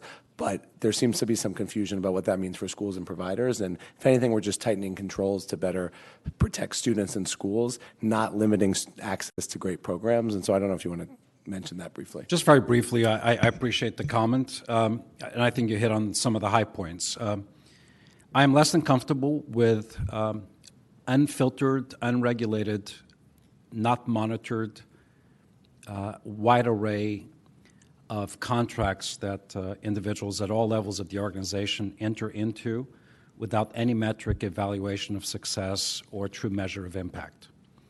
So yes, there has been, led primarily by procurement, but others as well, particularly the Division of Instruction, some work done to ensure that in fact what we're contracting for and with whom follows the actual needs and is in alignment with our strategic plan.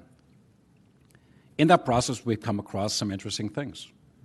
You know, it is not our job, nor should it be our job, to remind partners that their contracts are expiring.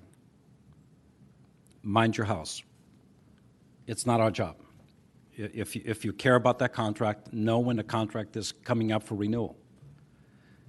Secondly, there's no guarantee. It is part of California law that we not enter into monopoly-like contracts or demonstrate favoritism. So yes, principals are requested and required to entertain bidding processes that ask for this type of service, who's available, eligible, and qualified to deliver it. And that's being done. So with that said, I agree with what you just said. Any time is a good time for us to perfect communication protocols to ensure that people understand, right, the new processes and new protocols. And I think in that regard, we could have been more explicit, not only with our principals, but also with the partners. And I think Mr. Salcedo is taking steps to address that, as well as our own procurement division. And I don't know if Sun-Young wants to chime in on that. Yes. Hello, Sun-Young Lee, Deputy Chief Business Officer.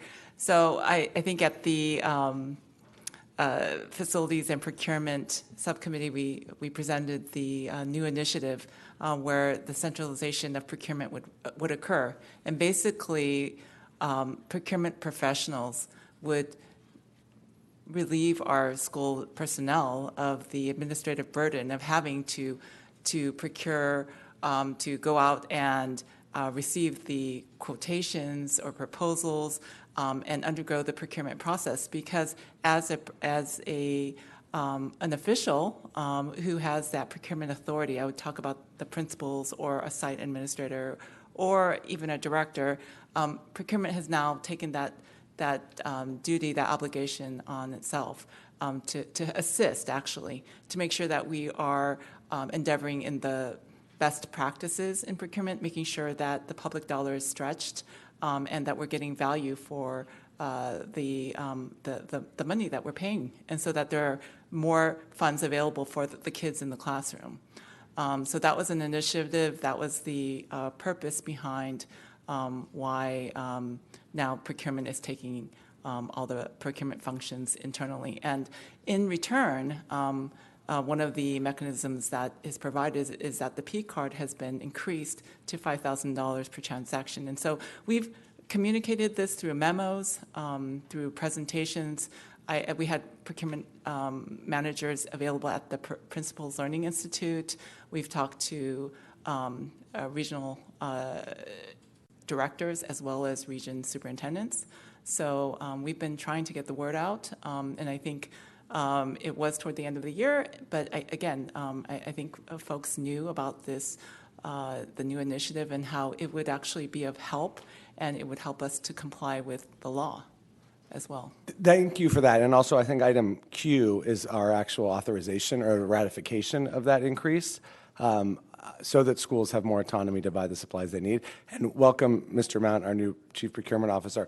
I do agree. I mean, just in layman's terms, what I've seen over the years is actually problematic for schools who then had to procure their own services or kind of do the validation that really should happen centrally. But I've also seen the challenge for partners who go to a school wanting to help. They're told, great, sign here, go to the next school, sign here. They get to the 10th school, and all of a sudden everything's blown up because they haven't gone through procurement. So my understanding, sorry to interrupt, is just, if I'm a partner, a for-cost or no-cost provider, and I go to a school, we should have a system, which is what we're moving towards, where you have to go through the central hub to get vetted, to make sure that you have insurance, to make sure you are a good actor, that you have a business license. I also, to my earlier comment, think it would be helpful with certain providers to then do some vetting on outcomes. Do you have a track record of success?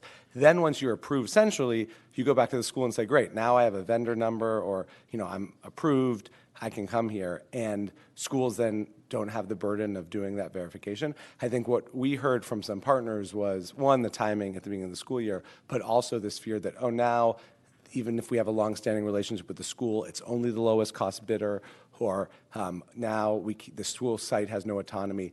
Can you clarify that that is not true? We've tightened these controls, but existing partnerships can still be valued. It's not just the lowest cost provider. And school sites do have autonomy, just with better guardrails to make sure, like you said, we're protecting funds for kids. Thank you for the question, Trustee Mufwine.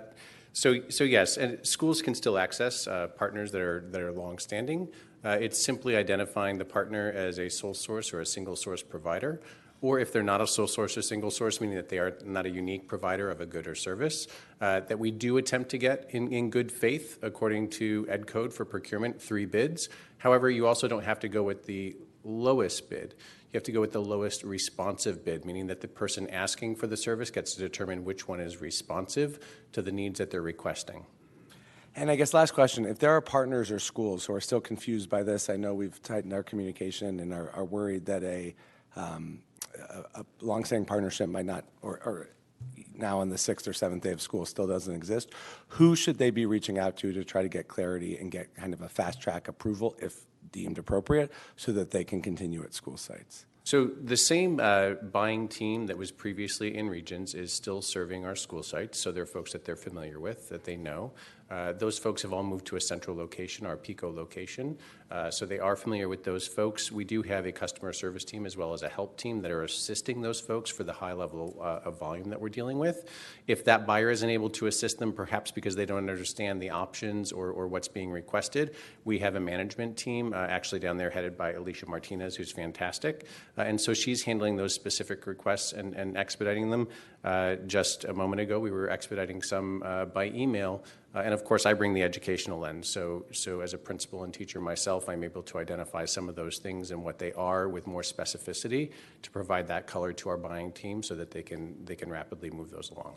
Great. And again, just an official welcome. I think this is your first board meeting. Yes, I was told I might have time to go for a quick break, and magically I was supposed to appear. So my apologies. We're lucky to have you on board, and thank you. And I am excited to vote in a few minutes to approve item Q, because I think some of those holdups were because of the Partnership for Student Success bench had run out of money, because these partners are providing good services, and I'm glad that we'll get to extend that today. Thank you. Same item, Scott Schmerelson had a question. Yes, so my concern is not with the vendors. My concern is with my principals who can't do anything. And my question is, when did you in-service the principals to tell them about this not a new process, the correct process? When did you do this? Because they never, ever heard of this training that they were if they got training. Did they ever get training? Yes, so a couple of times. So they were not trained, but notified last year, and then this year for the Principals Institute, which is both for new and returning principals and assistant principals.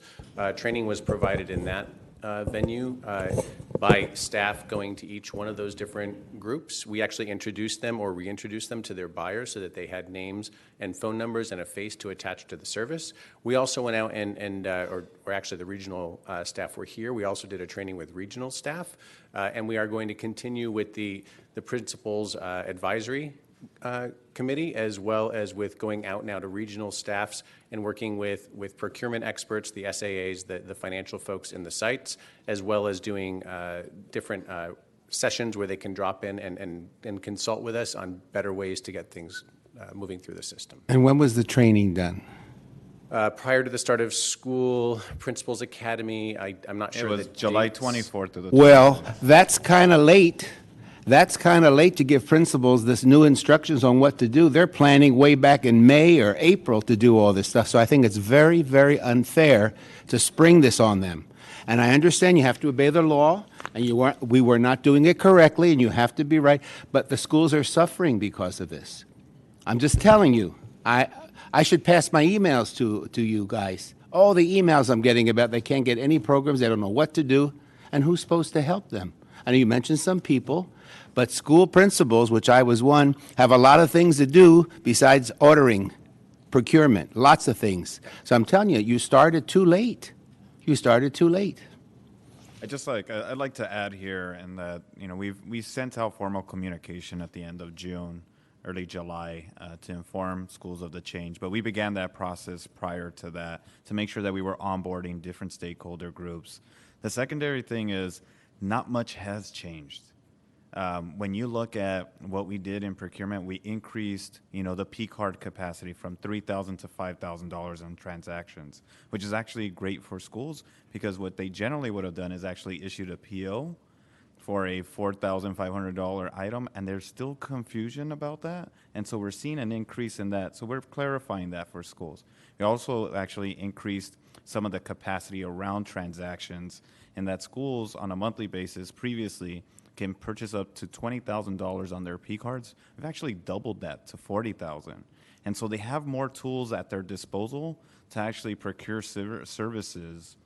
But what we're trying to do is hone in on those practices where we do see schools not as informed around what's an available service and at what cost. Are they actually getting their bang for the buck? And so I don't think it's a significant change. I think there's a significant amount of misinformation out there. And we want to clarify for folks, both our school community, and also be very clear to our vendors, don't abuse the process.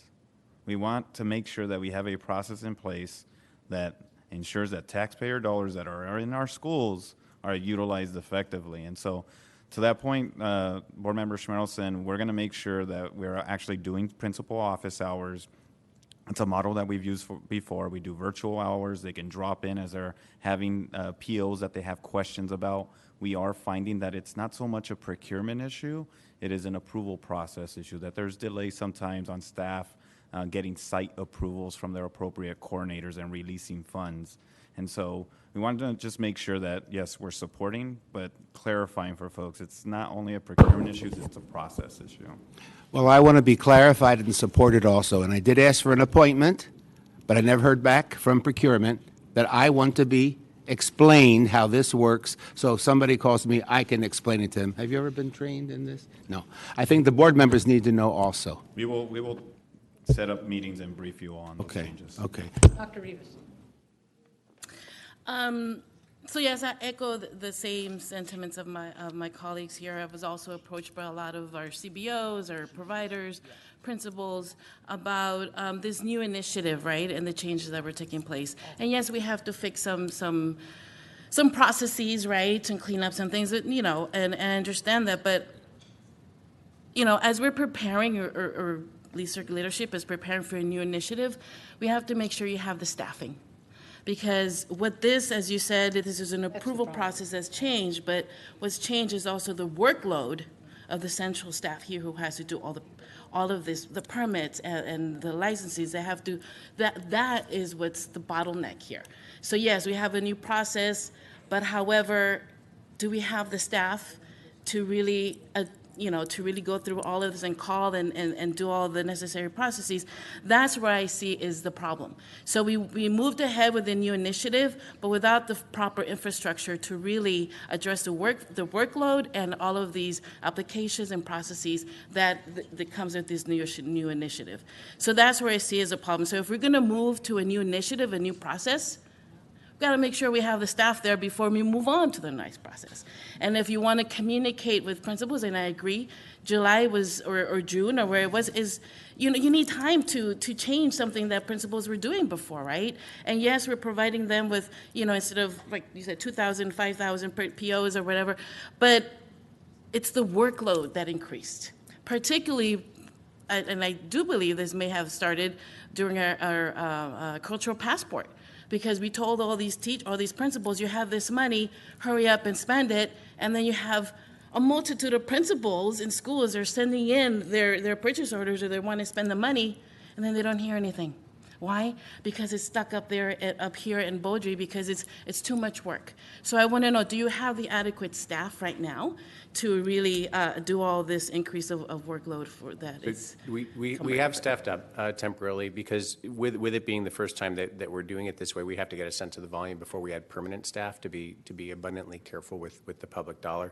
I would like to point out there's a little bit of a misconception that I think the deputy superintendent was pointing out, and that is when people fill out a shopping cart, it sounds like a very buying term, right? That cart doesn't actually come to the procurement team until all of the administrators that need to approve that cart approve it. So we don't see that cart until it's done. From the time that we're seeing the cart, everybody's approved the source of funding, the principal's approved, yes, I want that thing, or the office person, to the time that we are actually issuing the PO, which means business is being done, we're averaging only between 2 and 4 days in procurement. Right now, that cart might sit there waiting for people to get to their queue at the school site or in a central office, but the procurement process itself with the staff that we've added is only between 2 and 4 days right now. That is not a long time as a standard for procurement, not just here, but for anywhere. That's actually very rapid. So it may be that the problem is that they need too many approvals before their cart gets to you. Now, that's an interesting question. So the approvals are actually set by what I would call the purse string holder. So depending upon what the funding source is and where it's sitting, there's usually at least 1 or 2 folks that approve those transactions to make sure that they are approving them from the funds that they're controlling for the district, whether it's a restricted fund or whether it's general funds at a site, so like a principal and an office manager. If one of those people is busy one day or they're out a couple of days, that might get delayed, or if they're asking for upper approval, that might get delayed. My folks don't see the cart until everybody has said yes to that cart moving to us, because once it comes to us, we're buying it because we've been told it's okay to do it. I think all of the board members, though, are hearing that people are not getting things as quickly as they used to, or I had one principal tell me that he, or was it she, I can't remember, that they had been putting in money on the passport and then were told that the money was all spent already.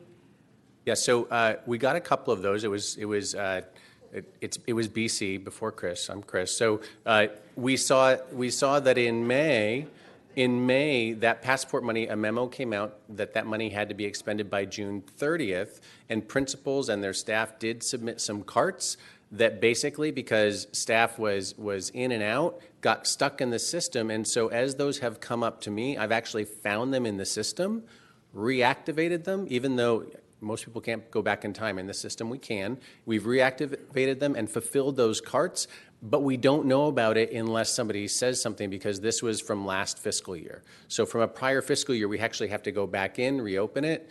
We find the cart. I call somebody in fiscal, we get on the phone, we reactivate it, it's fulfilled the next day. So there are those exceptions, sort of those outliers scientifically that happen, but we take care of them as soon as they're brought to our attention. All right. Okay, anybody else on this whole issue of this new procurement policy? I know that whenever you change anything in an institution this size, it takes a while to work out the kinks.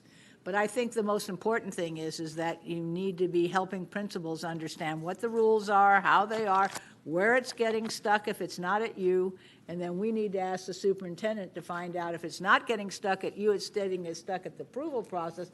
Is the approval process the appropriate process, or is that slowing things down? Because I didn't, in the last 2 years, didn't get any complaints about procurement at all at the beginning of the school year, and this year I've gotten a lot of them. So I'm sure it's because people are unused to the change, but I do think that we can do something about that by making sure that we get more information to them and more help to them, and then we make sure that we aren't bogging down somewhere, which is making everything take a lot longer.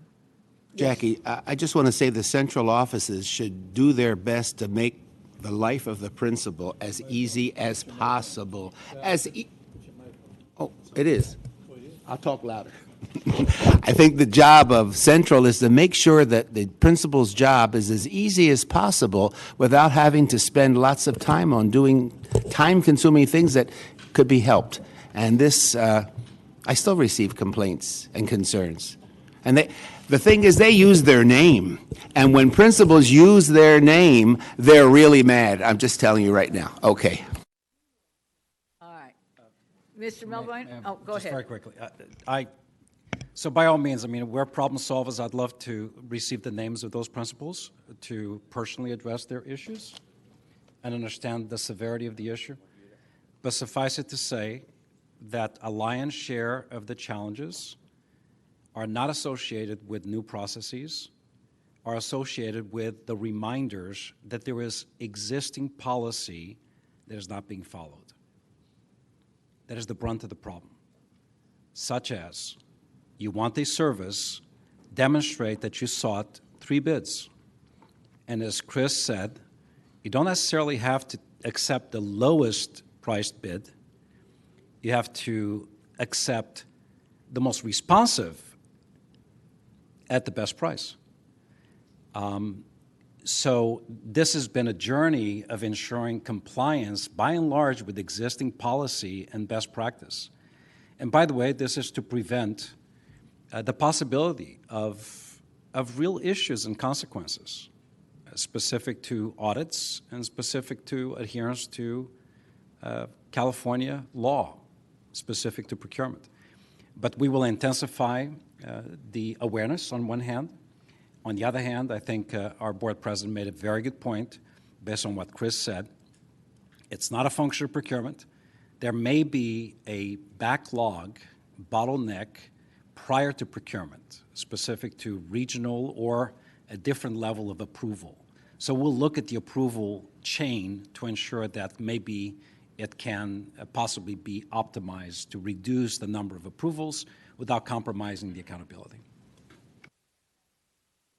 Mr. Melvoin, do you have other questions on this on tab 3? I understand, Ms. Ortiz-Franklin, you don't have any more questions on this item? Okay, the next person I have. Oh, no, I've got your names. I'm just going down the list. So Ms. Ortiz-Franklin doesn't have any more on 3. That would take us to Dr. Rivas on item 3. Any questions? Quick question on item B, the Theater Pain Foundation. I don't know if anybody is here. Oh yeah, Christina Tokes.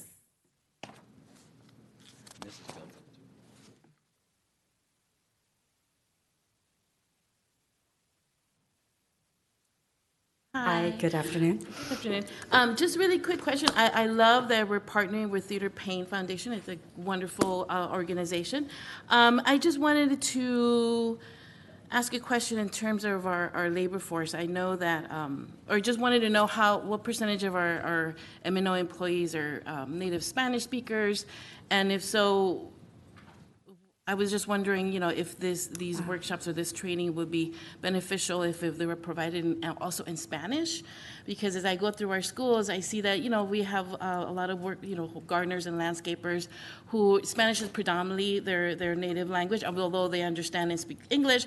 But I think overall, not only here in this Theater Pain, but over other trainings, I think it would be beneficial to provide them, learning trainings and resources in English and Spanish, just because, as adult learners, it really fertilizes, is that a word? Strengthens, fortalecer, it strengthens our learning. So I was just wondering if this or future would be, a good thing to do. It's a great point. We're very excited to be able to offer this training as we increase our native gardens and drought-tolerant landscaping. So I can follow up and find out if they also will provide that training in Spanish. Great. Right, thank you. That was my only question. Before you go on, I just had a question on B also, so we might as well take anybody else who had a question on B. Okay. How did district staff previously learn how to care for these plants? They did not. Oh, so I mean, that's the formally okay. They didn't, but we are very limited in our landscaping crews to really tree trimmers and grass cutters. But we know that we're increasing the number of drought-tolerant and native landscaping, and this training is to bring our landscaping crews into and aligned with the projects that we're doing. And I know it'd be interesting to know how many of our school gardens are being maintained by M&O and how many are by these outside organizations. So all of our gardens are maintained by M&O unless there are school-based programs or staff who come onto the gardens to provide volunteer work. This is to just provide training. They're not going to be actually so they're doing not actually, okay. No, they're training our staff so that we will be better trained to maintain these Okay. Go landscapes ahead, of Dr. the Rivas. 21st That century. takes care of me on B. Go ahead. I'm sorry. Scott, go ahead. So once they're trained. Yes.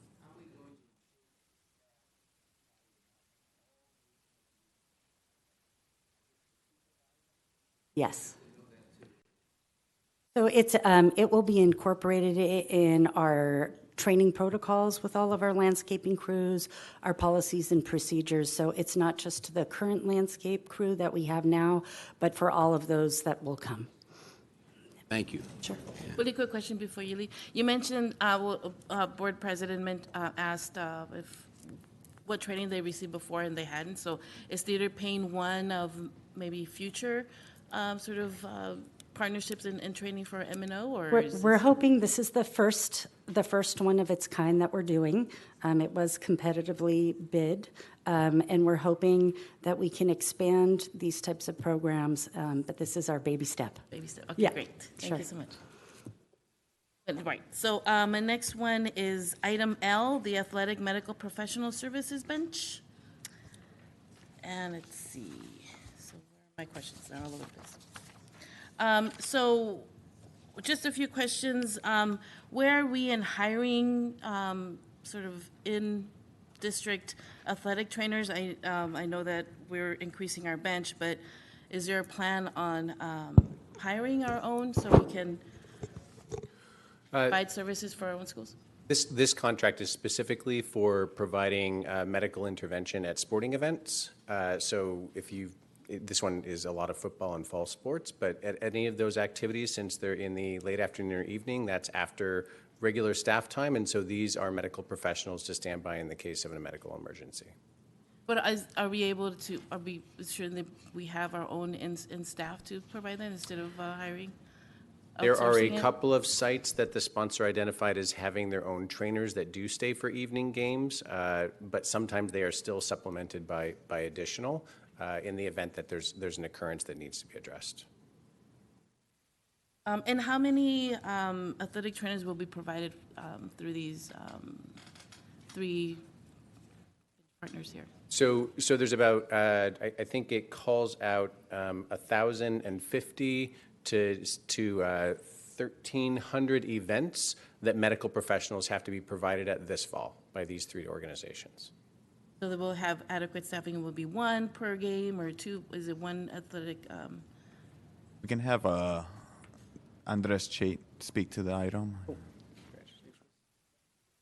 So, Dr. Rivas, to your question, the standard allocation would be 1 trainer for this sporting event, usually a football game.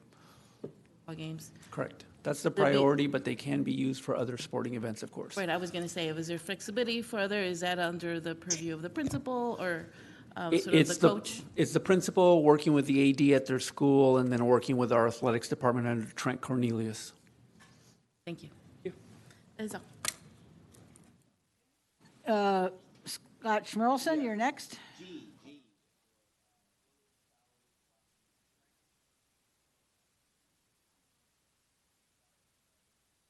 You were right, George. Okay, you were right. So I guess Willis Towers Watson is replacing Sedgwick. Is that who they are? It used to be Sedgwick, you know, right? That's Sedgwick. Okay. So I'm just curious. I know we are self-insured.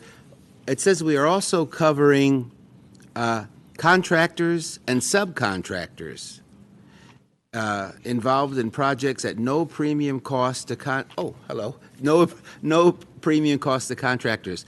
They don't have their own insurance? Don Watkins, Chief Risk Officer. Willis Towers Watson is replacing Alliance Services, and they are providing brokerage services for our owner-controlled insurance program. This program saves the district a significant amount of money because instead of each contractor buying insurance at the retail price, we get a quote from them absent insurance. Okay. And then the district bundles all the insurance needs, and we get insurance at a wholesale price. Sounds good. Okay, thank you.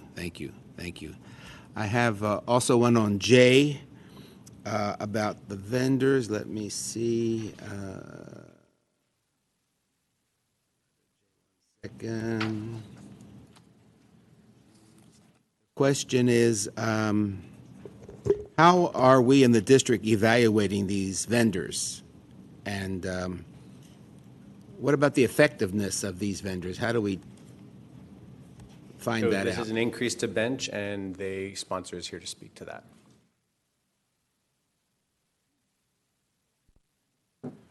Hi. Since the last time we reallocated this bench, there has been 30 contracts made, 12 vendors and 30 different contracts made by different school sites, departments, and regions. And for the A through G, for my department, with this sponsoring this bench, every contract has an end-of-year report on efficacy and use, and wanting to make sure that we have value.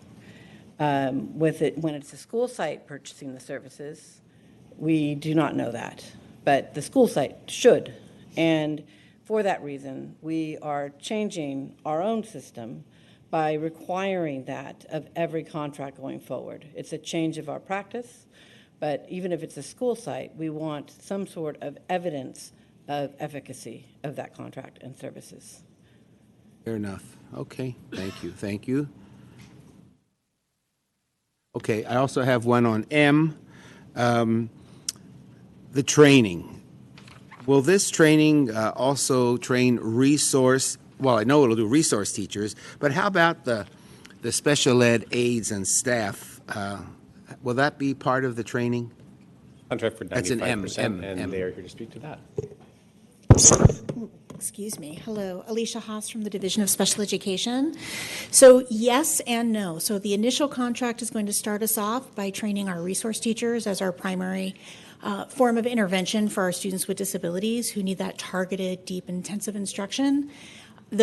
contract that we have on the item is to conduct that training and simultaneously train a cadre of internal trainers to be able to do ongoing training beyond the first year. So that training cadre will be able to provide additional structured literacy training to our special day class teachers, our other special education teachers, in addition to training that's being provided by DOI, the Division of Special Education. There's regional training around structured literacy that will be happening. So there's a variety of opportunities for all of our teachers. This training specifically is going to, for the contract, focus on our resource teachers and, again, also building that cadre of internal trainers. So how could we get the valuable employees known as special ed aides or BIIs, how can we get them involved in this training so they know what's going on in the classroom? How can we do that? So there's a variety of different pieces to that, right? So we are looking at creating a series of professional developments for our paraprofessionals.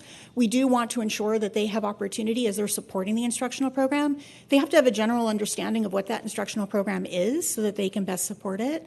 We're working with our iReady partners to see how we can create some opportunities for them through that program as well. We're looking at the programs that we already are using and implementing through our curriculum to look at how can we assist them in understanding not only how they can support students on the core curriculum around structured literacy, but also build literacy capabilities for our students that are on the alternate curriculum. So we're looking at how can we provide a more comprehensive training package for our teachers, our administrators, and our paraprofessionals. We see the need in all areas. That's great, because many times they have their own little group in the room, and it's good that they're as well trained as the teacher is. Absolutely. I appreciate that. Absolutely, but I do want to point out that this contract specifically is about the I hear you. resource teachers. Thank you. Trainer of trainers. You may, of course you may. I noticed that in this report it doesn't mention the transition from primary promise to literacy and numeracy intervention, but it seems very much related. How is this part of the rollout of literacy and numeracy intervention connected to this? Will we be seeing similar additional contracts in coming months for intervention? I'm going to ask Dr. Baez to assist me with this because this contract is specifically for our resource teachers around structured literacy. As far as additional contracts, that I would have to have some additional support with. We don't anticipate additional contracts because we have our internal talent who's very familiar with teaching instruction and reading and math. So I don't anticipate one, but as she just mentioned, this is just for resource teachers. Okay.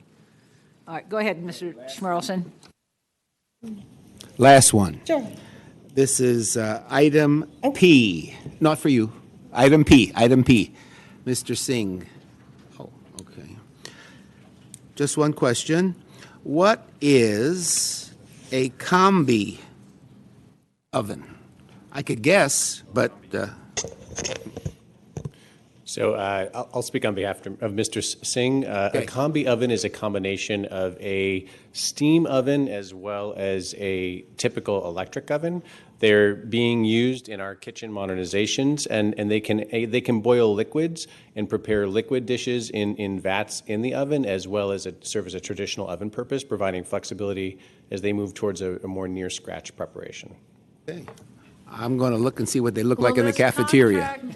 Will this contract increase the number of schools able to prepare food on site, or is this basically an improvement for schools that already have working kitchens? I believe the answer is both, and the associated training contract that was listed earlier is folks being trained on how to use these ovens. Right, great. Yeah, and Jackie, I wonder you don't know how big they are, do you?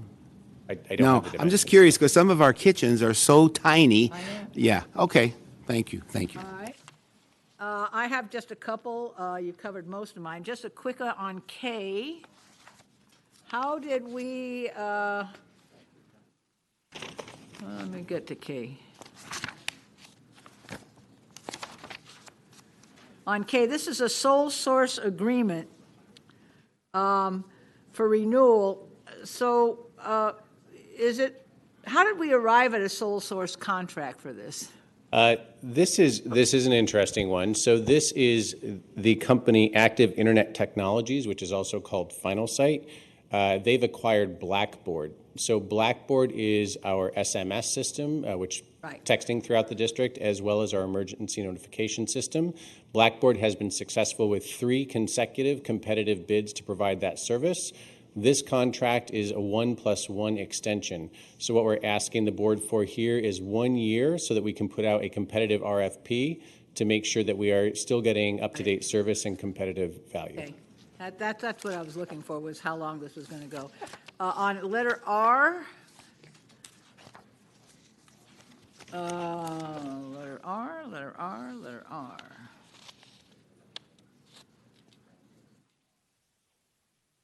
Well, there's a range of issues, from tutoring groups to boys and girls clubs to, so what are the services that are the most widely utilized by our schools?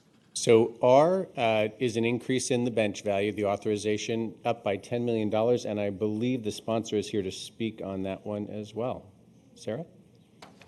Oh, somebody, Antonio's coming from the other side. Team effort here.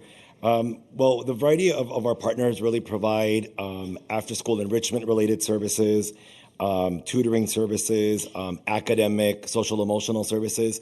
The resolution that set up this funding stream essentially thought about supplementary supports for students and families that really address the academic and the social-emotional needs of students. But my question was, which of these millions of possible services are the most widely used by schools? You want specific organizations? Well, no, types. Types of students, it's after-school providers.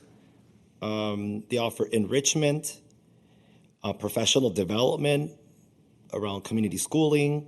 So you're saying that after-school services are most widely provided? After-school would be the item that is most utilized. Okay, is there a second place for most utilized? I'm trying to get a sense of what schools are contracting for. Yeah, SEL and professional development. Okay, thank you. And on item 00, where's 00? Oh, that's in tab 4. I'm done. Okay. All right. So we're done with tab 3. Everybody done with tab? Oh, go, Sorry, Dr. I Rivas? forgot one more question for item L, the athletic. I knew there was something I forgot. I know that two of my schools, Torres and Marshall, applied for an outside grant that enabled them to fund their own athletic trainers. And the reason I bring this up is because in California there is a lack of, athletic trainers throughout. And I would like the district to not be one of them. So I would like to know if you know the grant and how we can make sure that a lot of our schools know about this grant so they can actually fund their own athletic trainer. I'll work with Trent Cornelius, and we'll get you that information by the end of the week. Okay. Thank you. Great, thanks. That's it. All right. Takes care of item 3. Let's go on now to item 4. If I could just have one moment. Oh, by all means. We have a a speaker for from item tab 1. 1. I apologize. I would hate to miss that individual. Mr. Juan Mangandi, come on up. This is for tab 1. The Teamsters Local 572, 2023-2024 Memorandum of Understanding. And Mr. Mangandi is going to speak in Spanish, so if you'd like to hear what he says in English, translated simultaneously as he is speaking, please raise your hand, and we will provide headsets for you. To the go-ahead from translations, we will ask Mr. Mangandi to go ahead. Gracias. Buenas tardes. Fíjense que los padres son locos. Nosotros estamos haciendo overtime aquí sin recibir ni 5, ¿va? ¿Cuánto gana cada uno de ustedes que después que se queda del horario? Estamos medio locos los padres. Hoy viene el punto y es, fíjense que hoy escuchando todo lo que dicen es wonderful, maravilloso, espectacular. No sé, Spectacular. que There are de ponerle a esto many names to give what you're doing and how wonderful it is. Yo no sé por qué la gente viene a quejarse I de don't know tantos why problemas people de complain seguridad. about so many issues about security, Están comiendo las escuelas that públicas. charters are eating public schools, or I'm not sure why. They've been saying wonderful things. I don't understand. Creo que yo estoy fuera. I think I'm out of this. No soy marihuano, no tengo ningún tipo de uso de droga. I don't do drugs, No but sé, es I un don't mundo, know. This is a world of, ¿cómo se llama? Virtual. Lo que ustedes it's a ven y lo que virtual nosotros world. vivimos. What you see and what we live. What you see and what we live. Hay mucha información There is a lot of information in regards to numbers. There are a lot of experience in regards to parents. The problem is that we're not focusing on the real problems. We're lying to people that are paying their taxes. We can see that religious radical ideology, this doctrine takes us nowhere.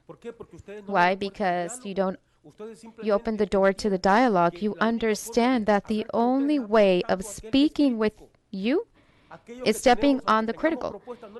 Even if we have a proposition you don't care, what's important to you is to push your agenda because your agenda has a motive, and that is called being above us, parents. How many of us, and this is why I'm speaking, how many more things? Honestly, I'm going to speak in regards. Well, do you know where these funds come from? I'm not against it. I want to declare this, that I am not against. They play a big role in regards to labor partners. I support that. I also support that every person that has a sexual identity, I will never be against it. I will always be in favor. I am also in favor that everyone can choose their own destiny. But I also want to say that when you're giving money, you are affecting us parents. You are affecting the future of our students because we are not talking about security. Security means that we are able to have healthy children that will not smell marijuana and that will freely, there will be no gang member that will recruit them. This is what we're saying. We need you to take responsibilities that when these unions, and we need to tell you that the schools have to be healthy, and there are issues with the administrators. We have to say, well, look, these administrators are not understanding the issues and they're making things harder. When we see, honestly, we have bad teachers that are not assisting students. They're just here for a check because we are depriving other teachers, and teachers that are good like us, that still love our cause and that still have love for the people that we love. Thank you. That concludes public comment for tab 1, the Teamsters MOU. Public comment for tab.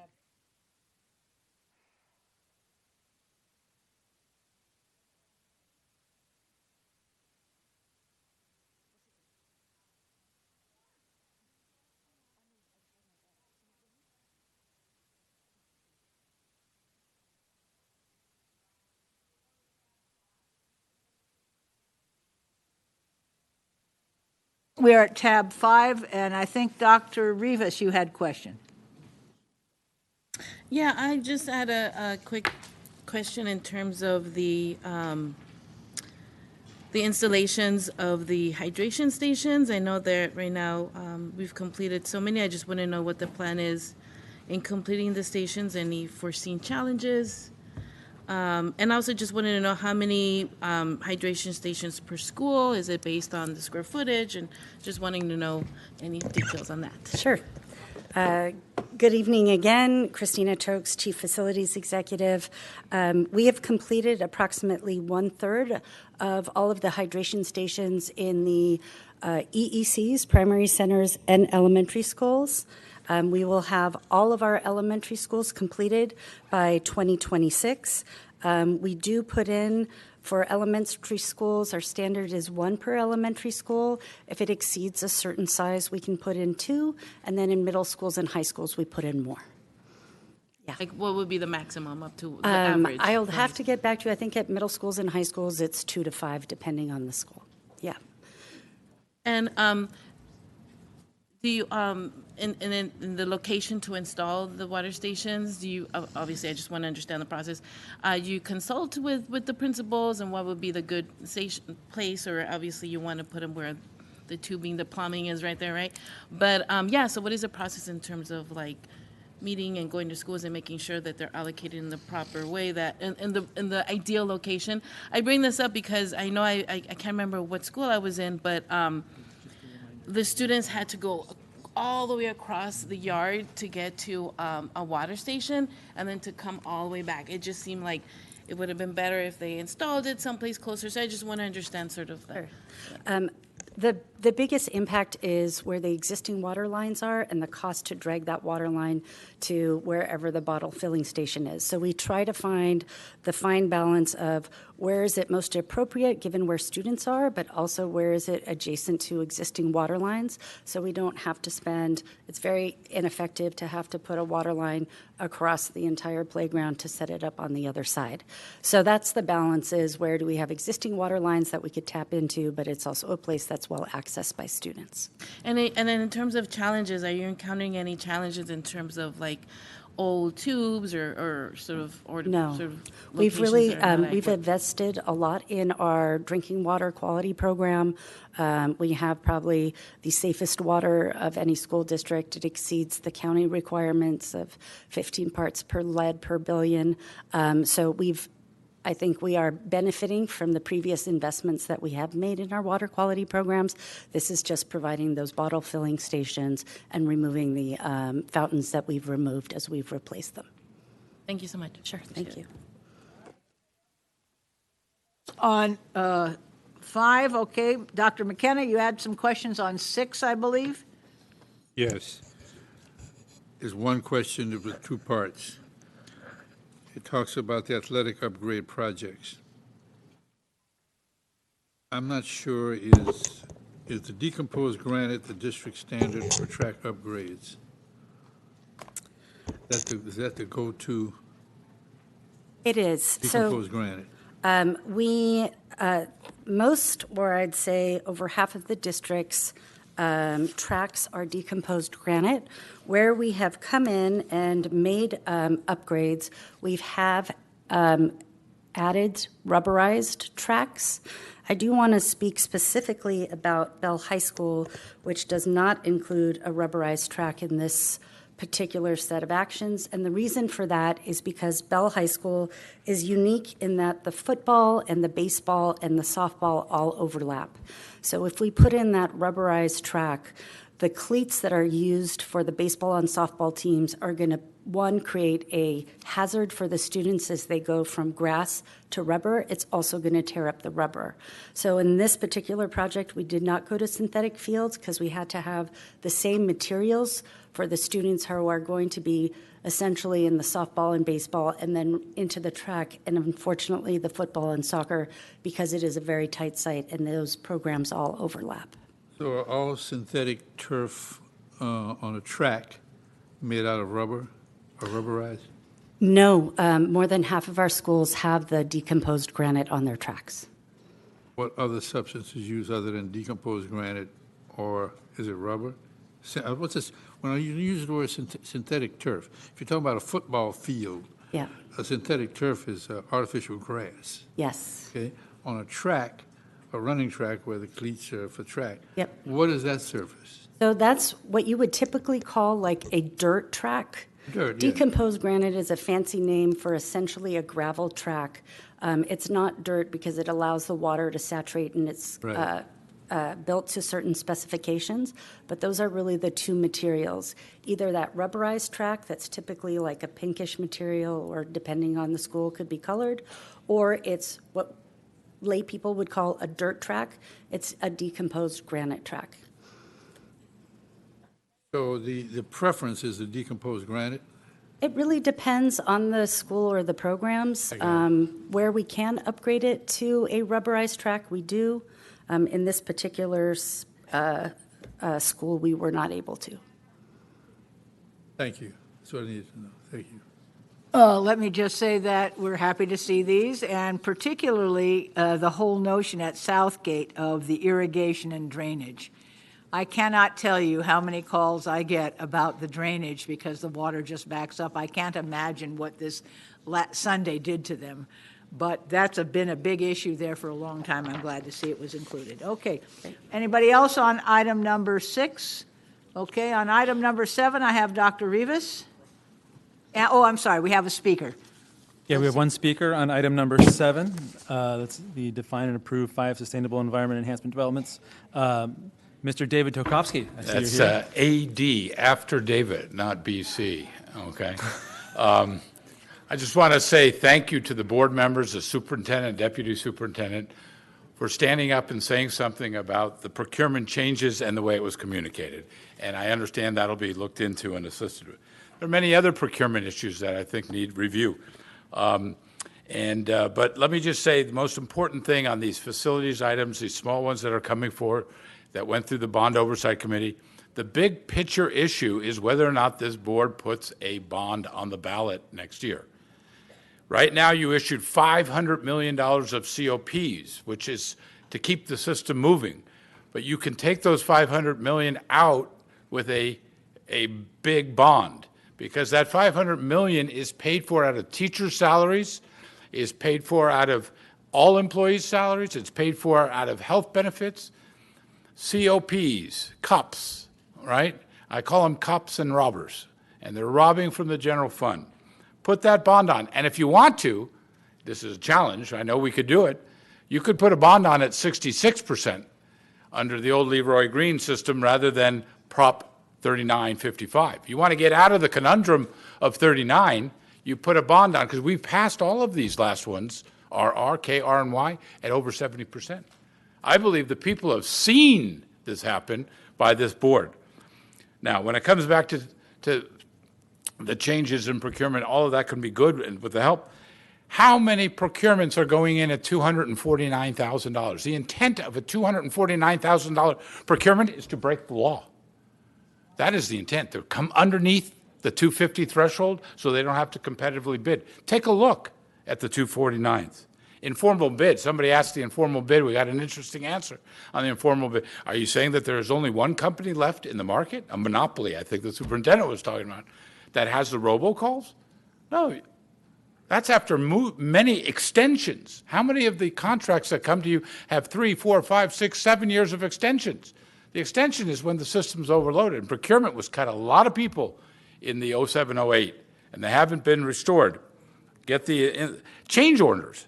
Oh my goodness, you want to talk procurement issues. Now that's facilities, not regular procurement, it's a different procurement. The change orders, you've got to rebid things when they go up into the 25%. Now, some of the escalating costs make us not want to do that. But take a look at that. Take a look at some of the delegated source. Sole source. What does that mean? It's not spelled S-O-U-L. It's spelled S-O-L-E. Okay, you're telling me in the marketplace there's only one person who does that? And finally, DWP. You have some of those today. Got to be careful. Okay? DWP had to be sued by this Board of Education for taking money away from the children of this district. They may be giving you water coolers today, but they took over $100 million from the people in the school system. So watch out on a number of procurement levels. Thank you. Thank you for your time. Rivas on item number 7. Dr. Rivas, if I could implore you to move your mic a little bit closer when you're talking so we can. Right on. Okay, is that good? Yeah. Item 7 on the seeds, I just, wanted to know, to understand I know the selection of some of these applications, just in terms of rank. And I understand the process, the schools submit the application and the facilities department helps them in sort of making sure all the elements are there. But I see here that the ranking of some of the schools that were provided with the SEEDS grant, one, Limerick Avenue, had a rank of 594, and I'm assuming it's in the Green Index, and Sun Valley had a rank of 573. So I just want to understand in terms of approving the SEEDS applications, do you take into account, applicants who have, or I just want to understand the mix of the ranking. The ranking is 155, 594, 56, and 573, and 57. So I want to understand the selection of these applicants and the varying rankings and how does that? Sure. We included the ranking because we were requested to include it just to indicate which SEEDS programs got the 100,000, and then if you're in the top worst 25% of the greening index, you get a bump up to get you to 150,000. So you'll see on this Los Angeles Elementary School and Sylvan Park, both with a greening index of 56 and 57, are at 150, and the other three are at 100. So that's really only the purpose why the ranking is included. We don't consider the ranking because it's really a come one, come all on a rolling basis program, and we don't deny anyone an application. So this is not there's a limited amount of money and we're going to pick and choose. It's really a rolling application until we no longer have the funds, and our staff works with schools to get them to all the information they need to have a seeds projects. So no one's turned away. If you have schools that are interested, please let us know. We're eager to do more of these. Yeah, that is my next question. What would be helpful to get more of my BD2 schools to apply? I know there's a lot of interest and applications have been sent. So what can I do, or what can we do to sort of help? Great question. Typically, at the beginning of every school year, we remind principals that this program exists. We'll be putting it on the principal's corner to let them know once things settle down. We also have, if you just search LAUSD Seeds, the application comes up, and we have many materials that we can share with all of our board offices that they can give as they visit school sites. A lot of when I go to a lot of my schools, I said, "Hey, do you know about seeds?" And for them, it's like, "Oh, more work. That's something I have to do." But I really want to let them know that it's actually well facilitated. There's a guideline. It tells exactly where to write. So it's really easy. It's not that you just definitely need to have a good school community that is going to be invested in making sure that this that the Seeds project is maintained and lasts. Well, thank you so much. I will be doing some promotion for my schools on Seeds and offering more support. So thank you for that. That's all. All right, now we're going to go to item number 8, and we have quite a number of speakers. So we'll take the speakers first, and we have quite a number of board members who have questions on item number 8. Okay. Dana Thomas, you're signed up to speak online. I do not see you online with us. Are you in the room here, Dana Thomas? Nope. Okay. Let's go with Diana Shaw. Are you on the line? If you are, press star 6 to unmute yourself, and you have 3 minutes to speak once you begin. Diana Shaw, please press star 6 to unmute yourself, and you'll have 3 minutes to speak once you begin. Hello? Hi. Hello? Hi. Hi there. I am happy to be here. I am a mother at Pomona Community Elementary, and I'm happy to greet our school board and our new superintendent. And we are very excited about this resolution for improving our school's grounds. And the idea of a playground and campus exterior upgrades is very exciting. Right now, we're working with some very dated issues, and we are thrilled to be able to be considered for deployment in this funding program. And it's a chance for our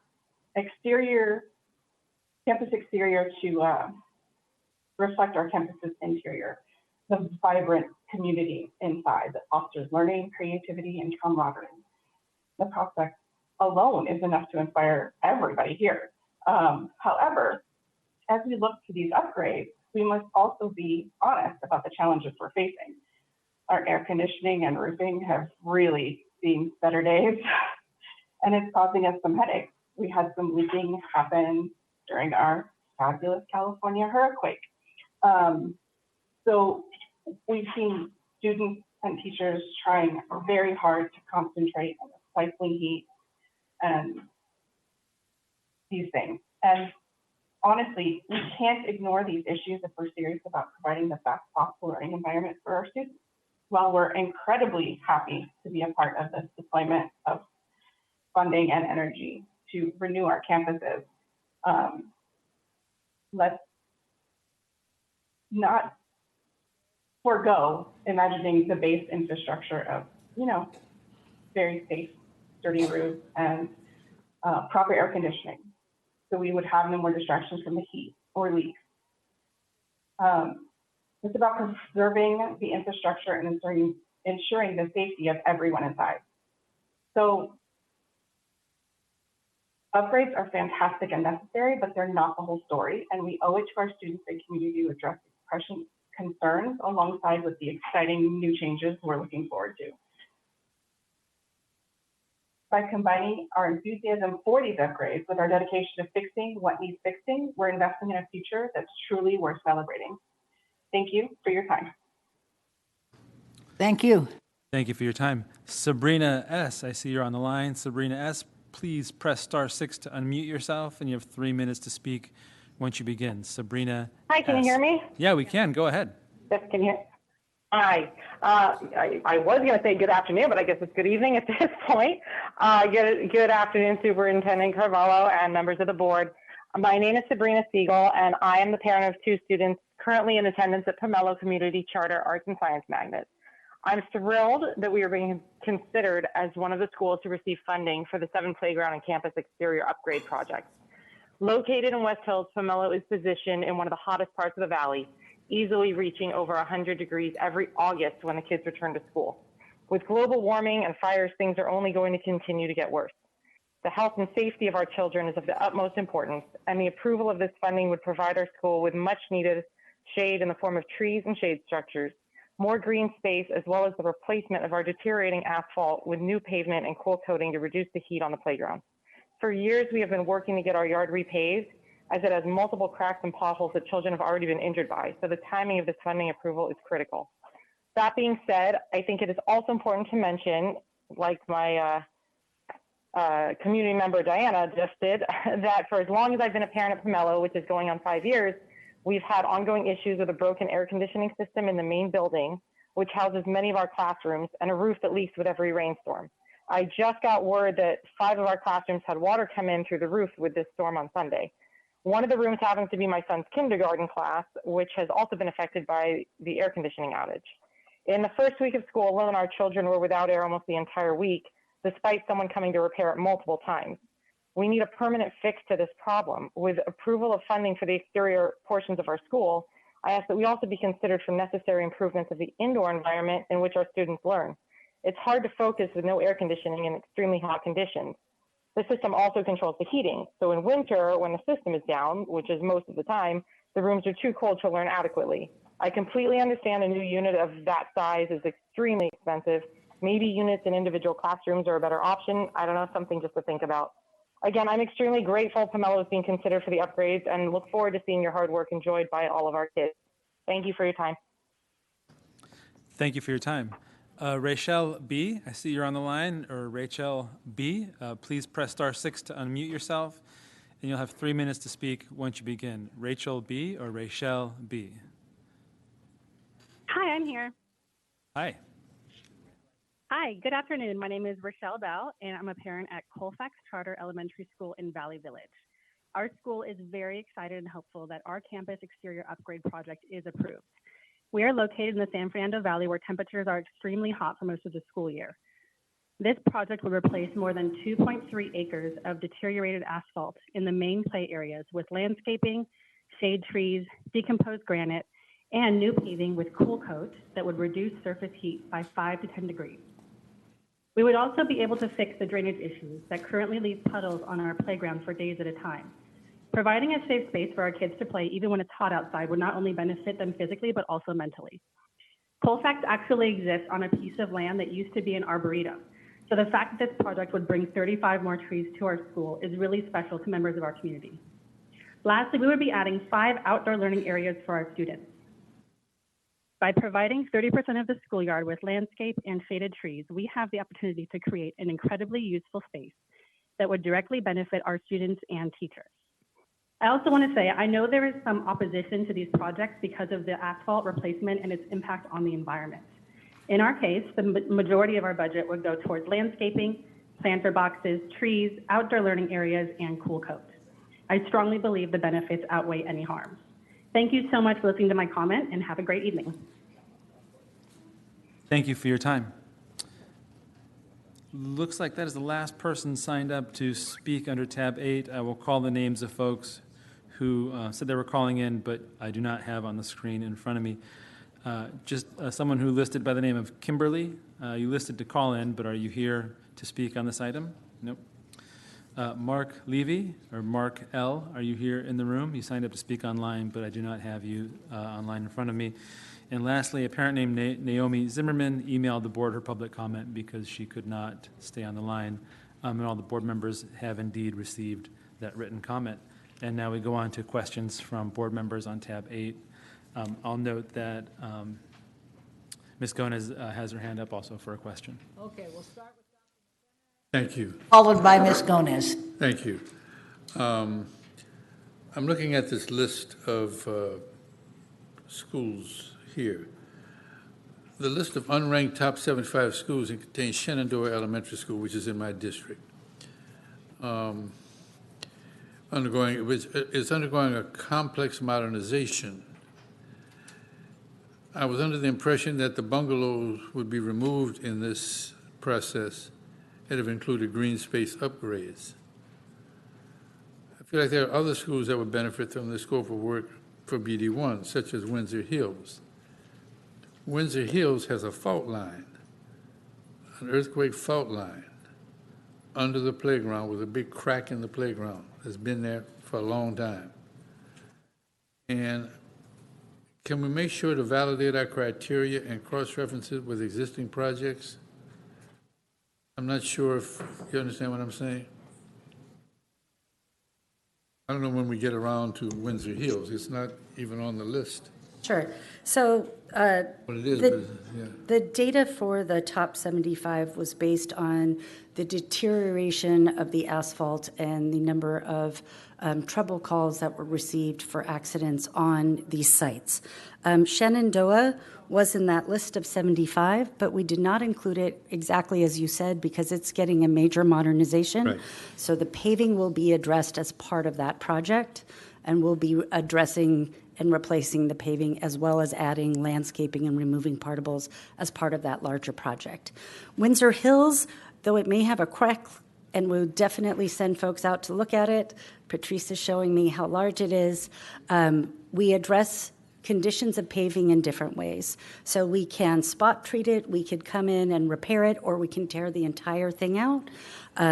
Windsor Hills did not receive that highest ranking because the entire playground doesn't show that it is completely deteriorated. But if there is indeed that crack, we need to send our folks out and address it and repair it so it doesn't present a tripping hazard. I would appreciate that. Sure. Thank you. I appreciate it. Thank you. Kelly Gomez? Thank you so much. I have just a few questions that I hope will bring some clarity around this program because I've received some emails. So I just want to make sure that, we help understand how this program fits into the bigger picture of the district's overall greening goal to get to 30% minimum green space on all of our campuses. So Ms. Tokes, if you could help with some of these questions, please. First, if you could share the purpose of the program to provide these exterior upgrades. Sure. The purpose is really twofold. It came out of an engagement session that we had approximately 2 years ago, which is to address really curb appeal at our elementary schools to attract our families to LAUSD. This will be a transformative project that not only paints the entire exterior of the building, really transforms our schoolyards, includes major landscaping, and adds privacy fencing as needed. It also, as part of this large exterior upgrade, will address our most deteriorated schoolyards with the worst paving. We know that that came a very hot issue to our elementary schools, especially as our youngest kids use those a lot, and they do present a safety hazard when they reach certain levels of deterioration. So that's really the objective of this program. Thank you. And does this program add asphalt anywhere that it wasn't already? And does it increase the overall amount of asphalt on these campuses? It does not. It reduces the asphalt so that in our schoolyards we will have 30% permeable landscape surfaces with trees and shading, which is going to be a huge improvement at all of these school sites from what they have now. Great, thank you. And I think you answered this, but if you could clarify how exactly schools were identified for these improvements. Sure. We identified schools that had the worst condition of asphalt. From that, we knew we could do approximately 30 projects with this budget allocation of roughly $300 million. We looked at both a ratio of the number of schools in each board district that had the worst amount of asphalt, as well as the number of schools in each board district that were in the top 25% of the greening index, and we will use that proportionality to arrive at the number of schools in each board district. So all of them are considered kind of failing for the asphalt in their schoolyards. Unfortunately, we can't get to all of them, but we know when future funds are identified, we'll continue to make progress. Okay, thank you. And I know you mentioned that we're reducing asphalt and increasing greening with these upgrades. Can you explain if we will be reaching the 30% ratio of hardscape to greenscape on these playgrounds through these projects? Yes, we know, the board passed a resolution making it a goal to make 30%. These projects specifically will meet that goal. That is what they're intended to do as part of the other larger exterior upgrades. So all of these projects will have 30% of the schoolyards greened. Wonderful. And last question, and I have just a couple comments, is just how much tree canopy or other shade will be provided through these upgrades? We know that heat is something that a lot of the parents who have reached out have mentioned, and the lack of shade.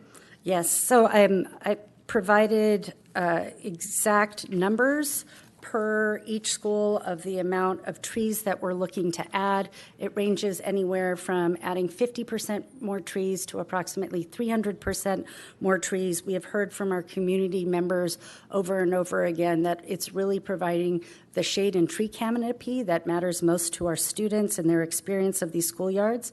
So we believe that we're going to be significantly adding the number of trees throughout this entire program. Thank you so much. That's really helpful information. And I think that the amount of information and public engagement around this item really emphasizes how important greening is to our communities and how much this is needed, especially at our elementary schools.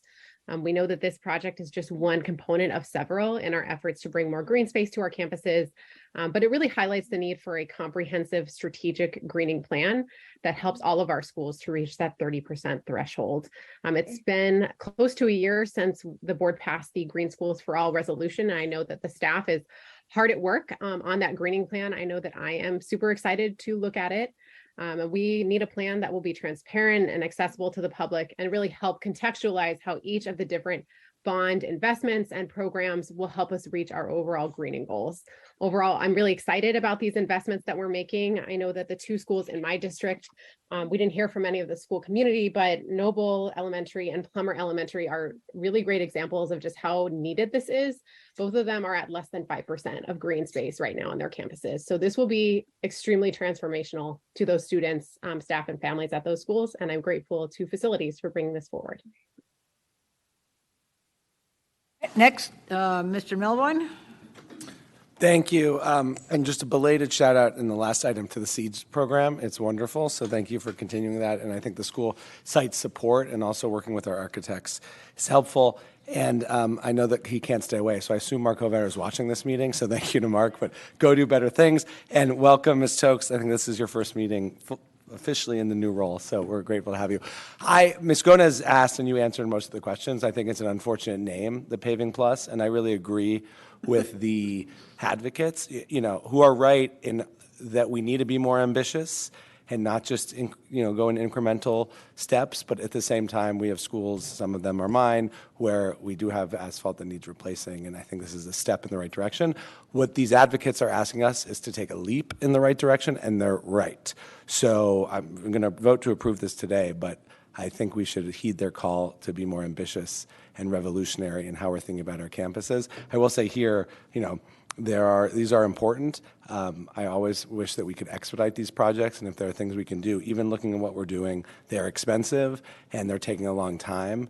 And like Ms. Gomez said, this resolution was passed a year ago, and so I know the answer is going to be you're looking into it, which I know you are, and so in the future, maybe you can update us, but my hope would just be looking at some of these timelines, like can we expedite them and find more ways to touch more schools. And if we can't with the existing budget or personnel or whatever, let us know, because you have, I think, 7 board members who this is a high priority for, greening and environmental protection. So let us know what we need to do, whether that is more allocation of funding, a bond that some people have talked about, et cetera. So thank you. All right, next, Dr. Rivas. Yes, well, I will say, the greening committee, this is really the effort, right? This is the focus and the vision of our Green Schools Committee and Climate Resiliency, the Greening Schools and Climate Resiliency Committee. And this is exactly what we're going to be, working towards, is making sure that we're working towards greening and, fulfilling the resolution that was passed. So I know that this is one program, and the questions that I had have already been asked by Ms. Gomez. And yeah, we're going to be adding more trees, as these are the sort of the topics that we're going to be looking at in the next few committee meetings. So I'm looking forward to that work and identifying the funding. And yes, they're advocates. They're actually part of the committee. So I know they're going to be working with us and guiding and being the driving force of the district, and really investing in our schools and through the greening of our schools. So my question is, since the other questions were already asked, is just being, not a question, but more a comment of being a bit more equitable in terms of where we're identifying the need for pavement or just greening, because here I don't see Board District 2 schools, although you did say that, schools are throughout the board districts are identified, but I would like to at least for y'all to be more mindful in terms of being equitable. So if you say, okay, we fulfilled so many projects in these districts, but identify where there are gaps in the other board districts, just so we were equitable across the board. But no, I'm excited on the work that we're going to do together in the greening committee, and really advancing the greening efforts and electrification as well, because it all goes hand in hand. So thanks so much. Agreed. Look forward to it. All right. I think I'm last, so I just have a couple of things, since most of mine were asked as well. I think maybe we would ask you, as you bring these others, because I think there are 23 altogether, aren't there? There's 30 altogether. 30. There'll be 23 more. 23 more. To add into the reports, things like how many shade trees are being added, just so we don't have to ask on each one of these. Dollars spent on the greening as opposed to the cooling of the pavement. How much permeable surface has increased. Things like that, I think, will reduce the number of questions in the future, and any other metrics that you think might help us all know what these pieces are, because I think I got a couple of letters from the Living Schoolyards Coalition members and some from the Greening Committee, because they think that it's still spending too much in paving instead of greening. I think if we had these numbers in there, and that it says, yes, there's 30% and we're not counting paving as part of it, it'll reduce the number of questions and perhaps concerns. I think there are some from that Living Schoolyards Coalition and the Greening Committee who think we should not do any paving, if you know what I mean, take it all out or most of it out. But they are concerned that Title I schools seem to be underrepresented, and I don't know that that's true. I'm just reflecting what they sent to me. But if that is true, it would be a concern of mine. And also they wanted to make sure to say that they want the greening to take place where students congregate rather than at entryways or on perimeters, but I think we're already doing that, but I said I would mention all of those. The other question I would say is that at Grant Elementary, the school has a large separate project not in scope that is not a part of the upgrade and is going to involve removing portables, and the California Conservation Corps doing a big greening project about which I'm overjoyed and thrilled. But what could we do to improve this kind of cooperation? So you're already going to be working at a school, and now somebody else says, well, we'll make it a bigger project. Are there ways that you reach out, or you just have to wait for them to come to you? Oh, absolutely not. If someone has funds or a project that they want to do at the school site, and we're going to be doing one now, that's just, we can do so much more. So we would reach out to them, make sure that we're coordinated, and that, if we're both going to be doing work at the site, that we're, multiplying kind of our efforts, scaling our efforts to get the greatest impact at that school. And we don't consider cool coating as part of the greening and landscaping? We do not. Okay. I've heard several people say, yes, we do, and we don't. I want to make that public. Okay. Yes, it's permeable surfaces. And you said that all these 7 campuses will reach the 30% greening as a result of these Correct. projects, which I think is important for us to know. Okay, I think that's all I had. That takes us through 8. We had no questions on 9, 10, 11, 12, 13, 14, 15, 17. Oh, but we have speakers on some of these. Yes, we have, He's stopping me. I was going too fast. I got excited. She I'm moves sorry. very quickly and efficiently. All right, so we have 9. Let's have speakers on 9, please. Under tab 9, Aaron Studer, are you here? Or Aaron Stutter? I apologize if I've mispronounced your name. Please come on up. You'll have 3 minutes to speak once you begin. We're going to call you the patient Aaron Studer because you've been here since the beginning. Yes. Good evening. Board President Goldberg, Superintendent Carvalho, board members. I'm Aaron Studer. I'm the Executive Director at Chime Institute. First, just let me say to the superintendent and the board, your leadership during Tropical Storm Hillary, I really appreciated. I know it was a difficult decisions trying to make those calls. It was a long weekend, I'm sure, but I thought you made choices that made sure staff and students stayed safe. So thank you for that. Real brief reminder, Chime Charter School is a TK through 8th grade charter school in the San Fernando Valley. We have 760 students. We're the professional development school for California State University Northridge, and we are a national model for full inclusion. We have over 20% of our students are students with special needs, and within that 7.5% of our students are students with extensive support needs. And that makes this project a real joy for us on tab 9 to replace the asphalt going. I know we've been talking about paving, but there are a lot of ruts, holes, different things in our kindergarten yard. We have a lot of students who use accessibility devices, wheelchairs, etc. And to get that replaced and smooth is a real boon for our entire community. So I really appreciate your support. I want to thank Maria Thorpe, who was a LAUSD staff who walked us through this process, and the facilities team for their guidance and expertise. I want to, as always, thank board member Nick Melvoin for your continued support of Chime.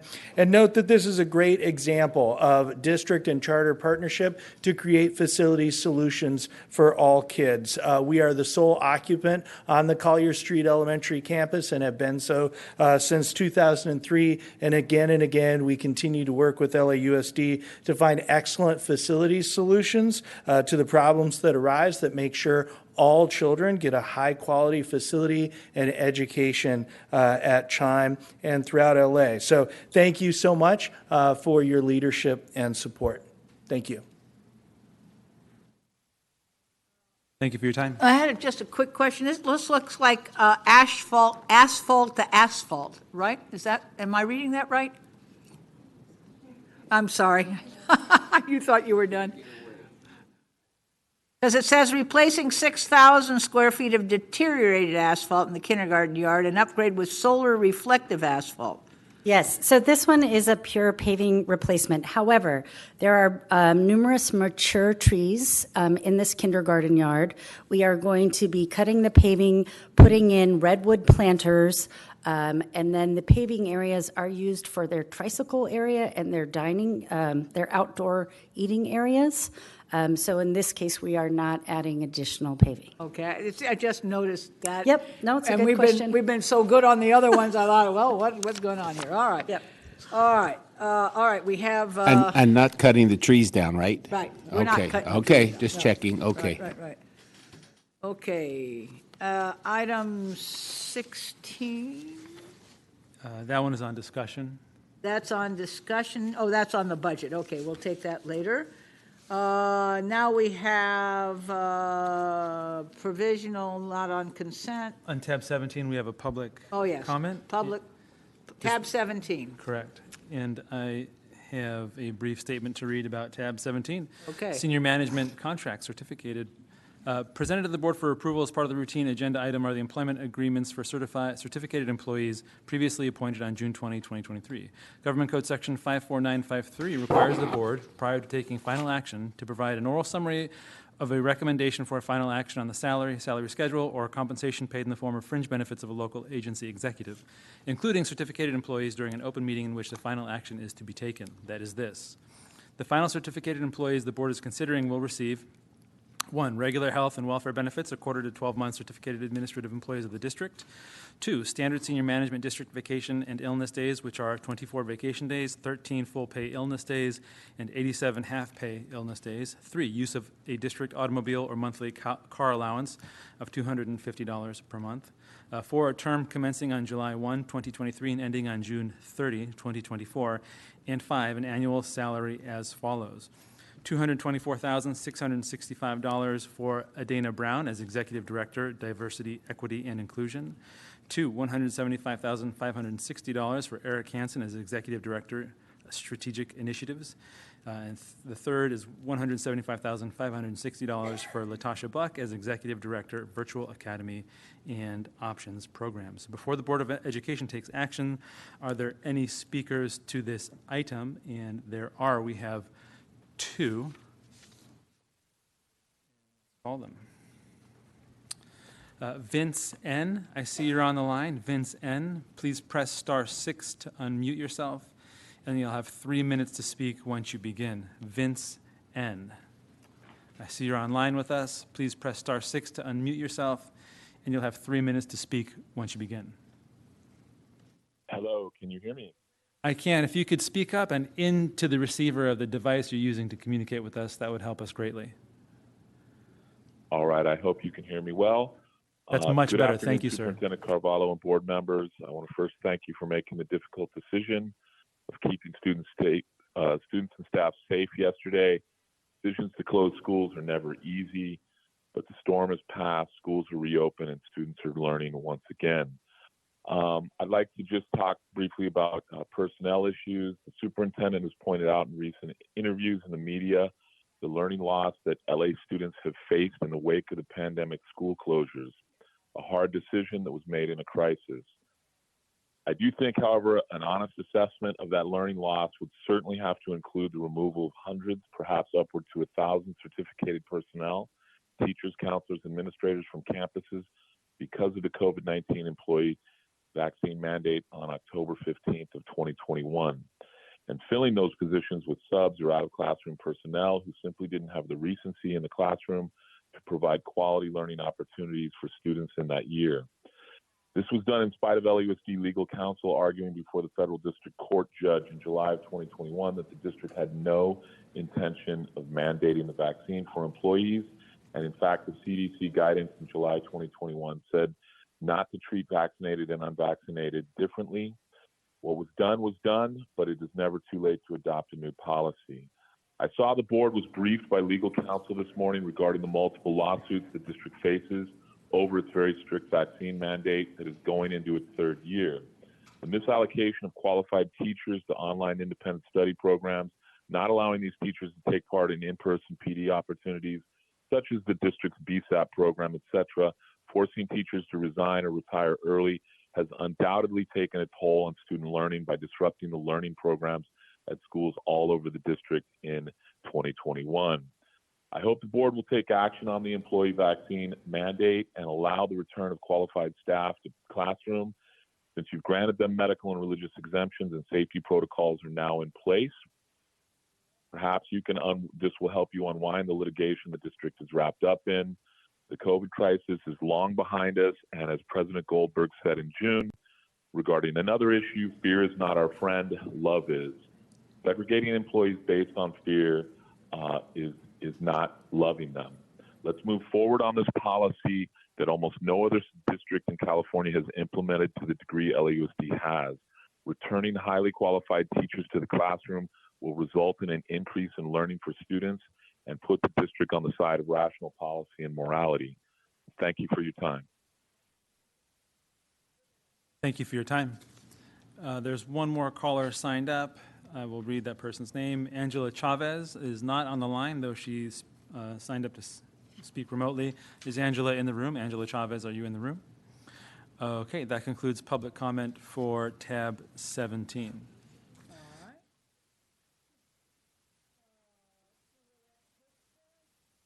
That takes us to Board Member education compacts for City of Maywood and San Fernando. Somebody wanted to comment. Board Member Gomez has a comment on that. Okay, Board Member Gomez. Hello, I just really briefly wanted to share my excitement around the compact between the City of San Fernando and LAUSD. We are so proud of the partnership we already have with the City of San Fernando to support our students and families. I know that this compact will deepen our shared work to meet the holistic needs of our students and families, because we know that what happens outside of the school gates has an impact on our students learning and growing in our schools. I also just wanted to appreciate all of the leaders of the City of San Fernando. I know that each and every one of them was really interested and supportive of the compact, even giving some direct feedback on it. So I'm grateful to them and look forward to seeing the impact of this partnership over coming years. I thank you.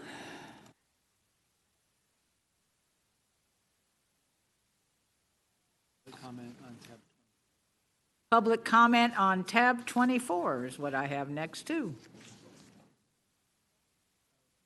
I have Teresa Sanford to speak on tab 24.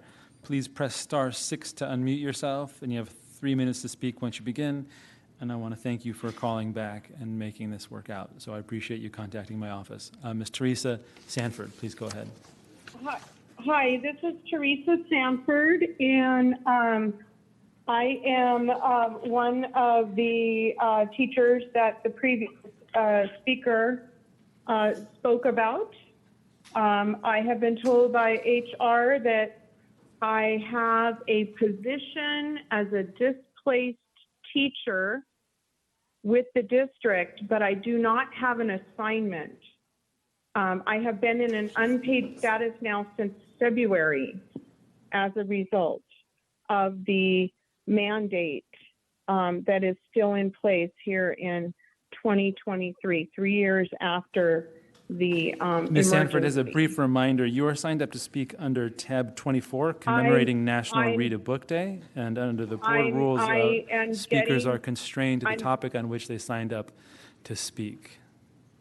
Okay, I'm getting to that. One of the things that I noted during the discussion of this item was the necessity for comprehension and understanding, which I was reading an article on chalkbeat.org regarding this topic. And having taught English and worked in elementary for 24 years, I understand the importance of students having a broad background knowledge base through which to gain understanding of text in context. I did everything I could as a teacher in English, science, and social studies, as well as my time spent as a paraeducator, to activate and try to encourage students to learn and understand, right, rather than just learning to read, reading to comprehend. And this is something that I would recommend that everybody read. It's on chalkbeat.org, and it's called, the article's name is The Science That's Missing from Science of Reading Laws.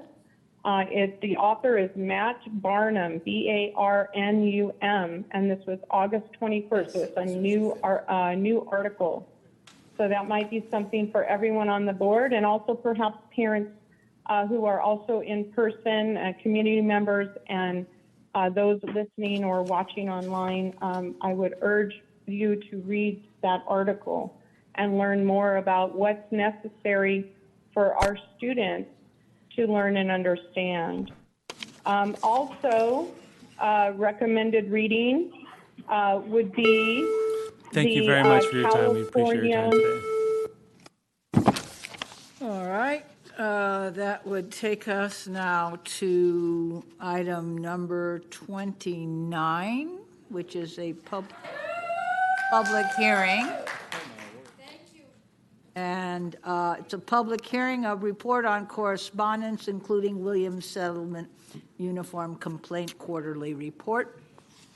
And relative to that, I have a statement to read before we take action on this, before the board takes action. Before action is taken on the report of correspondence regarding the Williams Settlement Uniform Complaint quarterly report summary from the Director of the Educational Equity Compliance Office, a public hearing must be held. This constitutes a public hearing on the report, and a maximum of 12 individuals who wish to address the board on this item will be heard.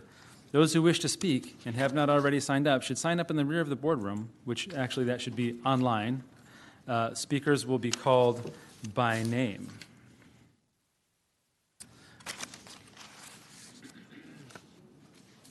One moment.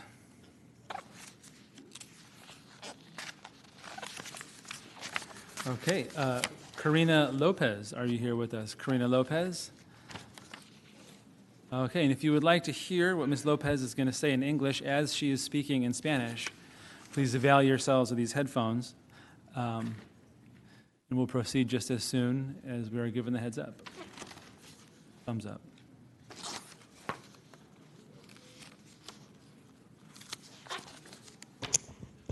Tenemos traducción, ¿verdad? Sí. Usted me hace venir hasta acá, señor McLean. Como decimos en México. Like we say in Mexico, you and I will have to eat together. Very well. Good afternoon. My name is Karina Lopez Zúñiga. And the reason why I am here before starting with the matter, I want to congratulate Virtual Academy and also from KIPA family for their great work. The resolution that you're talking about schools, charter schools, to stop, I think that we need to use the Solomon philosophy, the Solomon son's philosophy, the son that fought against Solomon, and says that why not divide ourselves in two? We have to recognize, but who said not to touch the child, the true mother? And we want to recognize the work of those employees that are really working students to get ahead. We cannot be radical. We cannot be radical. We need to analyze really well, because there are a lot of people who are working very well every single day. You're speaking on the report of correspondence. That means people writing to the school. I'm sorry, Hello? lo siento.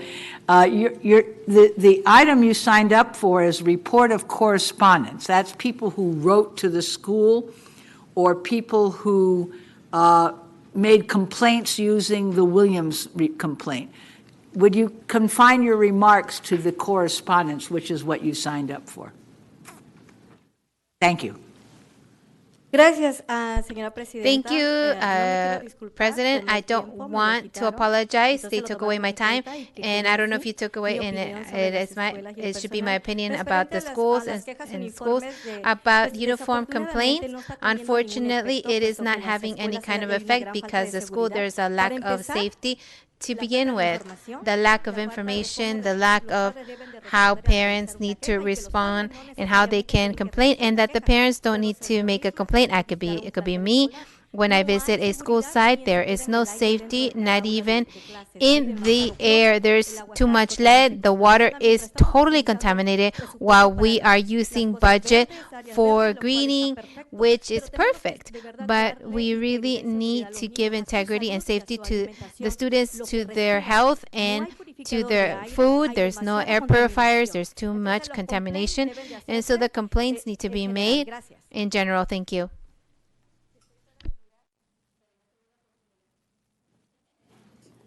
Okay, thank you for your time. As Board President Goldberg pointed out, the board rules state and our order of business states that when you sign up for an item-specific comment, especially a public hearing on the report of correspondence or the Williams complaint, the comments are constrained to those two topical items.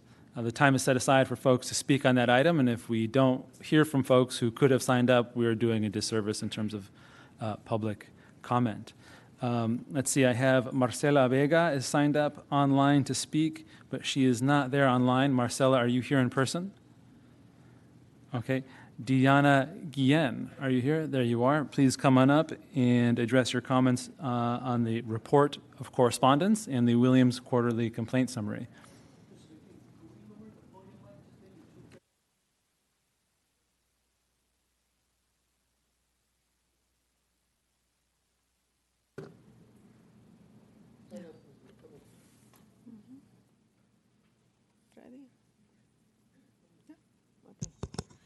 Buenas tardes, miembros del Good board. afternoon, members of the board. Just like my partner said a little while before, we are, as parents, are doing overtime because we are very concerned more than anything about William's complaint that is entirely, and schools, it's like it doesn't exist. The principals do not inform the parents that these complaints exist. Not even in the DLAC committee have they wanted to give us information or training about this. I have seen in your report that there are only 15 complaints. Imagine, in a district of more than 1,000 schools, there are only 15 complaints. And let me tell you, I think I was the second department because I get more complaints from parents and they come here to me and they say, this is happening. But in reality, we go with the things that should help us, and there is no response. There are also other complaints that are uniform complaints. I've made several, and in all of them, they tell me that nothing of that I said is true. They say that in their investigation have found that nothing is happening and that everything is perfect. I also made a complaint against Mr. Plasencia because he was slandering me, talking to other parents, and now one of the chairperson from the CAC confirmed that they told me that not to compare myself with them because I was a problematic person. And so I think that those types of comments, this person needs to abstain from making personal comments because I am a public figure and I am a figure that represents parents. And the parents have elected me because I have come here and I have the, I don't fear talking here. And I'm here so that we are able to dialogue and not just so that the parents, just like me, that are criticals, that we are being slandered and we're being spoken to in that way. And also last time I lodged a UCP complaint against an employee because I wanted to enroll my student. I wanted to do the process for a permit, and the secretary treated me very badly. I felt that she was treating me with discrimination because I asked for a schedule an appointment with the principal, and she said that they didn't, and the only way to talk to this person was through email. And I lodged a complaint, and the complaint personnel, they said, look, you have two options. We can help you so that you can enroll your son in any place, or you need to take away your complaint. And I said, no, I will not take away my complaint because they can't dissuade me from my complaint because I've already lodged it. And because I have information and I can come here, but how many? Some of they take away the complaint. That office where we do the UCP, they are corrupt themselves because they called me themselves to tell me that. How is it that they want to persuade me to take away a complaint that I've already made? And so I think that Ms. Goldberg, you are very responsible in the Williams complaint so that every single classroom and every single school and that the parents know what this is about. Thank you. Mr. McLean, can I just ask Jackie a question? Yeah, sure. So if someone fills out a Williams complaint and the Williams people say that's unfounded, is there an appeal process for that? Do you know offhand? I don't know myself. Well, if you take a look at the responses that are given let's just take a look at the one on page 1 of 12, which is page 430. What the process is supposed to be is there's a complaint and then there's a response. Right. Okay. They talk about whether or not they have completed and closed their investigation. That, I don't know if I presume that you could make an additional complaint on the same issue if you don't believe that it was resolved. So I think what we need to do is just spend a little bit more time having parents understand how they do it. There should be in every classroom some of these complaints. I have visited many classrooms that did, but some do not. And I think we just need to make a greater attempt to do that. But once it's completed and closed, which it has to be by a certain number of days in law, once that's done, if you're not happy with it, there's nothing to stop you from making another complaint.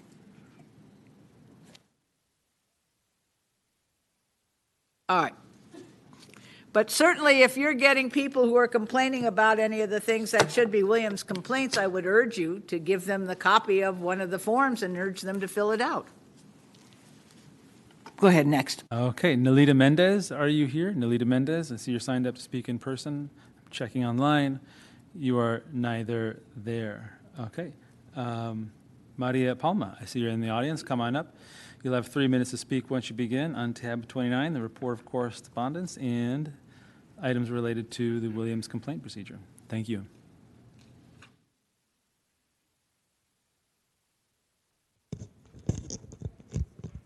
Good evening once again, board members and superintendent. My name is Maria Luisa Palma. I am once again here representing the nonprofit organization Oleada, which has a purpose to increase parent involvement in schools and districts. I find it rather unbelievable that there were only 5 Williams complaints during the entire last school year for teacher vacancies or misassignments. Is that really believable? Does anyone hear that that could be so? Given the nationwide teacher shortages, could it really be that parents in the community possibly are just unaware that they're entitled to have well-qualified teachers for all students by law? I've seen it myself. At my school site council, the members of the school site council were not provided the mandated information on how to file UCP complaints or Williams complaints. I spoke up about it, and I was told that they would go over it next year. But why was that missing? So I also saw at a school when the parents are non-English speakers, they provided me copies of what they thought were formal complaints that they were filing. Once I got the copy, they were upset because there had been no resolution, no response. It turns out that the supposed form was a homegrown document titled Concerns/Sugerencias. So of course, they thought they were real complaints. These complaints went nowhere. But listen to this. A community member who wished to remain anonymous filed a Williams complaint with information on a teacher vacancy on May 8th of 2023 using the Williams complaint form. Yet your report indicates no human resource Williams complaints were filed in the 4th quarter. None. Admittedly, I reviewed the email I was sent, and it was sent to the Equal Opportunity section at lausd.net email.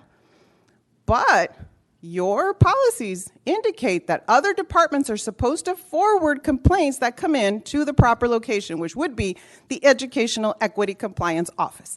Now, to someone on the outside, I'm sorry, I can't tell the difference. I don't know the names of these departments. They don't mean anything to me.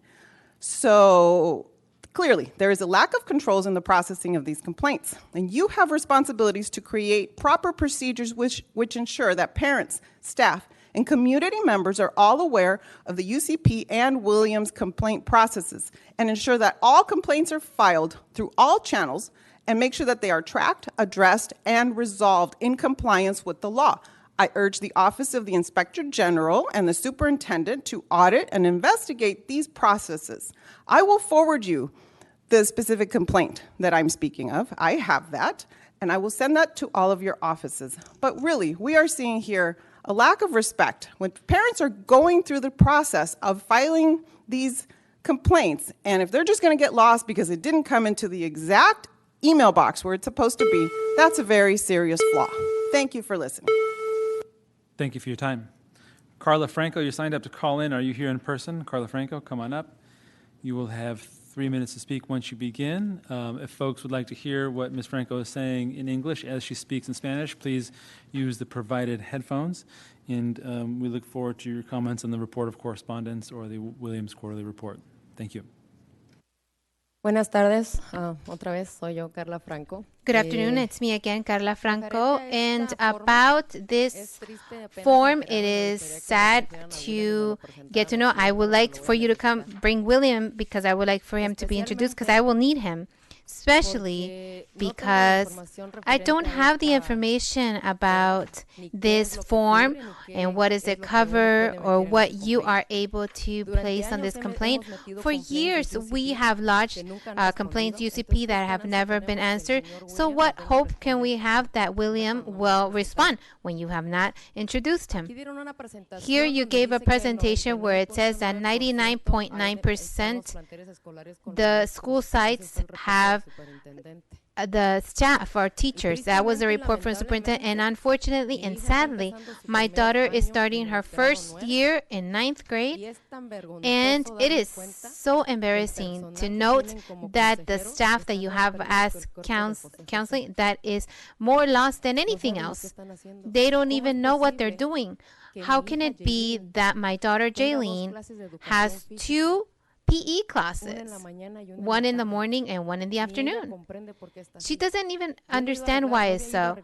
I had not gone to fix the problem because I was sick and I did not want to, I was contagious, and they know perfectly that I will be there to fix that problem. And now if that Williams complaint form is too large, those type of complaints, I would like for you to give it to me, because the UCP are hidden in the school sites, and when you as a parent ask for an UCP, the whole staff comes after you, especially the principal. And if I come here and I say, did they introduce William yesterday, and William is going to resolve all our problem better than a UCP, really, Miss Jackie, you are informing me that you are the one that made this law. I would like for you to take this seriously, all these complaints that have been lodged, and if it's not true, then say how you make the laws, that maybe it's just to wash your hands, and to make us really believe that you will listen and that you will solve our problems. The school, Southgate High School, they don't have teachers. The students do not have all their courses. And the evidence lies that my student is taking 2 PE classes that will affect her for her A through G requirements. She doesn't have to take 2 PE classes. But you are not interested, because the affected ones are not you. You still receive money in your pocket. Those that are affected are our children. And I am in agreement with the superintendent, and I am happy that is not in agreement with the decision of yesterday. Who paid for the consequences? Our students. Thank you for your time. Juan Magandi, I see you're here. Come on up. You have 3 minutes to speak about the report of correspondence or the Williams complaint procedure. Thank you.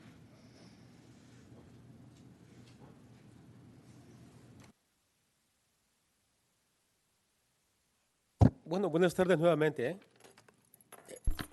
Good night once again. Let me know where to send the overtime invoice.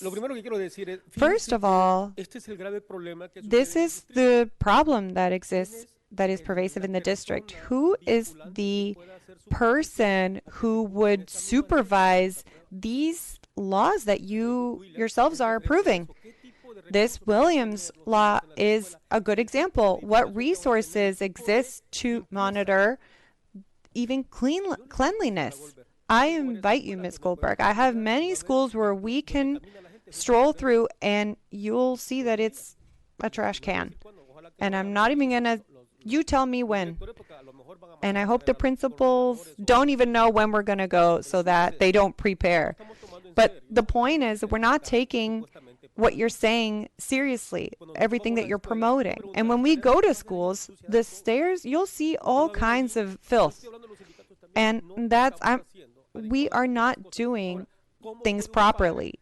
Unions as well. How can an average parent go and get the attention needed to fix this? UCP, we already know that's like my grandmother said, you can bark at the moon, but nothing will happen. And there's like a code of, silence and of complacency where nothing happens. And, they have a Department of Operations, but it's like for complaints, but it doesn't really do anything. Sure, they hear one person, okay, go to a psychologist so you can dump all your emotional, depressive issues towards.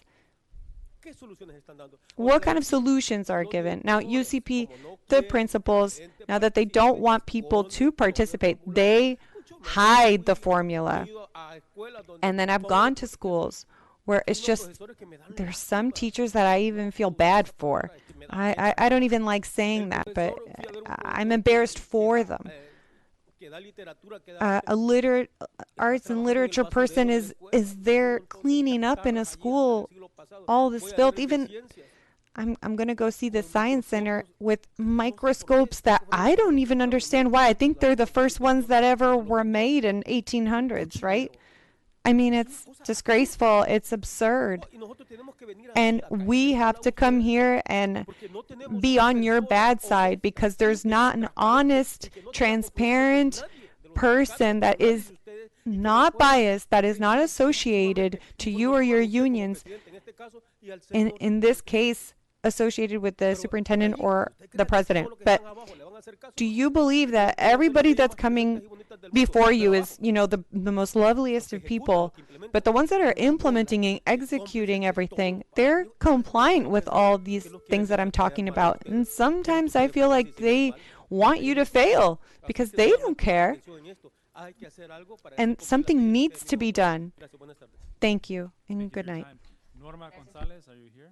Norma Gonzalez, come on up. You'll have 3 minutes to speak on the report of correspondence or the Williams Settlement Uniform Complaint Quarterly Report Summary.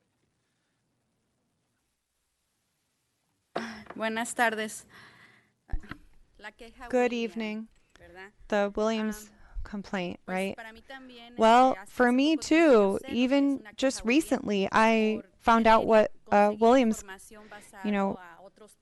situation is and seeked information from other parents. But a lot of other parents, we did not have this information. We don't have it. If you go to a school and you want to submit a complaint, they just send you to the voicemail of complaints. What for? Just to add it so that the principal can read it and say, oh, she's dumb or crazy, or pardon my French, but how then to give this information to parents? Imagine those of us who are here bothering you, right? All right, I don't want to assume that, but we're trying to be here to obtain information. You're the ones that have the opportunity and the resources for us parents to be given this information, and we're not given this information. Because I know a lot of parents in the district, in the 3 committees, that have no idea what a Williams complaint is. They don't know what it is. So be meant, least of all, I mean, there are ghost complaints. One can make a complaint and it just be lost in the wind. And when you do a UCP and they ask you if you have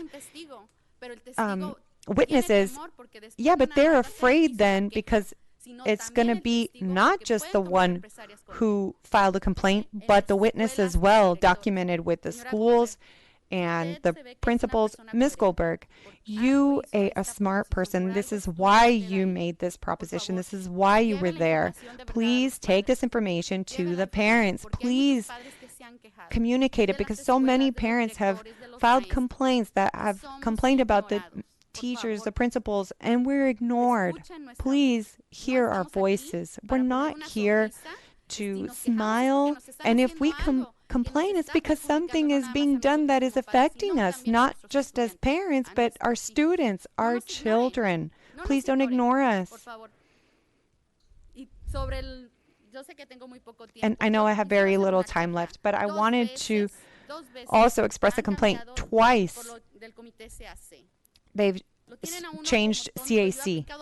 I have applied more than 3 years and I've been ignored. I'm going to complain about S-Face or PACE or whatever you want, whoever is responsible. Why? Because I've been ignored as a parent. I'm a parent who has been up to date. I want to be empowered. I want to work with other parents that are just like me. But what happens? They ignore us. Please, Ms. Goldberg, please pay attention to the parents that are here legitimately to talk and share information with you. We want to work equitably together. Thank you. Thank you for your time. Maria Daisy Ortiz, I see you're here. Come on up. You'll have 3 minutes to speak once you begin.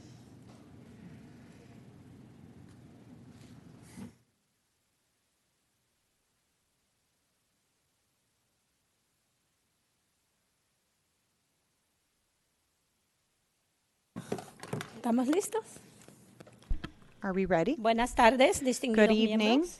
distinguished Mi nombre members. es María Daisy Ortiz. I'm Maria Daisy Ortiz. Estoy aquí con esto de I am la here uniform complaint. with this about the Y estoy de uniform acuerdo con las complaint, compañeras and que I am estuvieron completely in antes, agreement ¿verdad? with De que those en las before me escuelas este about the fact that documento the es algo que schools, this document is something that is non-existent, and it Y es should cierto, cuando exist. ponemos And una it's true, uniform when we de go about a uniform complaint William, a Williams complaint, right? Because a Williams complaint is one thing and UCP is another, right? But the Williams complaint, go see the water fountains. They're oxidated, they're broken, they don't work. Many schools, in order for their school safety, they'll close the bathrooms. Okay, so right now, the education that you are providing in the document sounds lovely because it's easy to cover it up. But how can you make sure that that's what actually happens? In these documents, this isn't for parents. They're in English. When did you inform parents with this new methodology that is to be used? Okay, parents, we're the ones that bring our children here to be educated with quality education, but that's not what they're receiving. On the contrary, I'm in favor of the resolution, Ms. Rivas' resolution for the charters. Why? Because our schools can't be sold. You can't sell them. When a school is having these empty spaces, they can put a lab there, a computer lab there, or these are the careers of this century, and they're out there going to need to compete. And UCP truly is an insult. They're using that office to pay all these salaries just to make liars out of all of us parents. Even Title I currently, because our superintendent used $40 million for primary promise. And what committee did he consult with to invest this money with? Our children are not just one consolidated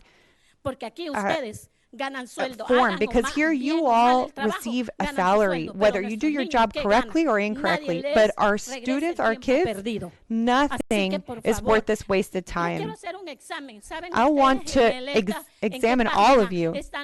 Do you know where the direct supports in LCAP exist are for the English learners? I bet you don't. That same rhetoric, that same narrative, when LCAP needs to be focused on what our children's needs are.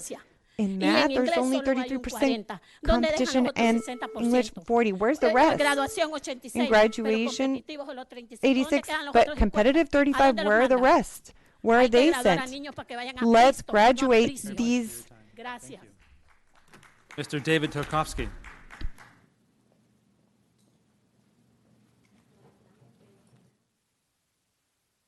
Thank you very much, and welcome to Karen Ramirez. This item, if you actually look inside, 2 of the complaints are at your school. And so you could take a look at how they were responded to. You know your school well in the different rooms. So they're on page 434 and page 444. It has how we respond. And I think President Goldberg has said, you know, why am I taking calls on air conditioning units and something else? We did the Williams case to resolve these things. And so even in this room, it would be nice if we actually had the Williams complaint posted here.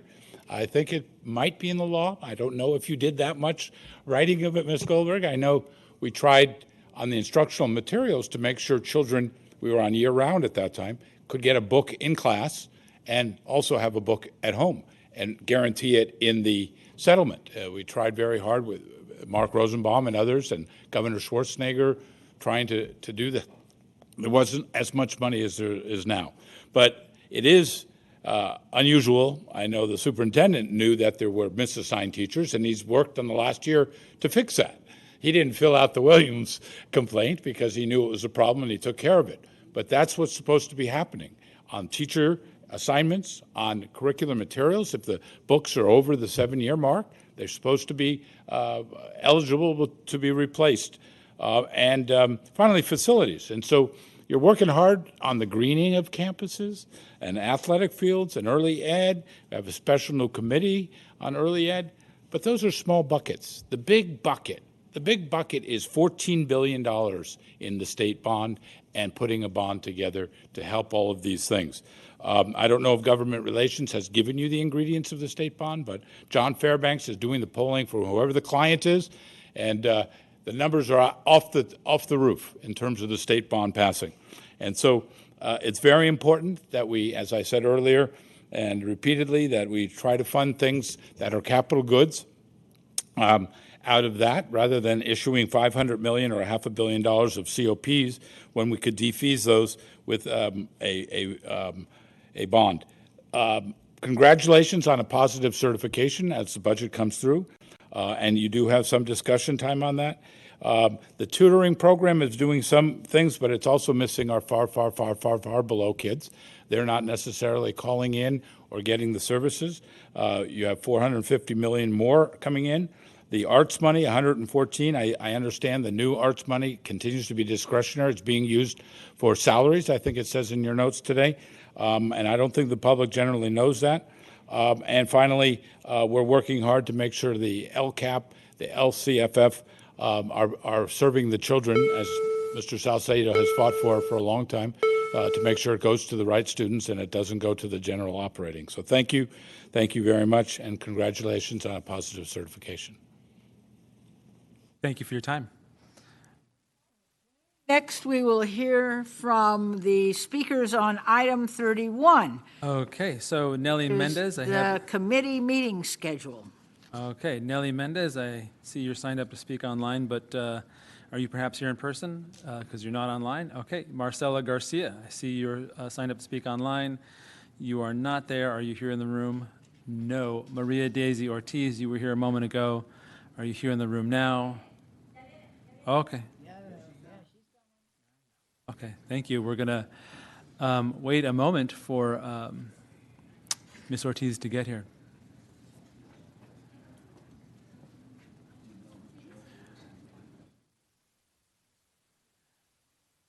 Welcome back. This is tab 31, the upcoming committee meeting schedule approval. Me agarraron fuera de base.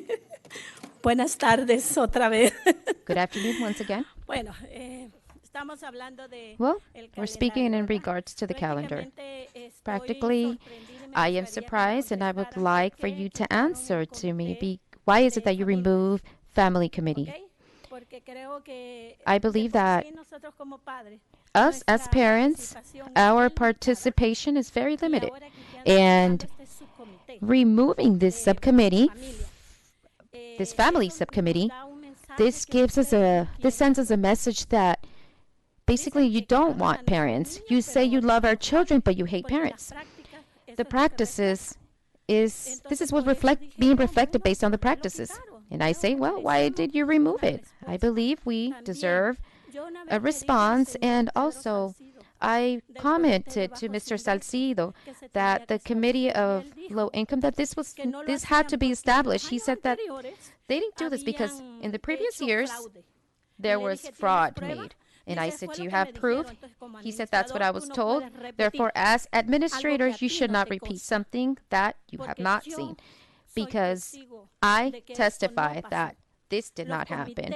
And low-income committees was removed by Superintendent John Daisy because she was against technology, and we are parents that would say no, and we evaluated this, and we developed workshops for parents. We did parent conferences, and therefore, the law did not change. Who changed the committees and removed it was Mr. John Daisy.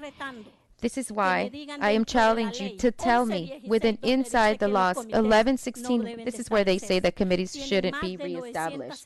You have more than 900 schools that are low income that receive funds from Title I. 1% is for parent involvement.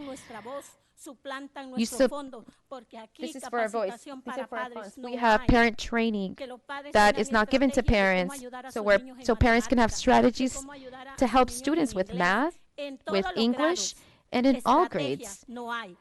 We don't have strategies. Our children have two teachers, one in classroom and one at home. Both need to be trained, but you are leaving us outside. Therefore, we don't want to fight with you. We want to work. We want to learn, because it is very sad to be at home and not be able to help our children to do their homework. This is why that 1%, the government says 1%, so that we can focus on the education and get training, and you are not doing that. You remove committees, you remove training, and you want to give us a few of this, because Family Academy does not train parents honestly, and we're wasting unnecessary funds.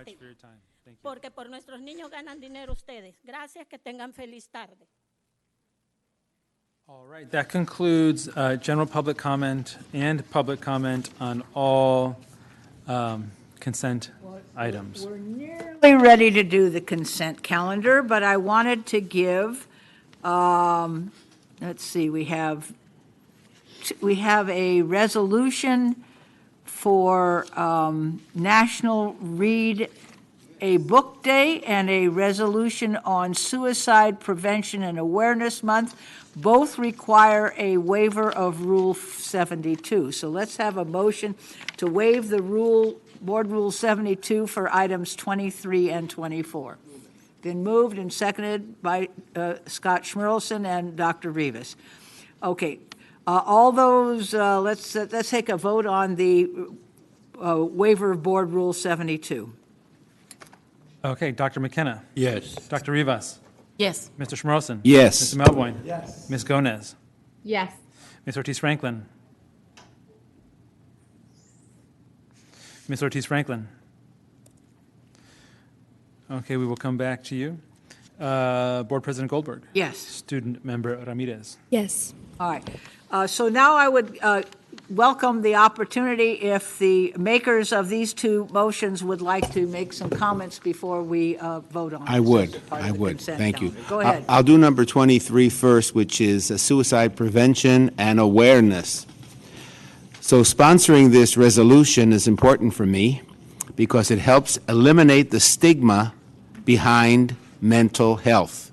Many communities, particularly those marginalized, suffer at higher rates from mental health issues due to historical and systemic lack of resources. At LAUSD, we are working to ensure that students and staff have access to the resources they need to be mentally sound. We must acknowledge that, as difficult as it is to have these conversations, because they are essential. This resolution also highlights the steps that our district is making to ensure a welcoming environment for all. Updating information on the district website, such as adding a new phone number for the Suicide and Crisis Lifeline to 988, a progress report on the hiring of psychiatric social workers at every school, and encouraging a better, healthier climate are all simple steps, but could help in considerable ways. We want this resolution to serve as a reminder to those who may be suffering, and some suffering in silence. Your teachers, your administrators, and your whole district walk with you. And our message should be made clear. You belong at LAUSD. At this time, I would like to allow my co-sponsor, Dr. Rivas, to say a few words regarding this resolution as well. Thank you. First of all, thank you, Board Member Schmerlson, for inviting me to co-author this very important resolution. And I just want to say a few words as to why. And I think none of you would argue as to why this is so important. It's important because suicide is preventable. Between 2016 and 2020, suicide was the third leading cause of death for 10 to 24-year-olds in LA County. We all know that due to the pandemic, our youth have been dealing with elevated levels of stress, PTSD, depression, and not only our students, but all of us overall. Factors such as discrimination, stigma, mental illness, and others may result in elevated suicide risk, particularly for vulnerable student populations. According to 2021 CDC survey on youth behaviors, indicated that female students were twice as likely to seriously consider attempting suicide than male students. And LGBTQ IA plus students were at higher risk than their peers to consider suicide.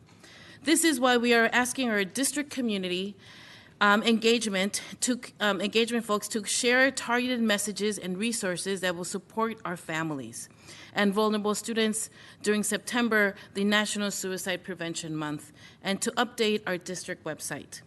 Most importantly, we rely on mental health staff, PSWs and school psychologists, and our school site suicide threat assessment teams to intervene in times of crisis for our students. This resolution calls on the superintendent to report to the committee of the whole within 90 days on the process of hiring PSWs and school site suicide and threat assessment staff. The report should explore the potential of developing regional partnerships with colleges, universities, training opportunities, and workforce pathways for PSWs and other school site mental health professionals. I think this will be a valuable first step towards building capacity and supporting our mental health crisis staff who are on the front line of defense for our students and all of our school communities. So I think this is a resolution that is very, very important. And this district, of course, has been on the forefront of attending to the needs of our students. And this is just elevating and putting it out in the public and all of the efforts that our district is working on to address the mental health crisis that we're all facing. So thank you for this. Anybody else wish to speak on this one? Hearing none, I'd like to be added as a co-sponsor of this one. All right. Now, would you like to speak on National Read a Book Day? Yes, may I ask? We've already done that. Oh, we did it for both. We did them for both. We did a twofer. Thank you. Thank you. Well, a more pleasant one now, okay, everybody? It's called Read a Book Day.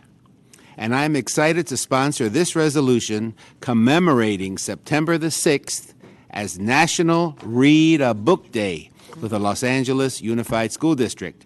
And I decided to introduce this resolution to highlight the importance of reading in school and beyond. LAUSD is taking detailed steps to raise student literacy levels, and we must lead by example by highlighting our own positive experiences with literature. So as educators, our jobs go beyond teaching students about math and English. We remember being inspired by our favorite teachers because they were passionate about their subjects. Now it's time to inspire our students. Books play a vital role in our society as they help teach us about academic subjects and expand our thoughts on many positive aspects such as empathy and inclusion. It is why we emphasize our staff, administrators, and why not even board members to discuss our favorite books and authors with the goal of motivating our students to read more. We also recognize the critical staff that specializes in literature. Our librarians, we have teacher librarians in our secondary schools, and our library aides in our elementary schools, and they help our students find books that they are interested in and assist in finding vital information. So, we also request that the district make available necessary educational resources for educators and parents so they can also learn about the importance of reading with their children. What else can we say about the experience of picking up our favorite book for the first time? Those are experiences worth sharing with others, especially our students. So let's put this commemoration into action on September the 6th and reach our district goal of having all of our students reading at a proficient level by 3rd grade. What a thought. Thank you. Thank you. All right. Anybody else wish to speak on this? Dr. Rivas? Well, I'm always an advocate not only of libraries, but of course what's inside our libraries are books. And for me, books really saved my life, and honestly, it really helped me gain, proficiency in English. So, and also for my son, when he was 6 months old, when he can hold up his head, he had a book in front of him. So I am very grateful, again, for this resolution because books are so essential. Particularly now as we're facing, this movement of banning books. and the sort of the repercussions of that are so dire. And so in order to really uplift all books, this resolution is, yes, it's symbolic, but it's more than that. It really is bringing us the attention of the importance of narratives, all narratives, fiction, nonfiction, the importance of stories and why we have to really tell those stories to our students, culture relevant education, ethnic studies. These are the courses that require books that tell the real stories of our country, of our people, and just of our history. And so, you know, literacy and reading is, of course, one of the most important life skills and one of our primary mandates as an educational institution. Reading to our children when they are young, and then as they get older, is one of the most important things we can do as a parent, as a teacher, as a society overall. Studies show that reading a book a day to young children exposes them to more than 390,000 words by the time they reach kindergarten. Imagine that. Wow, that's just astonishing to me. Take the opportunity to bring, I want to take an opportunity to bring, like I mentioned, the unfounded and misleading efforts to ban books being undertaken throughout the nation. The people and organizations who want to censor our youth's access to new creative worlds and ideas do it for very cynical and self-serving reasons, and we must push back against this as a district. Over the summer, I shared some of my and my staff favorite books on Instagram, books that have been banned, that are on the banned book list. And let me just say that we received great response to this, even from the authors themselves that we featured in our Instagram account. I say this because this is something that touches all of us all throughout our nation, and actually worldwide as well. So thank you, Mr. Schmelson, for bringing forward this resolution and allowing me to co-sponsor it as well.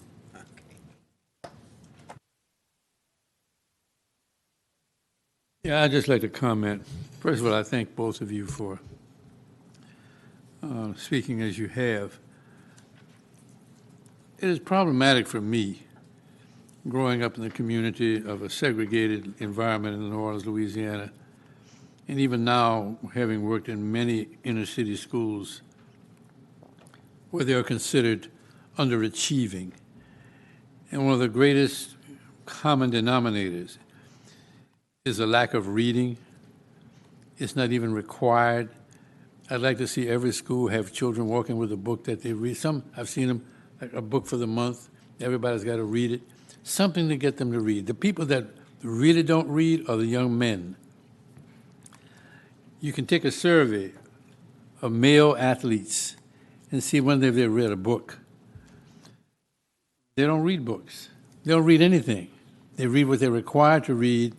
Not all of them. Some of them are very astute. But the ones that are only athletes, and having been an athlete, I know you can get caught up in that. I'd rather play ball than do my homework. I don't do homework. I go to universities. I don't even go to class. I just play ball because I know I'm going to the NBA. And a lot of examples of that. Some don't even go to college. They just jump out of high school and become millionaires playing ball. Don't read books. You can hear when they speak. The most powerful example of being unable to read, you cannot write if you cannot read. I know lots of people who can read at a rudimentary level, cannot write. Everybody who can write well has to be able to read. And when you don't read, you don't know what other people are thinking. And you can't find the vocabulary to make your own narrative. You can't get the vocabulary to do anything the more rudimentary rhymings when you do rap. I remember when the Watts Prophets years ago, well, they were called the Poets. And it was spoken word. You listen to some of this rap right now, and other than the vulgarity, some of it, you don't even understand what they're talking about. I know it's vulgar. I know you can't repeat it. You don't want your children to hear it, but some children, that's all they listen to. Some of them play it on the campus. We had an incident where the assistant principal stopped them from listening to it and spoke up, and kids complained because the vice principal used the words that they were listening to, so you can't use these words. And they complained to the principal. But they were listening to the rap song. Just a trap set by the wrong people for the wrong reason. Reading is so fundamental. It is reading that allows you to work math problems. Ms. Goldberg referenced arithmetic is not mathematics, and it is not. Arithmetic is the operations. There's only 4 things you can do in arithmetic: add, subtract, multiply, and divide. Word problems is where you get into conceptual stuff. Distance and motion problems. But you have to read the problem. There's no equation for that. You have to make the equation from the word problem. If you can't interpret the words, you can't understand what the question is. How can you then do well on the SAT? And some people say, well, we don't need to give them the SAT anymore. We just admit them to school. And we don't even teach them math anymore. We'll admit them to the freshman year, and they'd get credit for the minority enrollment has increased. And they can't even multiply 2 fractions. Can't add 2 fractions with different denominators. That's mathematics. Arithmetic they can't do. Why can they do mathematics? So I could rant about this, but I'm so proud of the fact that we're trying to encourage people to read. What that will do, I don't know. It's a joy to read. I don't have any data on this, but I know from observation, the girls read more than the boys. I haven't seen too many boys sitting at a bus stop reading a book. I see girls sitting at a bus stop reading a book. Does it mean girls are better students than boys? I don't know, but they were better students when I was in school, and I was a mathematician. And all the best students in my class were girls. But they didn't become engineers because there was no market for that, so they didn't think they could do it. Until not until, there was a movie about Hidden Figures. They were doing all the calculations. Nobody knew about them, and I was an engineer at the time. I didn't know they existed. And I worked at North American Aviation, putting the man on the moon, right here in Downey. And I was well schooled in mathematics and physics and science and all of that. But the fundamental skill of reading encompasses the rest of our lives. And then the LA Times has stopped even putting the box scores in the sports edition. So how? Yeah, and then you got to listen to Bill Plaskett go on and on and on. But I don't even know where the Dodgers are. I don't know what place they're in. But why would they stop doing that? How did they save? Were they saving ink? They're saving space. So nobody can do that. Yeah, they're not going to print it. They're not going to print it. No, they're not going to print it. They print other stuff though. They printed something today about the superintendent. Negative, but I think that I applaud you talking about the importance of reading. And I confess, I don't know how I learned to read. I don't remember not reading. My mother was a teacher, so she must have had me on her lap. Like you said, it'd be 6 months old with a book in front of your face. I don't know. It just came to me. I did not do it by smoke. But they did it through the rote process. And people thought I was brilliant because I could read when I was so young. Another story I'll tell you is true. When they gave me my first IQ test, I tested as a genius level. I won't even tell you what the number was. They thought it was a mistake. I know why I tested so high. I found out later that an IQ test for a child is correlated for what you know and your age at the time, what you're supposed to know at this age. I'm 2 years younger than everybody else in my class because my mother put me in school 2 years before everybody else. So everybody else was 5, I was 3. When they were 14, I was 12. I graduated from high school when I was 15, going on 16. Everybody else went to the prom. I'm sitting there throwing rocks at them. That's how backwards I was as a boy trying to be a teenager, but I could play ball. The point is, because I could read at a higher level than my age chronologically, it looked like I was a genius, and I wasn't. I was just younger than the people. I knew everything in my class, but I was 2 years younger than where I should have been. Point is, there's too many reasons why people don't read. And if the home has no reading material, where are they going to go to get it? The library is a fundamental place in the school. Just like the instructional program, when they made the presentation, that's the crux of a district. And as Scott Schmerson says, the library is the heartbeat of the district. Do you want to be added as a co-sponsor of this motion? But it doesn't matter, but I'm going to vote for it anyway. The people But it sounds like with such an eloquent discussion. Yeah, I mean, obviously I'm supporting it.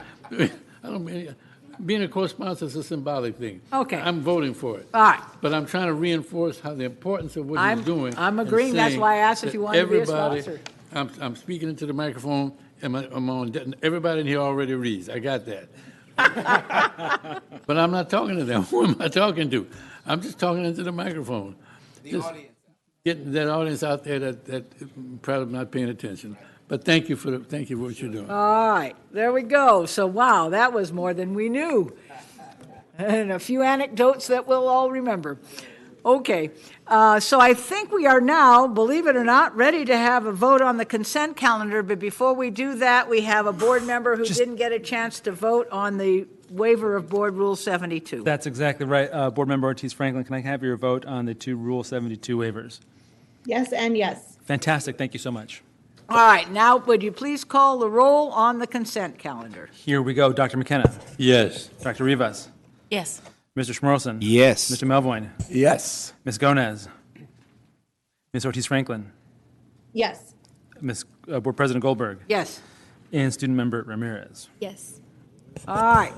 That will take us now to item number 4, approval of facility contracts actions. And I'm going to start with Nick Melvoin, since he's the one that took it off consent. Yes, and given the hour, I'll try to be brief. I'm supportive of all of this except items R, S, and T, which relate to the security cameras. You know, I've railed against the cost escalations in facilities for a long time. I know we're working on it. And I know that there's a cost to doing business as a public entity in California, but there are certain things that just are a little beyond the pale to me. One of those is shade. I think parents understand conceptually why you can't just go online and get a shade sale, but they don't understand, as they shouldn't, why it costs over $100,000 to shade a preschool yard.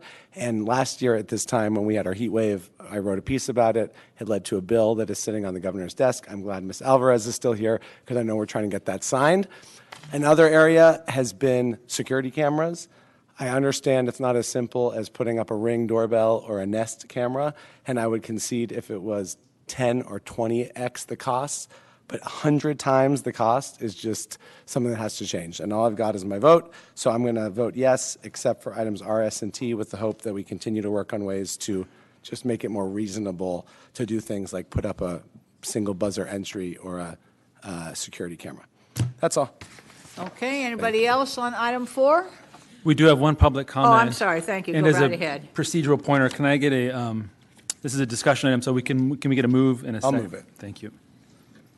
All right, so item 4 has been moved. Did I hear a second? Dr. Rivas seconded. Go ahead. Let's hear from the speaker. Okay, the speaker for tab 4, Ms. Robina Sewell, thank you so much for your extreme patience in getting here. Press star 6 to unmute yourself. You've already done that. The floor is yours for the next 3 minutes. Thank you very much. Thank you. Good evening, Superintendent and honorable board members. My name is Robina Sewell. I'm the Executive Director of California State Schools, and I'm also the co-coordinator of the Los Angeles Environmental Justice Network. On behalf of our coalition, who's worked with the district wonderfully for the last 25 years, cooperatively, we're inquiring about a request for proposal that was initiated to develop an integrated pest management policy and procedures manual. According to the RFP, the cost to the district could be up to $250,000, possibly more, for a 3-month contract. Who, please, initiated this RFP? We're asking because no one that we've spoken to on the board, including the board secretariat, appears to know.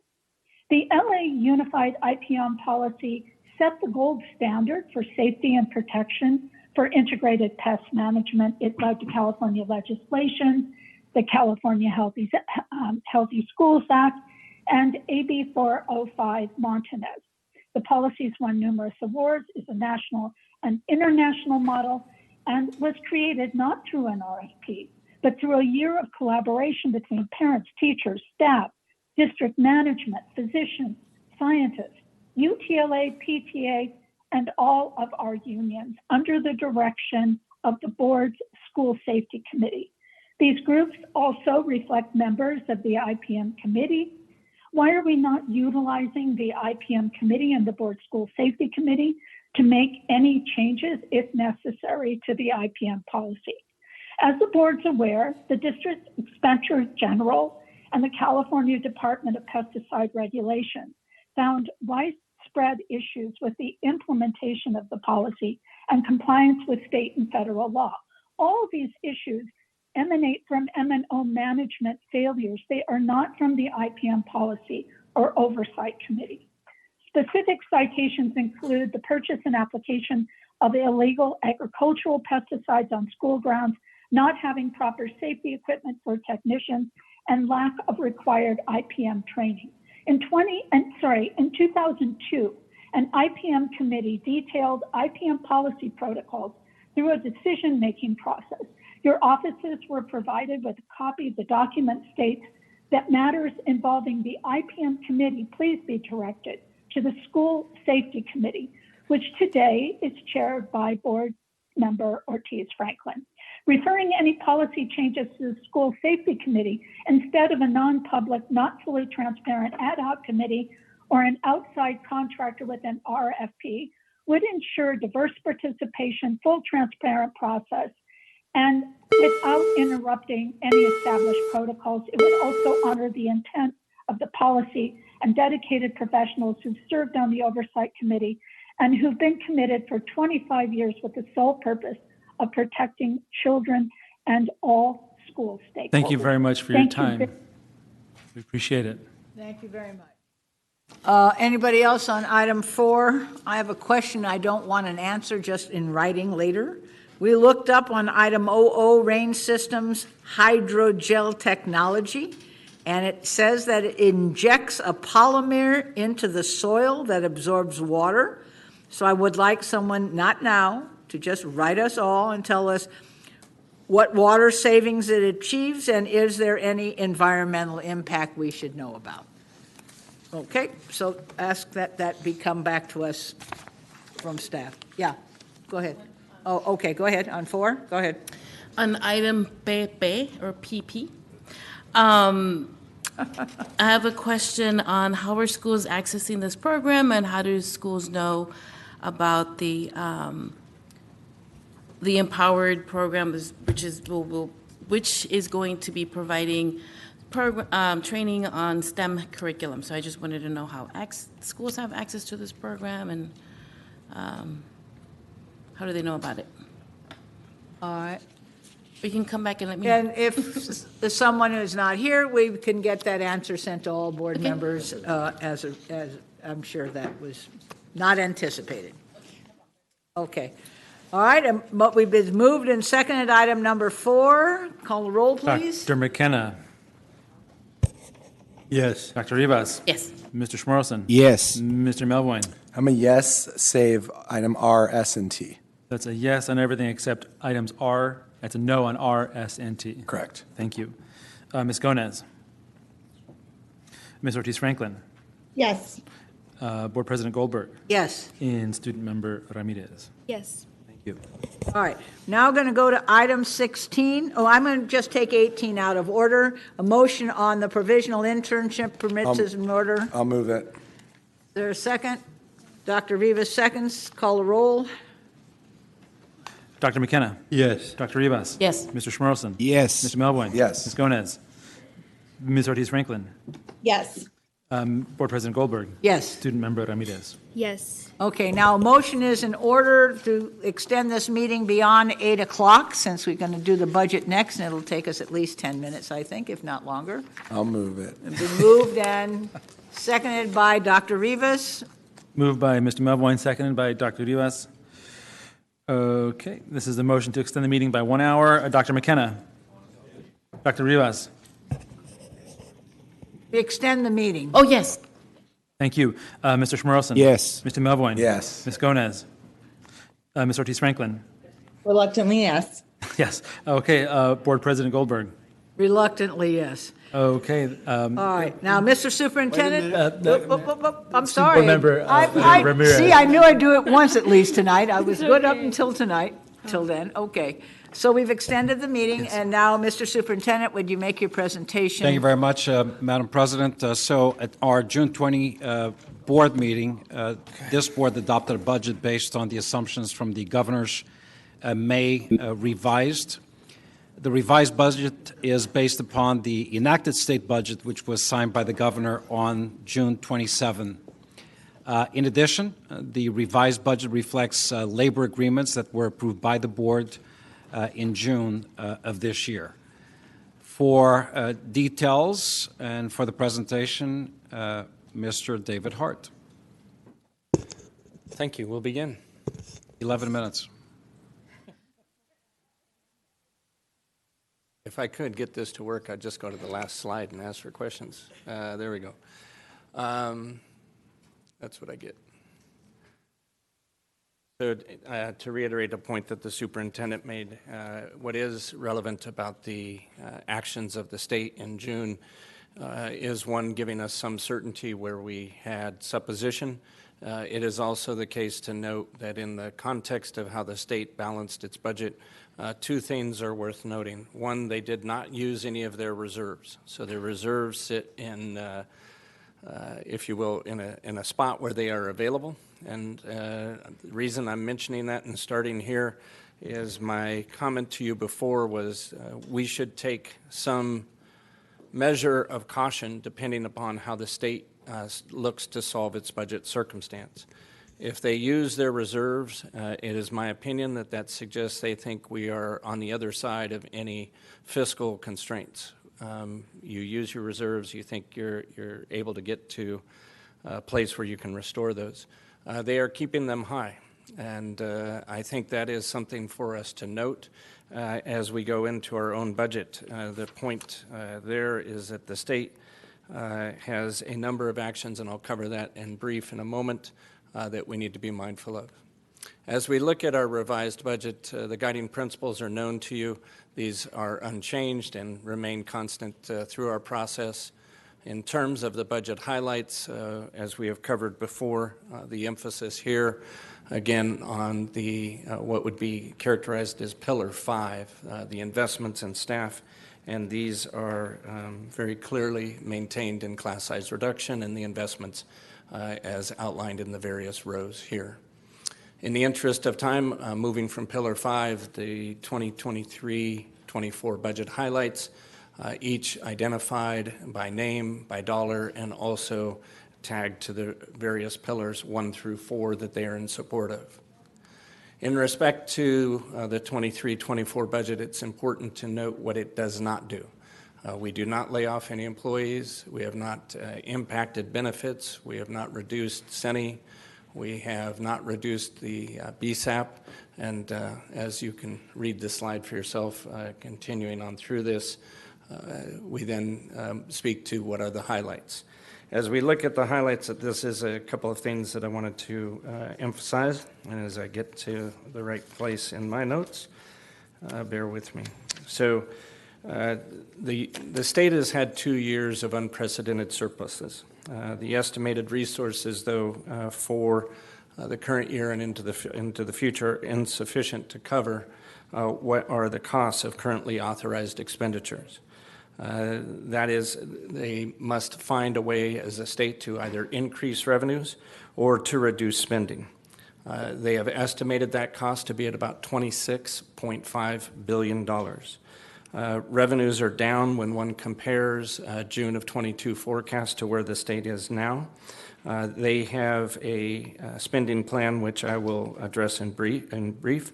Of that $26.5 billion, they're doing $13 billion by way of spending solutions. That is a phrase that they use to cover reductions, delays, or reductions that would be triggered for restoration if revenues were to show up. They have $10 billion in cost shifts, and then they have another $4 billion in various solutions. This is, at some level, to our betterment, because what that allowed the state to do is to provide for the 8.2% statutory COLA, which does drive revenues for us. It is also the case that as we are looking at the materials associated with, let me get to the right slide. One moment, please. I'm going to bounce a little bit here. Did I skip past it?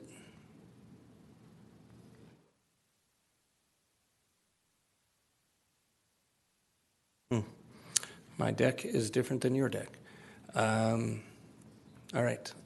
So what we'll speak to here is that in this regard, one of the things that you do see is that the forecast reduction that we had in terms of the arts, music, instructional materials, the reduction is not as severe as we had anticipated, and the same is true of the Learning Recovery Block Grant. To that degree, we are obviously very happy. It is also the case, though, in terms of the equity multiplier. We had anticipated there, while it is an increase in $300 million, targeted to those low-income schools with high rates of student mobility.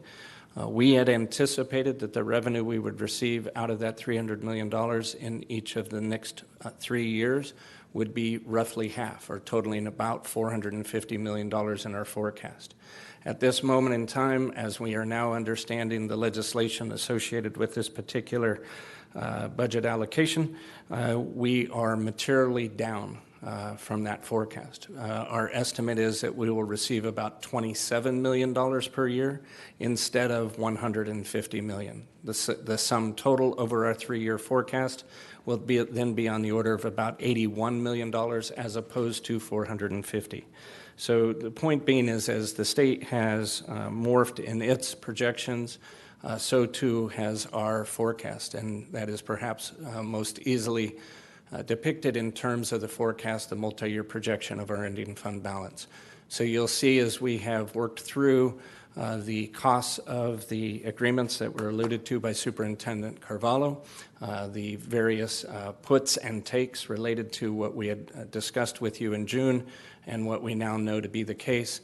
The end result is that our overall ending fund balance, the difference between $22 and $10 million, I would say to you, is of no consequence. We do have an increase in roughly $90 million in the interim year of 24-25. That just has to do with cash flow. The end result is largely unchanged. As we go forward, what is needing to be emphasized, as we have time and again, is in terms of where we have exposure on our multi-year forecast, much like the state, where they speak to what are the authorized expenses, what they're speaking to is they're not engaging in conjecture, so we do not have our labor agreements other than those that have been approved. So the actions taken today will be next depicted in our forecast as we come forward with first interim. What you're seeing included here are the costs associated with those contracts as they were approved in June.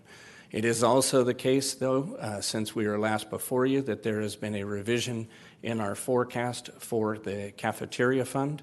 We had anticipated that we would need to contribute on the order of $145 million over the forecast period out of the general fund to maintain the cafeteria fund, if you will, in the black. That has improved in that we are now forecasting, based on current participation, that subsidy will be closer to $60 million. Of course, we will try to take the steps today to make that a remote possibility, but at this moment in time, based on what we know, even though the reimbursement rates are up, our participation is below where we are hoping it will be, and we do have that in our forecast. The partial reversal of the cuts is also what you were seeing, and that is what was buoying in part that middle year 24-25 in terms of the forecasted fund balance comparing June to August. Trying to move quickly here. What we don't have in here are, as I said, to be redundant, we don't have pending labor agreements coming into this meeting. That would have included those that you approved today. It doesn't have any additional OPEB contributions, different than what we had talked to you in June. And at this moment in time, we do not have any additional contributions to the liability self-insurance fund. Those are areas where we would expect some risk to our forecast, but that as we come forward to the first interim will be offset, I suspect, by counterbalancing improvements in attendance and hopefully in enrollment and attendance. With that said, as we often talk about fund balance, we do want to bring you up to speed on how our characterization of fund balance, restricted, committed, and assigned, in particular, have changed. Largely, I would say they are immaterial. What you're seeing in terms of the restricted is the change that is, coming to bear on our financials as it relates to the actions of the state around the what I call it, arts, music, and instructional materials grant and the learning loss recovery. The committed is the dollars that are associated with Proposition 28, that is the arts. The rest of this, I would just say, is rounding of our curing, if you will, from where we were in June to where we are now. To finish the presentation, we're just reiterating the case that in the course of $3, we have on the left side what we had budgeted in 22-23, both on the left side in dollars and what that meant in terms of FTE. And you see that on the right side there is a forecast of the filled positions being greater than the budgeted positions. I anticipate that in the course of 23-24, though every effort will be made, I suspect we will still see an underfilling. And as we move into the year, we'll be able to come back at first interim, refine where we are in terms of our fill rate, and update our forecasts accordingly. With that said, I believe that brings us to the end. I'm trying to keep it short. As, on some level, I would say at this moment in time, there's largely a wash to where we were prior. The next major place for us to have a discussion will be at first interim, and off the top of my head, I want to say that'll be around December 15th. Questions? Very good. First, we have to get some votes in. Go ahead. Yes, I'd like to get a couple of votes noted for Board Member Gomez on tab 4, approval of facilities contract actions. Board Member Gomez, how do you vote? Yes. Okay, and on tab 18, provisional internships, how do you vote? Also yes.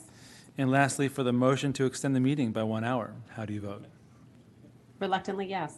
That's the third reluctant yes. I appreciate it. Thank you so much. All right, questions or comments on the revised budget? For the public that's watching this sometime on Saturday afternoon at home, what you need to know is that this is not an unusual behavior. We always have a budget that must be in by June 30th ourselves by state law, but we don't have always a final budget from Sacramento, so it's very hard to know exactly whether we were right or not. The revised budget in August, which is before us, it says, now that we know what Sacramento has done, here are some changes you need to know about. We did better in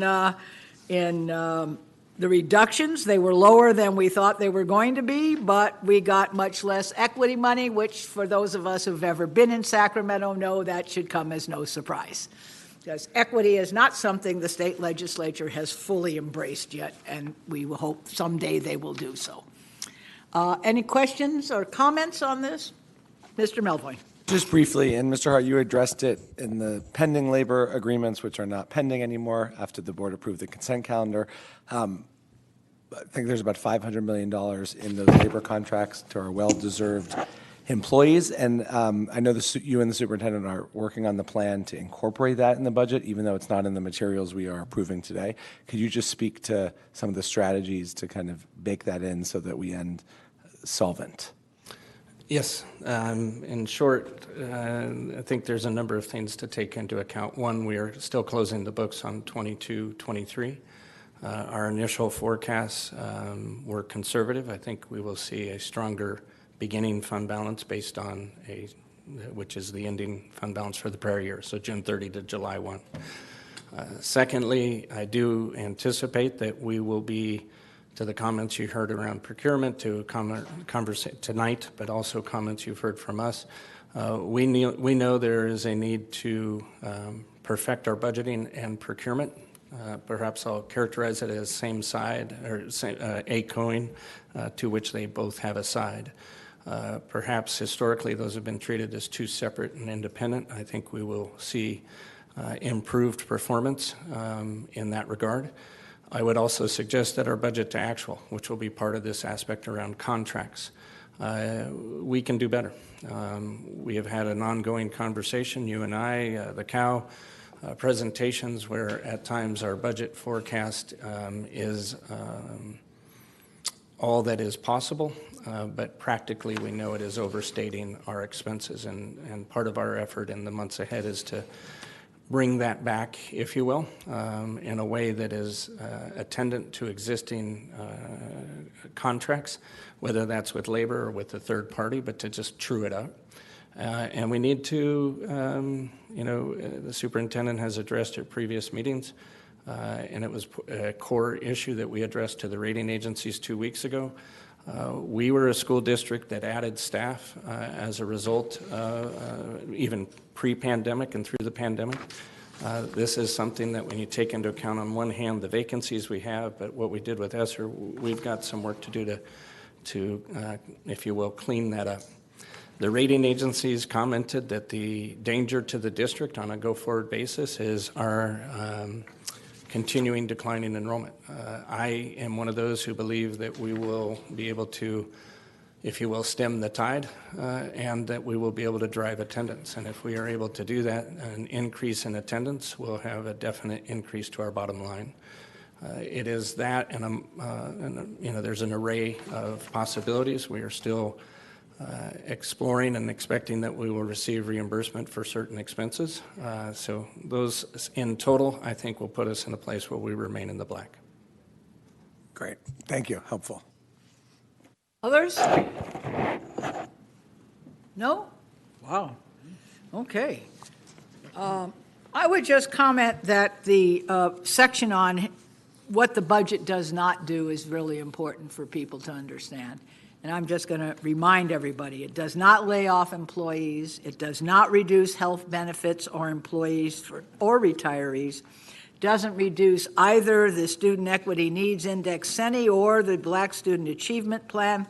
It doesn't eliminate literacy and numeracy interventions, it doesn't reduce student mental health supports, and it doesn't make wholesale reductions to student programs, it doesn't reduce after-school investments, and it doesn't reduce investments in community-based organizations. Well, considering all that this has happened in this budget year, I would say those are remarkable things that it does not do. I don't really have a lot of questions because I had a great opportunity to meet with all of you, and I think that the materials that you have in the budget presentation really help people understand exactly where we are.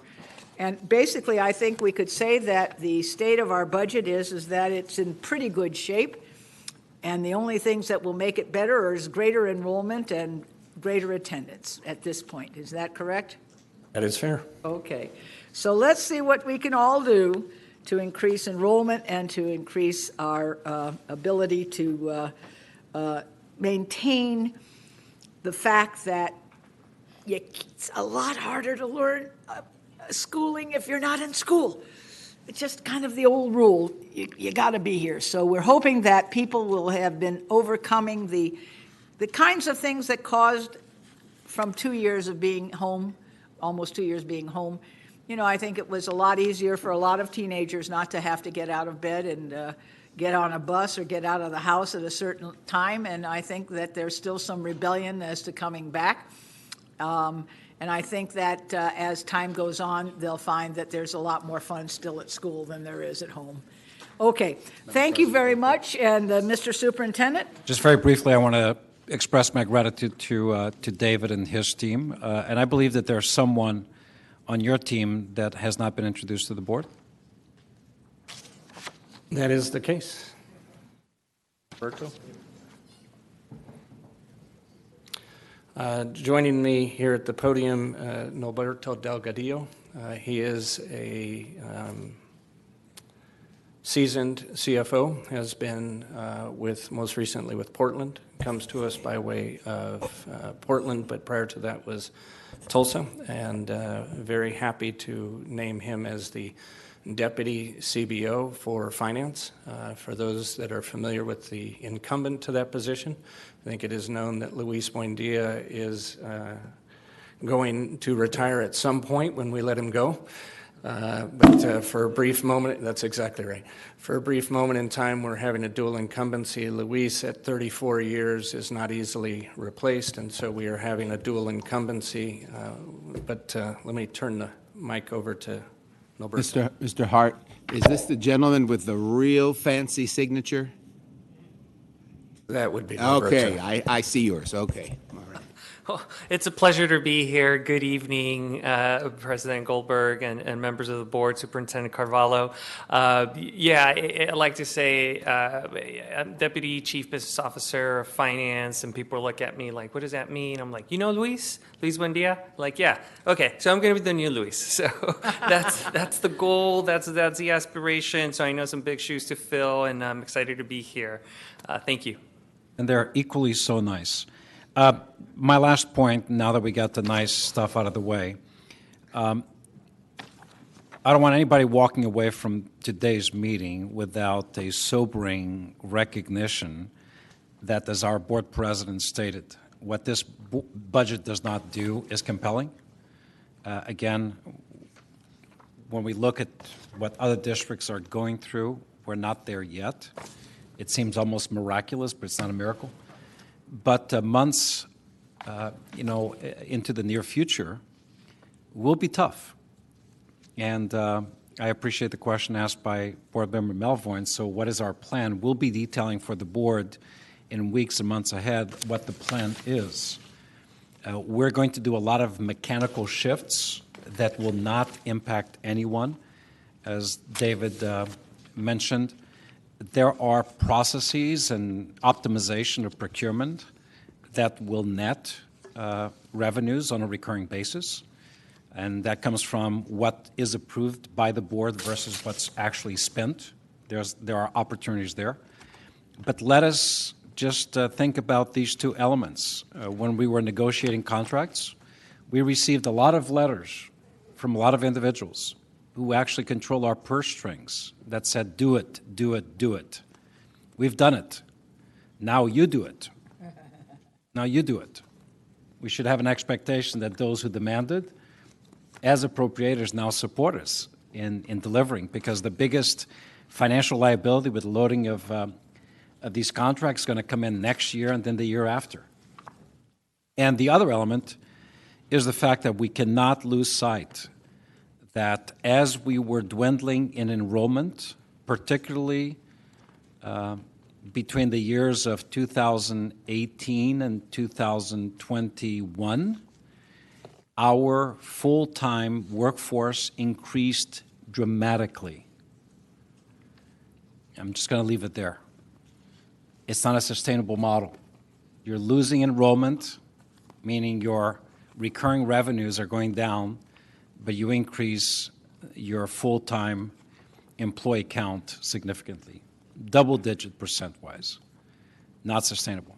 So we're going to have to look at it very, very carefully, following the guiding principles that our board president read, protecting staff, protecting programs, but something's going to have to give. And that's going to be the work that this team is going to tackle over the next few months. Thank you very much. Very quickly, Board Member Ortiz-Franklin has a question before you take off. Go ahead. Thanks. Sorry, it's obviously really hard to have a substantive conversation at 8 o'clock at night. So my request would be the next time we have a budget conversation to do it first, so we can have all of our good thinking and good questions early on. And to clarify, is that not going to be until December, or is there a chance we can review this before December with some of the additional items that are not included in what we're seeing today? I think the expectation is that, well, there will be a lot of work. Our next formal presentation is with the first interim, and that is in December. Part of what we have to do, and I'm going to just to give context to this, I have before me the ratings report from Moody's, which I said 2 weeks ago we were speaking to the rating agencies and happy to report that our ratings were substantiated. But these are independent folks who do their own work. And a couple of things to note is that the comments that they make that is to our challenging is they address ongoing, the way it's written, ongoing enrollment declines and competition will create credit challenges. The structural budget deficit with the gap that is there with the reliance on one-time revenues poses a credit concern. What we're trying to do, just to be redundant, board members, we have to develop a multi-year strategy that takes us beyond the forecast period. The rating agencies have been very clear. If I were to read through this in total, what you would find is that they're not interested in what we're doing through 25, 26. They're calling us out, essentially. You got to walk the talk. And so they want to see what we're doing in years 4, 5, and 6, as opposed to years 1, 2, and 3. And that's a significant lift for us. Thanks. Yeah, I imagine in December we'll have a much more sobering conversation. And to the extent possible, all of the factors not yet reflected in the multi-year projection, I assume you'll include as much information as we do have, including the contracts that we approved today and any additional information that will help us for those further out years. And I see Ms. Gomez also has her hand raised. So looking forward to the next conversation. I would just say in response to your assumption, we have the same. Board Member Gomez, I see your hand is up. The floor is yours. Thank you. Yeah, just very, very briefly, I wanted to echo the request for an ongoing conversation on this topic. I think there's a lot to celebrate in this budget, a lot of really important equity investments and furthering of the strategic plan. But we know that the long-term trends are very concerning, and that this doesn't account for the latest agreements that we have, as well as other likely things we'll want to invest in. So I hope that in advance of December that we can have a conversation starting to think about those long-term multi-year plans, because we know that school budgeting starts early in the new year, and I wouldn't want any changes to be sprung upon schools. I think we owe everyone who is our stakeholder an open, ongoing conversation about how we work to solve this together and how do we do so that continues to preserve important investments and prioritize the academic outcomes of our kids, especially those most in need.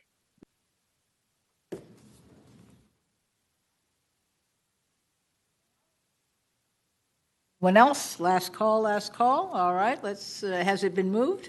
Okay, we need a motion on 16. Second, you moved it? Okay, so Nick moved it, Schmerelson seconded it. Call the roll, please. Dr. McKenna. Yes. Dr. Rivas. Yes. Mr. Schmerelson. Yes. Mr. Melvoin. Yes. Ms. Gomez. Yes. Ms. Ortiz-Franklin. Yes. Board President Goldberg. Yes. Okay, that's 7 ayes. And Ms. Gomez, can I go back to you for your vote on the consent calendar? Thank you.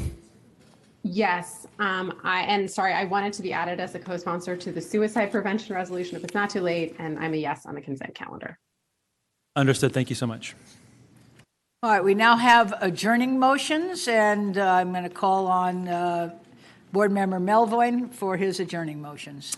Oh, I'm sorry. No, after him. You have one as well. Okay, thank you. Thank you. And I unfortunately have two for this meeting. I'd like to adjourn today's meeting in memory of Dr. Stephanie McClay, a true instructional leader who lost her battle with leukemia 1 week ago today, at the age of 56. Dr. McClay served in various positions within LA Unified, including that of principal at Portola Middle School in my board district, and a director of Local District Northwest when I first started on the board. And even though our time together at the district only overlapped 1 year, it was enough time to see what a dedicated, visionary, and strong leader Dr. McClay was, well respected by students, parents, and colleagues alike. It was through Dr. McClay's leadership and vision that one of her crowning achievements, Portola's Academy of Integrated Arts Technology, became a reality. She created a school where the unique needs of LA Unified's twice exceptional students could be met, and it truly is a national, if not international, model. She spent the last few years as the principal of Agora High School, where she led the school through the pandemic and recovery. Dr. McClay was also a proud parent of 2 wonderful children who were educated at LA Unified Schools. Her passing is a tremendous loss to the educational community and to those who knew her, and we send our deepest condolences to her family and her loved ones. May her memory be a blessing. I'd also like to adjourn in memory of Betty Patterson Garden, who passed away peacefully on June 28, 2023, surrounded by her family. Born in Greenfield, Ohio in 1938, Betty eventually made her way to California, beginning her nearly 40-year career with LA Unified in 1963. Over those 4 decades, Betty served as an elementary school teacher, a teacher advisor, a specialist, a counselor, a coordinator, an assistant principal, a principal, and a director in the Personnel Services Division. Betty was also involved in many community and service organizations, but most of all, she always had time for her family, including her son, Sherman D. Garden, who is now an operations director in Region North, and her niece, Suzanne Patterson Jones, who is the principal at Fairburn Elementary. We send our condolences to her family in and outside of LA Unified and to all her loved ones, and may her memory be for a blessing. Thank you. Yeah, I'll just piggyback on Nick's just for a moment. I knew Betty Garden. She was a friend of mine, as you probably know. I eulogized her at her funeral. I was pleased to be able to attend. I want to speak in memory of a longtime educator in LA Unified named Victor Kimball. There were 3 Kimball brothers. They all became administrators. Victor Kimball was 86 years old. He died on August 12, 2023. He was a principal, he was a teacher at Breed Elementary School from 1965 for 10 years. And then he was at Beachy Elementary School for about 9 years. And then he was the principal of Flournoy Elementary School for a couple of years. And he was at 42nd Street Elementary. And he was then transferred to Raymond Elementary School in 1992 until his retirement in 2001. He was a good man, a friend of mine. He was also a member of the Council of Black Administrators. He gave his entire career to LA Unified, and he will be missed. Many people may not remember him because he left a long time ago from the district, but he was a good man and a strong administrator, and he will be missed by those of us who knew and appreciated him. I would like to adjourn in memory of Miss Monica Zuniga. Monica Zuniga started her 34 years and 10-month career with LA Unified in September of 1988 as a teacher assistant and worked in numerous offices throughout the district as an office assistant, senior office assistant, customer service representative, and administrative secretary. She worked in the office of the superintendent with 6 different superintendents, and most recently she worked as the executive secretary in the office of Deputy Superintendent of Instruction. She attended LA Unified Schools, Hillside Elementary, Mount Gleason Middle School, and graduated from Verdugo Hills High School in the class of 1988. Monica dedicated her entire career to Los Angeles Unified, where she exhibited loyalty and selfless service. She was known for her work ethic, dedicated, welcoming, hardworking, detailed, calming, and can-do attitude.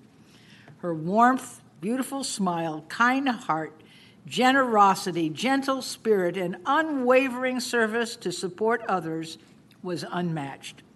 Monica was a dedicated daughter, mother, wife, and sister. She loved reading to her 2 children, Ethan and Chloe, taking them to the movies, playground for an ice cream. Afterwards, she enjoyed going to concerts during her spare time. Monica Zuniga passed away on Monday, July 3rd, 2023.